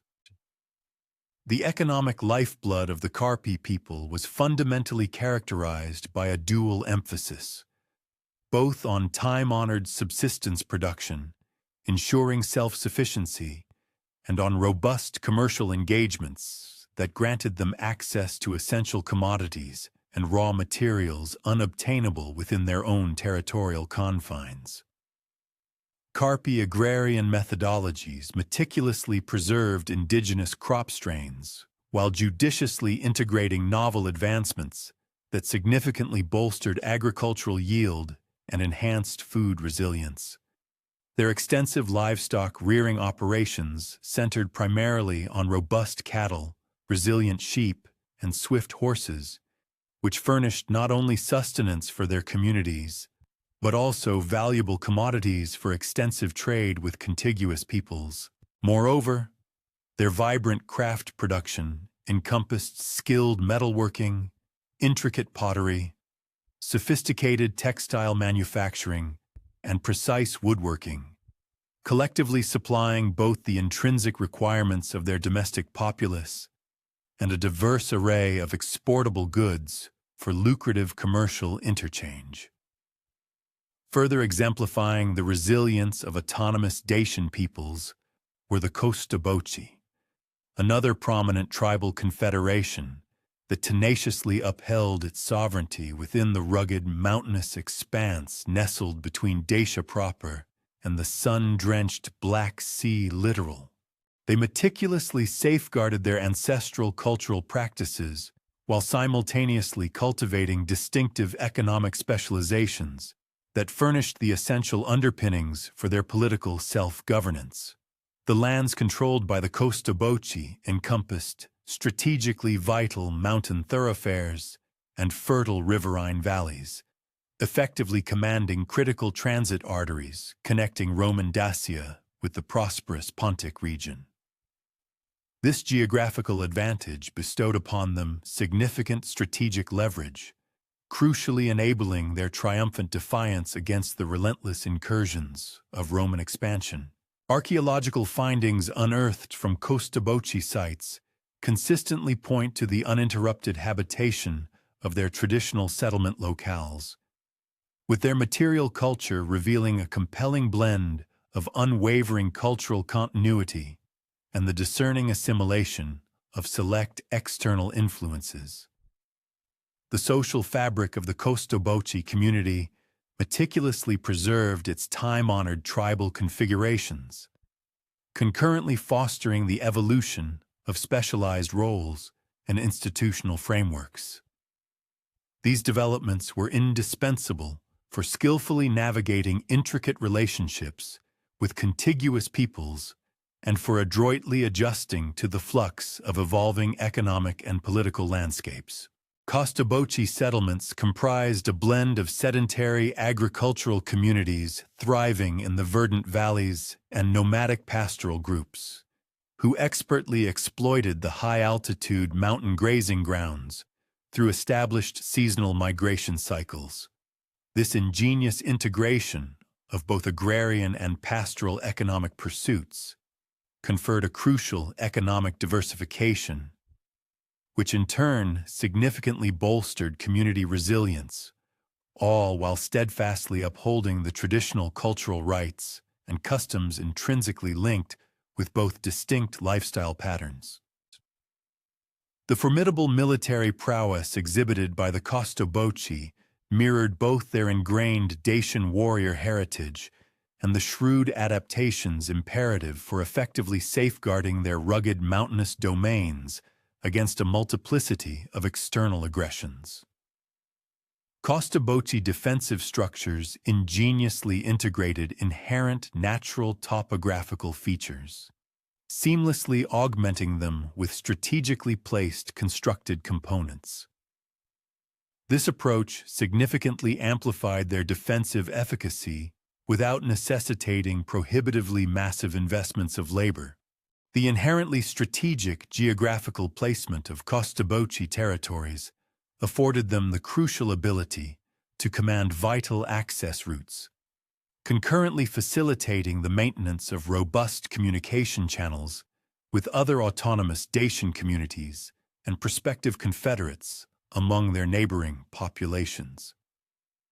Among the various independent Dacian tribal communities, religious observances meticulously upheld time-honored spiritual doctrines and ceremonial rites, simultaneously undergoing judicious adaptation to evolving circumstances that necessitated revised methodologies for communal religious life. Venerated sacred loci persistently functioned as principal venues for devout religious observances, even as novel ritualistic practices emerged. These innovations were specifically designed to confront particular exigencies linked to the preservation of their distinct cultural identity amidst unrelenting external duress. The unwavering adherence to traditional religious customs among these autonomous Dacian populations furnished profound spiritual bedrock for their cultural defiance, concurrently sustaining the vital communal solidarity essential for their effective political and military structuring. Compelling archaeological evidence documenting the enduring presence of Dacian cultural constituents within the province of Roman Dacia unveils intricate modalities of cultural tenacity, strategic adaptation, and innovative synthesis. These patterns unequivocally underscore the inherent limitations of Roman efforts toward cultural assimilation notwithstanding their systematic execution and formidable imperial backing. Material artifacts recovered from Roman Dacian sites consistently display the ongoing fabrication and utilization of items that seamlessly integrate unmistakably Dacian design motifs, production methodologies, and practical attributes, existing in parallel with distinctly Roman-style artifacts. Such archaeological findings convincingly suggest that Dacian cultural legacies endured not solely among defiant communities in isolated territories, but also within thoroughly Romanized settlements, where the intermingling of cultures generated fascinating hybrid expressions that skillfully preserved Dacian elements within parameters deemed acceptable by Roman societal norms. Across the entire expanse of Roman Dacia, the craft of pottery fabrication consistently encompassed the creation of vessels that masterfully utilized time-honored Dacian shapes, intricate decorative patterns, and indigenous manufacturing processes. These traditional aspects were frequently interwoven with Roman stylistic components and practical utility demands. A meticulous archaeological examination of ceramic collections unearthed from both bustling urban centers and agrarian rural locales progressively illuminates a nuanced evolution in pottery aesthetics. This progression meticulously preserved discernible Dacian attributes, concurrently accommodating Roman cultural predilections and utilitarian necessities. The enduring prevalence of these traditional pottery configurations testifies not merely to their continued adoption by Dacian inhabitants, but also to their genuine esteem among Roman settlers, who, for particular uses, deemed local ceramic traditions to be functionally superior. Within the sphere of metalworking traditions throughout Roman Dacia, a discernible retention of characteristic Dacian methodologies and artistic inclinations was evident. These indigenous practices were dynamically enriched through the integration of Roman technological advancements and prevailing stylistic currents. Archaeological excavations have yielded a rich trove of metal artifacts from the Roman epoch, encompassing a diverse array of jewelry, utilitarian tools, and ornamental items. These creations ingeniously fuse both Roman and Dacian design elements, giving rise to unique and regionally specific provincial aesthetics. The sustained fabrication of falx weapons, even when adapted into altered iterations, serves as a compelling indicator of the enduring vitality of traditional metalwork expertise and cherished cultural insignia, persisting defiantly despite concerted Roman endeavors to regulate weapon manufacturing and suppress any manifestations of resistance. Age resistance activities. The mortuary customs observed throughout Roman Dacia offer compelling proof of a profound cultural amalgamation, seamlessly blending established Roman funeral rites with indigenous Dacian burial practices. This synthesis gave rise to distinctive hybrid traditions, serving as a poignant reflection of both the pervasive influence of imperial culture and the resolute endurance of local heritage. Excavations of ancient cemeteries consistently unearth graves containing an eclectic mix of grave goods. Some are unmistakably Roman in style, while others unequivocally embody traditional Dacian spiritual convictions and time-honored cultural rituals. The remarkable heterogeneity of these burial practices, even within single necropolises, underscores the intricate tapestry of cultural intermingling among diverse populations. These groups encompassed Roman colonists, Dacians who had adopted Roman ways, and individuals who steadfastly maintained a deeper connection to their ancestral customs. Crucial evidence for the enduring vitality of Dacian linguistic and cultural elements emanates from the rich tapestry of place name evidence scattered across the former Roman province of Dacia. Despite vigorous efforts at Romanization and significant demographic shifts, meticulous toponymic analysis consistently uncovers a multitude of place names rooted in Dacian linguistic origins.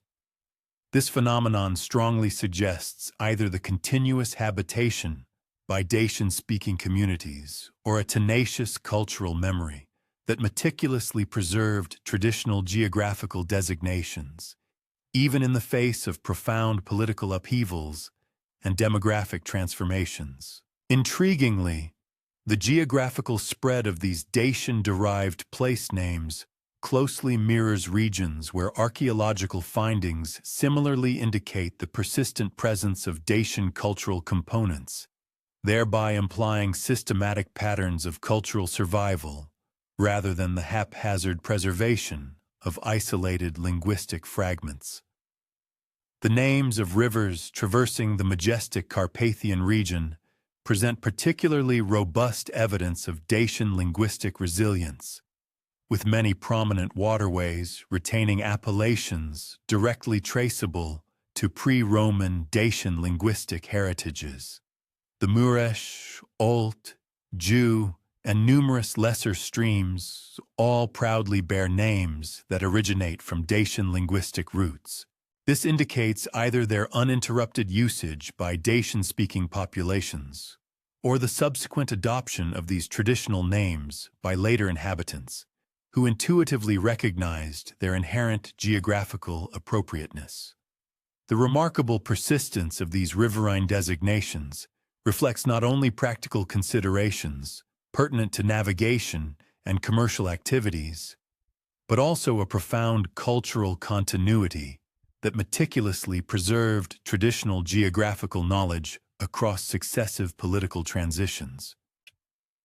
Similarly, the appellations of mountains and hills throughout the erstwhile Dacian territories meticulously safeguard countless instances of pre-Roman linguistic elements, signifying either an unbroken lineage of inhabitants or a robust cultural memory that steadfastly preserved traditional geographical nomenclature. A meticulous examination of these mountain names reveals coherent, systematic patterns that precisely align with regions where other forms of evidence consistently point to the endurance of Dacian culture.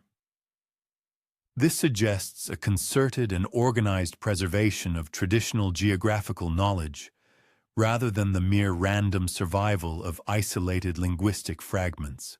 These intricate toponymic patterns furnish invaluable insights into understanding the spatial distribution of cultural survival and illuminate the sophisticated mechanisms through which traditional knowledge was meticulously transmitted and preserved across successive generations.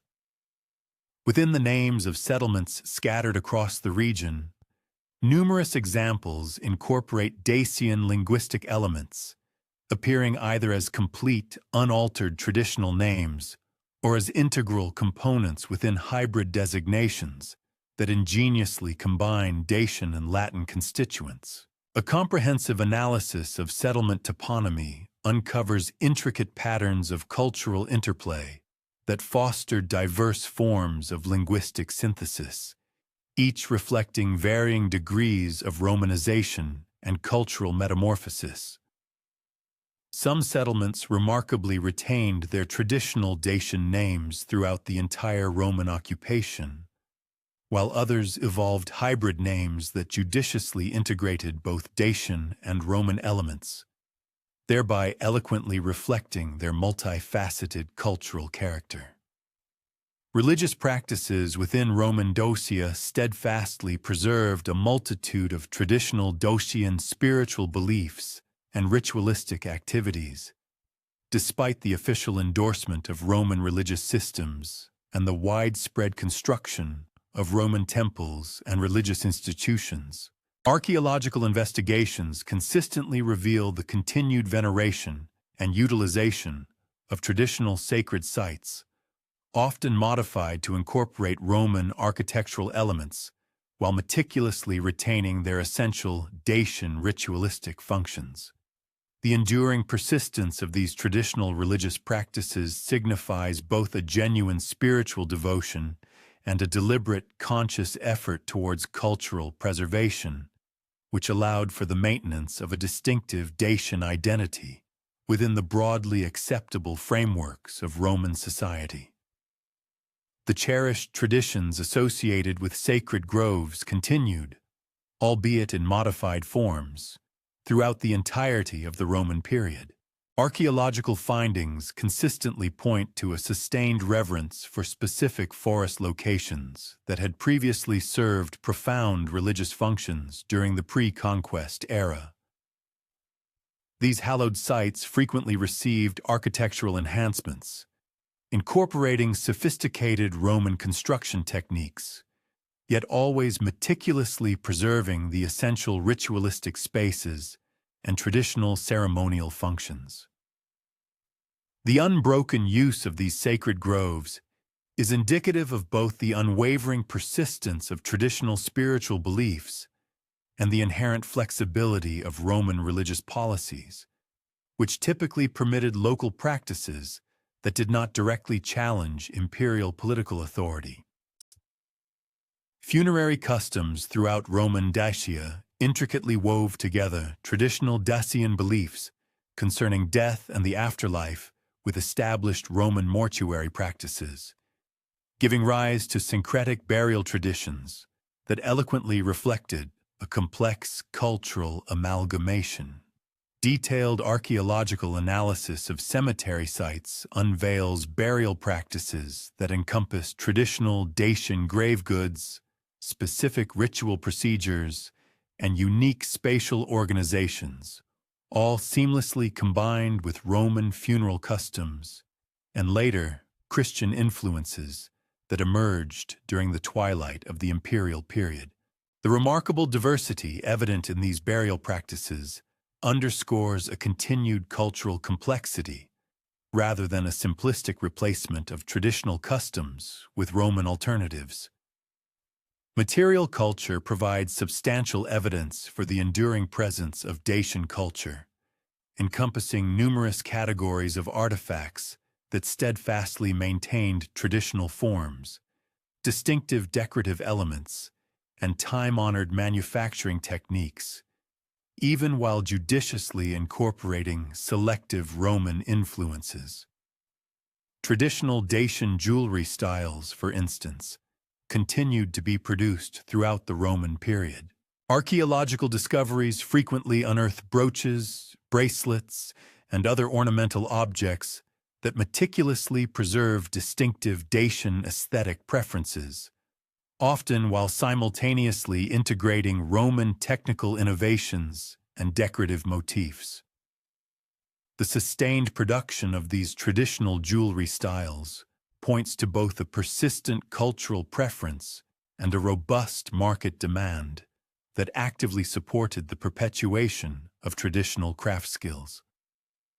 Textile production throughout Roman Dacia meticulously maintained traditional techniques and decorative patterns, while simultaneously incorporating Roman materials and stylistic influences, thereby creating unique hybrid textile traditions.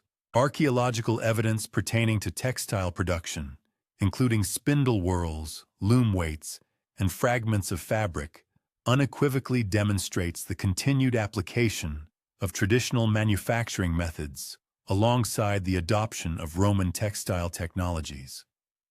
The careful preservation of traditional textile patterns and techniques reflects both practical considerations linked to local environmental conditions and deep-seated cultural preferences that ensured the maintenance of distinctive Dacian aesthetic traditions. The profound role of Dacian cultural heritage in the subsequent formation of the Daco-Romanian identity stands as one of the most significant and, at times, contentious aspects of southeastern European ethnogenesis. This intricate process involved complex mechanisms of cultural transmission, linguistic evolution, and identity construction that unfolded over many centuries following the Roman withdrawal from Dacia. The precise relationship between ancient Dacian cultural elements and later Romanian cultural development necessitates a rigorous and meticulous analysis of archaeological, linguistic, and historical evidence, all while conscientiously acknowledging the inherent limitations and uncertainties involved in tracing cultural continuity across extended periods marked by profound political and demographic flux. Linguistic evidence suggesting Dacian cultural continuity within later Romanian development includes certain substrate elements embedded within the Romanian language itself that appear to originate from pre-Roman linguistic traditions. However, the precise identification and definitive interpretation of these elements remain subjects of ongoing scholarly debate. Romanian linguistic features that potentially reflect Dacian influence encompass specific phonological characteristics, certain vocabulary items, and particular grammatical structures that deviate from standard Latin developmental patterns. These unique traits may indeed indicate an influence from non-Latin linguistic traditions. The thorough analysis of these potential Dacian substrate elements requires careful consideration of alternative explanations, including possible influences from other non-Latin languages and internal linguistic developments that might have produced similar outcomes. The geographical distribution of Romanian-speaking populations partially aligns with areas that were formerly under Roman control. Nevertheless, the intricate relationship between ancient territorial boundaries and the later linguistic distribution involves complex historical processes that cannot be simplistically explained through a direct, unbroken cultural continuity. Romanian linguistic development occurred within a much broader context of extensive population movements, significant political shifts, and multifaceted cultural interactions. These dynamics profoundly influenced linguistic evolution in ways that may have obscured or subtly modified the original relationships between ancient and medieval cultural patterns. Cultural practices observed among the contemporary Romanian populace encompass numerous elements that could potentially signify an enduring link with ancient Dacian traditions. Nevertheless, the definitive identification of such specific connections necessitates an exacting analytical approach, one capable of discerning genuine cultural inheritance from mere coincidental resemblances, which might arise from shared ecological circumstances or parallel societal advancements. Within the fabric of traditional Romanian agrarian methodologies, artisanal techniques, spiritual observances, and communal structures, one can perceive characteristics that conceivably stem from pre-Roman cultural antecedents. Yet, to conclusively demonstrate direct continuity demands robust empirical evidence that can unequivocally differentiate between truly inherited cultural components and those acquired through later adoption or independent evolutionary trajectories. The progressive attenuation of Roman suzerainty over Dacia commenced considerably prior to Emperor Aurelian's official decree to relinquish the province in 271 AD, a decision that merely formalized the escalating pressures accumulating throughout the tumultuous 3rd century. This period, notoriously dubbed the crisis of the 3rd century, had stretched the formidable Roman military apparatus to its absolute breaking point. Concurrent threats proliferating along multiple imperial frontiers compelled commanders to make increasingly agonizing strategic determinations regarding which territories could be effectively defended and which constituted an unsustainable drain on the empire's finite resources. Dacia, despite its fabled abundance of gold, had become progressively untenable to maintain as barbarian incursions intensified, and the financial burden of frontier defense surpassed the dwindling economic yield extractable from the region. Gothic raids into Dacia had commenced as early as 238 AD, when these formidable Germanic tribes breached the Danube frontier and penetrated deeply into Roman domains, starkly exposing the inherent vulnerability of the province's extensive border defenses. The Goths possessed formidable military capabilities that Roman legions found exceedingly difficult to effectively counter, particularly their exceptional mobility and their capacity to rapidly concentrate forces against isolated Roman outposts before swiftly withdrawing to territories beyond direct imperial control. These relentless incursions inflicted substantial devastation upon Roman settlements, vital mining operations, and crucial transportation networks, simultaneously engendering profound psychological distress among the colonist populations, who increasingly questioned the imperial government's capacity to provide adequate protection. The Carpi, those self-reliant free Dacian tribes who had successfully preserved their autonomy beyond the Roman territorial demarcation, intensified their own raiding activities during this era of pronounced Roman weakness. Their objective was to reclaim ancestral territories that had been lost during Emperor Trajan's conquest. Carpi military operations exhibited sophisticated planning and meticulous coordination, deliberately targeting Roman logistical arteries, isolated garrisons, and economic installations, while assiduously avoiding major confrontations that might provoke an overwhelming Roman reprisal. The persistent nature of Carpi resistance activities reflected both opportunistic aggression, capitalizing on imperial vulnerability, and systematic endeavors to undermine Roman dominion over lands that Carpi leaders considered their rightful Dacian heritage. Concurrently, Sarmatian peoples, originating from the vast eastern steppes, introduced yet another dimension to the multifaceted barbarian pressure confronting Roman Dacia. Their deployment of swift cavalry raids expertly leveraged their superior mobility to strike Roman settlements with devastating effect and withdraw precipitously before Roman defensive contingents could mount an effective counter-response. Sarmatian military doctrine emphatically prioritized rapid movement and hit-and-run tactics, designed to disrupt Roman economic activities and sow widespread disorder, while scrupulously avoiding sustained close-quarters combat that would undoubtedly favor Roman military discipline and superior armaments.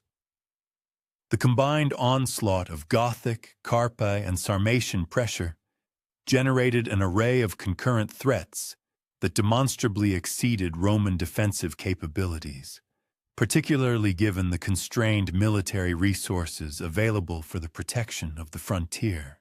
Roman military responses to these escalating pressures starkly illuminated the fundamental strategic quandary confronting imperial commanders, who simply lacked sufficient forces to simultaneously defend all imperiled positions, while also retaining the offensive capacity necessary for achieving decisive victory over their barbarian adversaries. Defensive strategies that concentrated Roman forces within fortified strongholds indeed provided enhanced protection for specific locations, but inadvertently relinquished vast swathes of territory to barbarian control. This approach, while safeguarding key points, effectively amounted to a cession of territorial authority without fundamentally addressing the underlying security problems. Conversely, offensive operations that aimed to decisively defeat barbarian forces within their own territories demanded significant military allocations, resources that were critically needed for the safeguarding of more strategically vital regions situated closer to the imperial heartland. The economic costs associated with maintaining Roman authority over Dacia escalated dramatically as military expenditures soared, while the province's productive capacity simultaneously declined due to incessant warfare and widespread population displacement. Gold mining operations, which had historically provided the paramount economic justification for Roman occupation, suffered significant disruption as barbarian raids systematically targeted crucial mining installations and the indispensable transportation networks required for conveying precious metals to imperial mints and treasuries. Agricultural production throughout the province plummeted as rural populations either sought refuge within fortified enclaves or entirely abandoned the region, thereby shrinking the vital tax base essential for sustaining military expenses. Concurrently, urban centers across Roman Dacia experienced a pronounced demographic contraction, as both long-standing Roman colonists and the assimilated Romanized populace migrated in pursuit of greater stability in more secure regions within the wider empire. Archaeological evidence gleaned from major urban centers such as Apulum, Ulpia Traiana, and Sarmizegetusa unequivocally indicates a marked decrease in construction endeavors. The desertion of residential quarters and the implementation of defensive alterations to public edifices, all clear indicators of the rapidly deteriorating security climate. The sophisticated urban infrastructure, once a proud emblem of Roman civilizational triumphs in Dacia, progressively succumbed to decay as essential maintenance funds were redirected towards pressing military imperatives, and a dwindling population diminished the demand for municipal provisions. Imperial decision-making regarding Dacia's future necessitated intricate deliberations, weighing the province's inherent economic worth against the escalating expenditures of perpetual defense and the broader strategic repercussions of relinquishing the territory. Emperor Aurelian's definitive evaluation concluded that Dacia had transmuted into a strategic encumbrance, siphoning off precious military assets vital for more critical frontier protection, while simultaneously yielding insufficient economic dividends to warrant ongoing imperial commitment. The emperor was acutely aware that the abandonment of Dacia would undoubtedly engender significant propaganda challenges and could potentially embolden further barbarian incursions across other imperial borders. Nevertheless, the viable alternatives presented themselves as even more fraught with difficulty, considering the empire's finite resources and the overwhelming array of concurrent threats it faced. The implementation of the withdrawal from Dacia proceeded systematically, as Roman administrators meticulously orchestrated the evacuation of Roman citizens, military contingents, and all movable assets. Simultaneously, they undertook the deliberate destruction of any installations that could potentially prove advantageous to barbarian usurpers. Roman engineers methodically dismantled fortifications, essential mining apparatus, and crucial transportation networks to preclude their exploitation by hostile entities, while military formations conducted disciplined withdrawals, ensuring the protection of civilian evacuees during their arduous transit to more secure imperial territories. The intricate evacuation operation necessitated meticulous coordination among military strategists, civilian governors, and indigenous leaders, who were tasked with harmonizing imperative security protocols with formidable logistical challenges and sensitive political imperatives. The subsequent resettlement of Dacian evacuees was predominantly carried out in the Moesian provinces, situated south of the Danube River. Here, imperial authorities meticulously established fresh settlements, engineered to allow these populations to preserve their distinctive Dacian cultural identity while concurrently facilitating their integration into the established provincial frameworks. The newly constituted province of Dacia Aureliana offered a vital administrative scaffold for these relocated communities, thereby upholding the symbolic persistence of Roman identity despite the physical relinquishment of territory. Further, archaeological findings from these resettlement zones provide compelling indications that the evacuees brought with them substantial portable assets and steadfastly adhered to unique cultural traditions that sharply differentiated them from the pre-existing provincial inhabitants. The profound, far-reaching ramifications of the Roman withdrawal from Dacia transcended immediate strategic and economic considerations.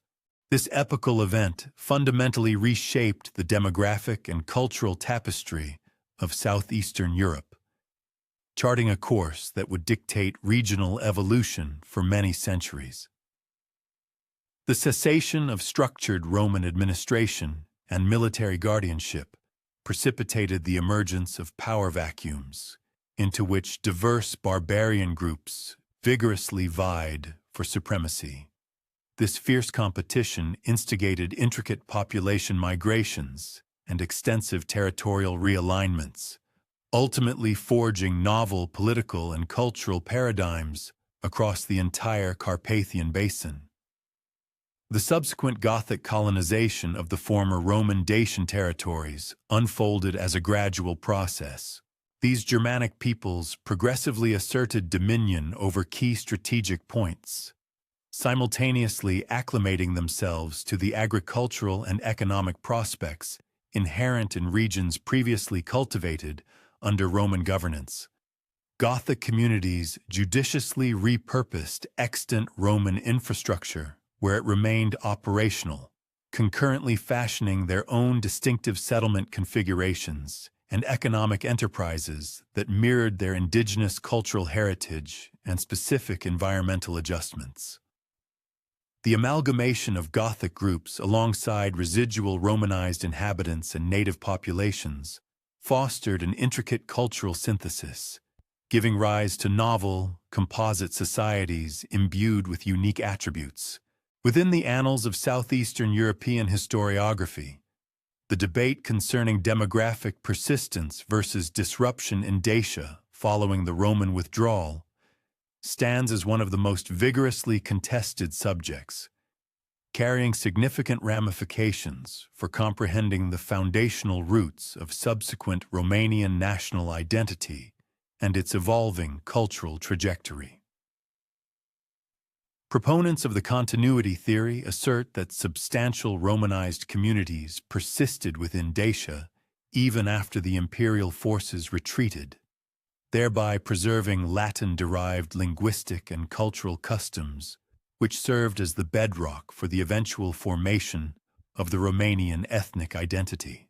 Supporting this viewpoint, archaeological findings encompass tangible artifacts displaying uninterrupted developmental trajectories, evidence of continuous occupation at various settlement locations, and cultural rituals that seemingly span the divide separating the Roman epoch from the medieval era.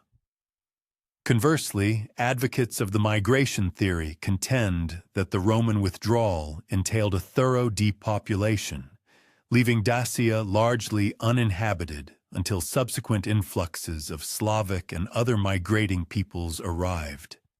These newcomers, it is posited, later assimilated Latin-derived linguistic components through interaction with extant Romance-speaking enclaves in adjacent territories. This particular understanding underscores the profound societal upheaval precipitated by barbarian incursions, the methodical character of Roman evacuation protocols, and the paucity of archaeological indications for an uninterrupted human presence at numerous sites during the interval between the late Roman and early medieval epochs. The linguistic corroboration pertinent to Daco-Romanian continuity encompasses a meticulous examination of substrate components embedded within the Romanian language, potentially originating from pre-Roman Dacian tongues, alongside Latin linguistic evolutions that might mirror indigenous environmental and cultural impacts. Furthermore, it considers the spatial arrangement of Romanian-speaking communities in juxtaposition with ancient territorial demarcations. Distinctive Romanian linguistic characteristics bolstering the arguments for continuity include specific phonological transformations, conceivably indicative of a Dacian substrate impact, lexical entries that seemingly stem from regional rather than canonical Latin origins, and syntactic frameworks that could signal non-Latin linguistic contributions during the genesis of the Romanian ethnic identity.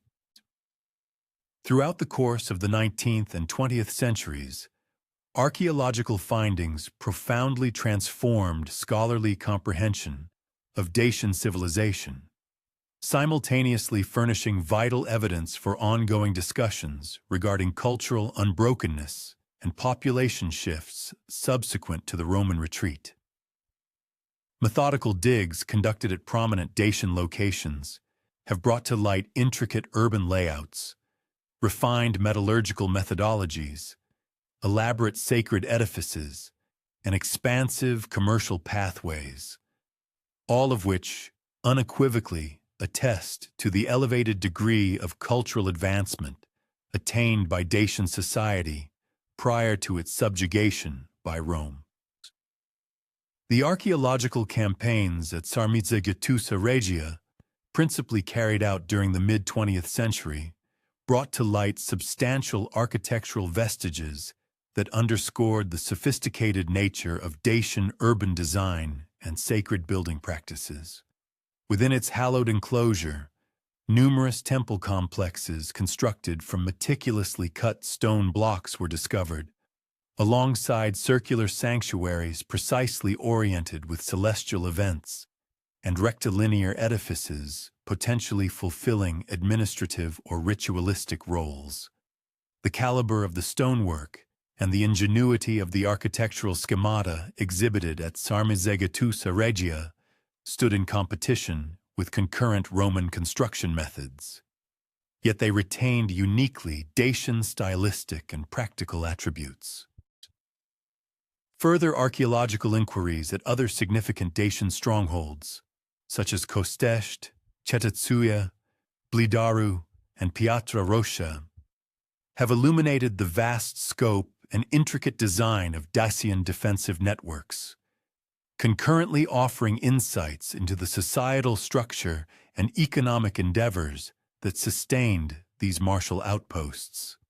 The distinctive Muris Dacicus building technique, meticulously uncovered through archaeological scrutiny, showcased inventive engineering strategies that resulted in defensive ramparts, often surpassing contemporaneous Roman fortification approaches in efficacy. The seamless incorporation of layered defensive perimeters, advanced hydrological management systems, and residential quarters within these fortified compounds evinced extensive strategic foresight, capable of sustaining substantial populations through protracted siege scenarios.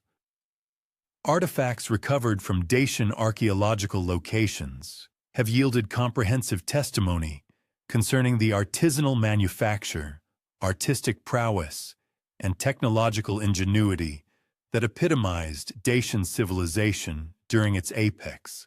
Metal-crafted objects unequivocally exhibit sophisticated methods for fabricating both functional and ornamental items, with a notable mastery in the manipulation of gold and silver, which speaks volumes about both their technical expertise and refined aesthetic sensibilities. Concurrently, ceramic fabrication unveiled unique Dacian pottery customs, alongside a discerning assimilation of external inspirations gleaned from commercial interactions and cross-cultural dialogue.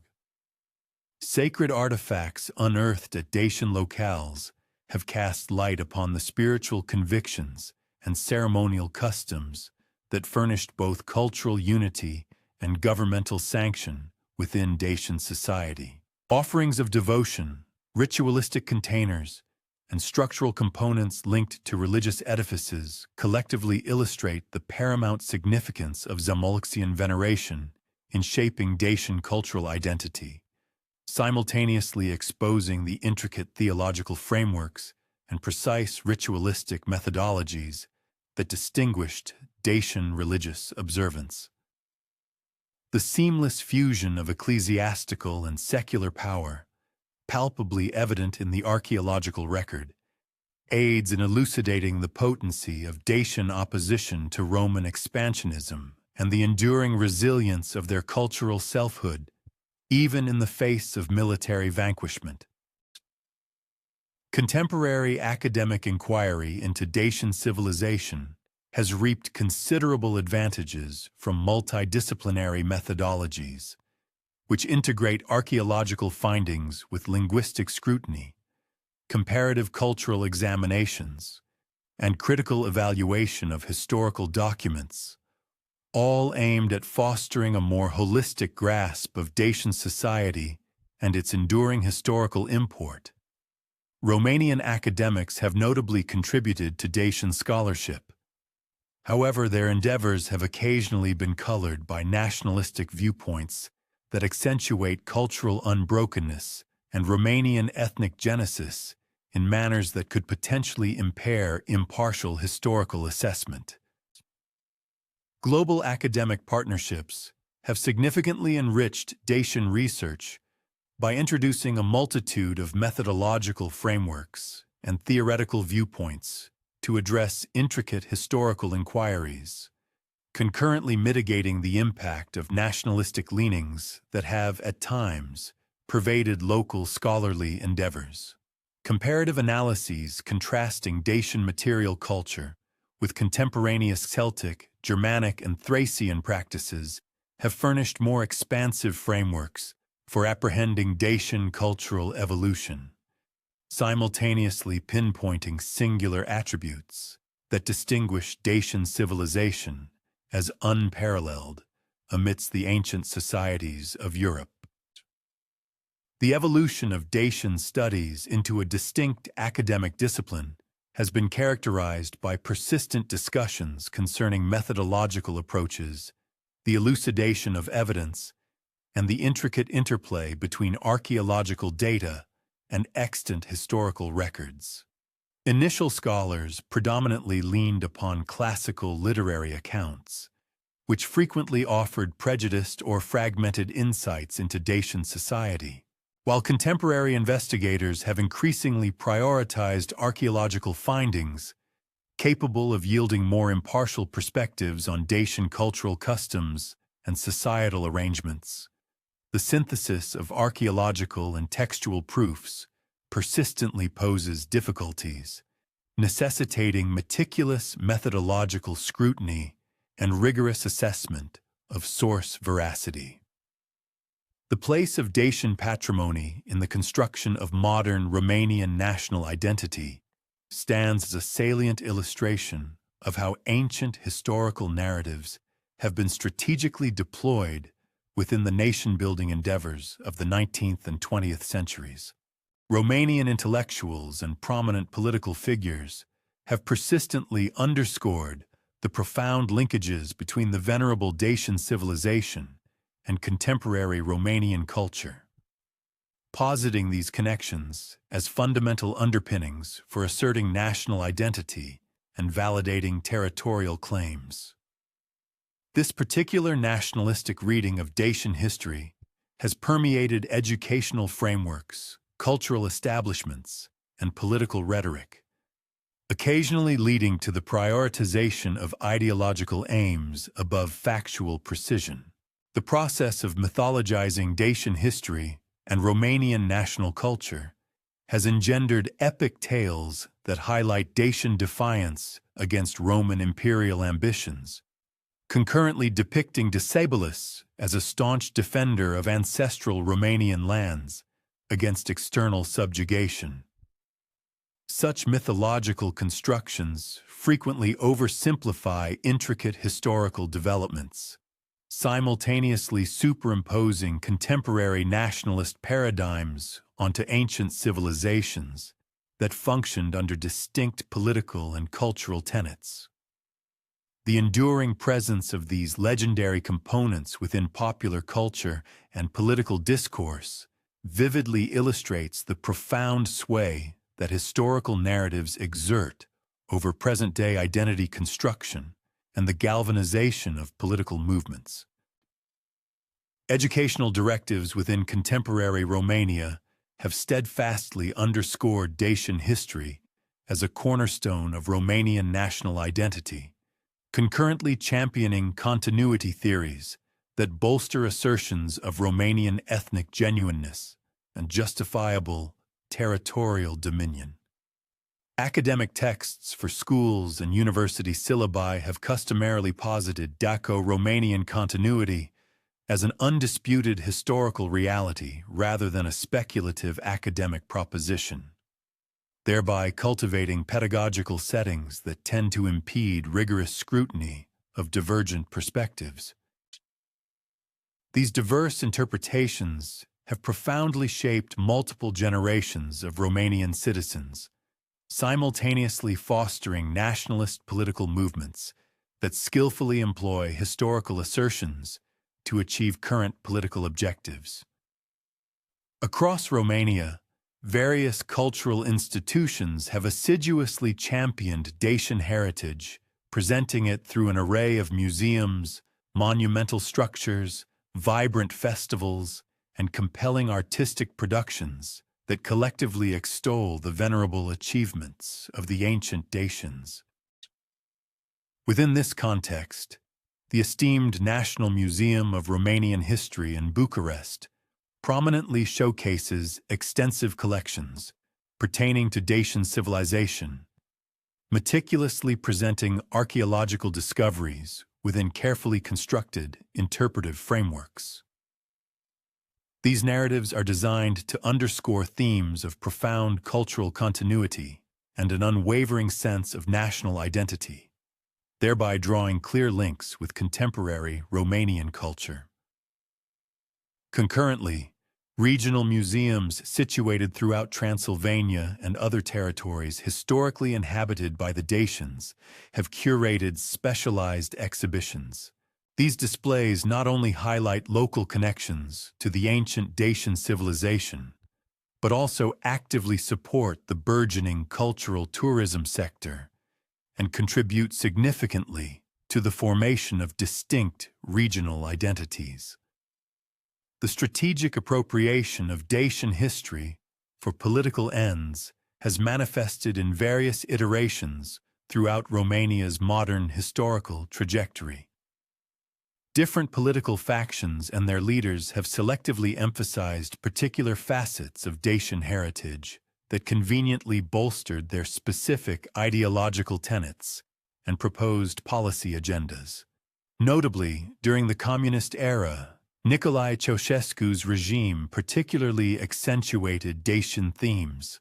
This emphasis served as a deliberate counter-narrative to Soviet-influenced historical accounts, instead promoting a vision of Romanian independence and cultural authenticity within the geopolitical confines of the Eastern Bloc.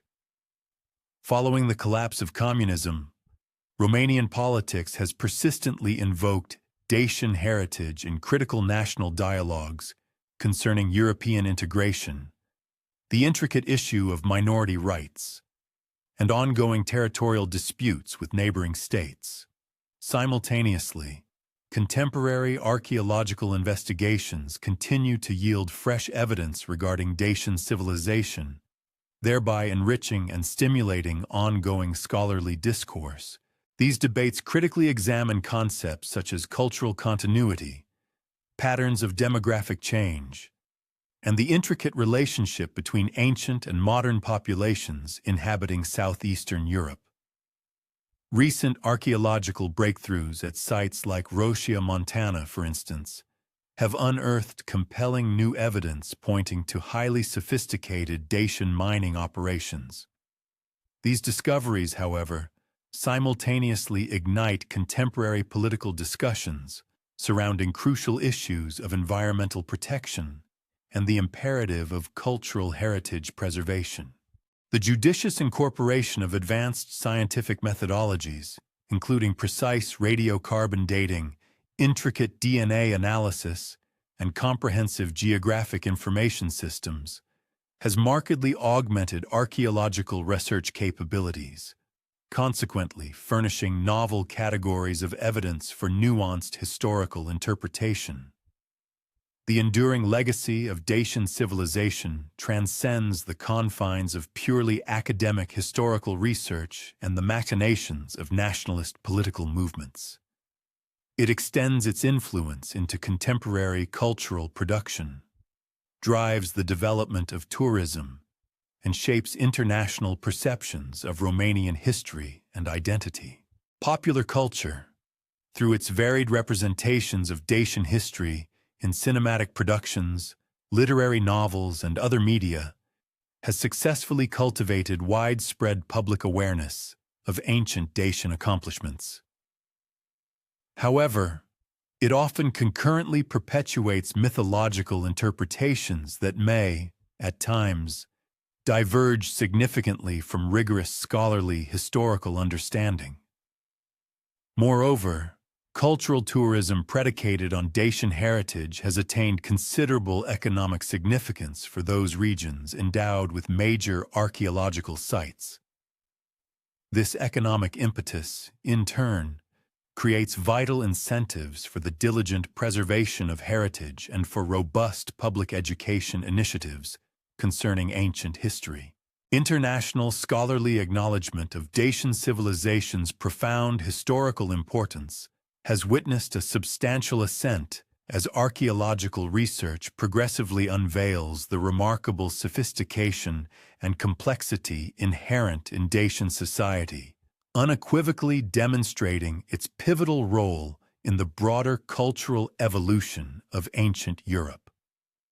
The prestigious UNESCO World Heritage designation bestowed upon the Dacian fortresses of the Hallstatt Mountains has conferred significant international recognition upon these invaluable archaeological sites.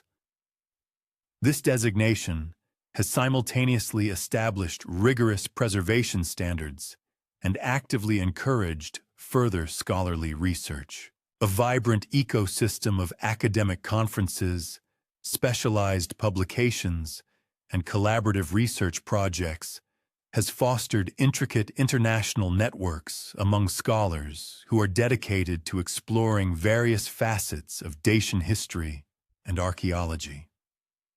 The persistent and profound fascination with Dacian civilization is a testament not only to the extraordinary achievements of this ancient society, but also to the contemporary salience of questions pertaining to cultural identity, the intricate concept of historical continuity, and the complex interplay between ancient heritage and modern national consciousness.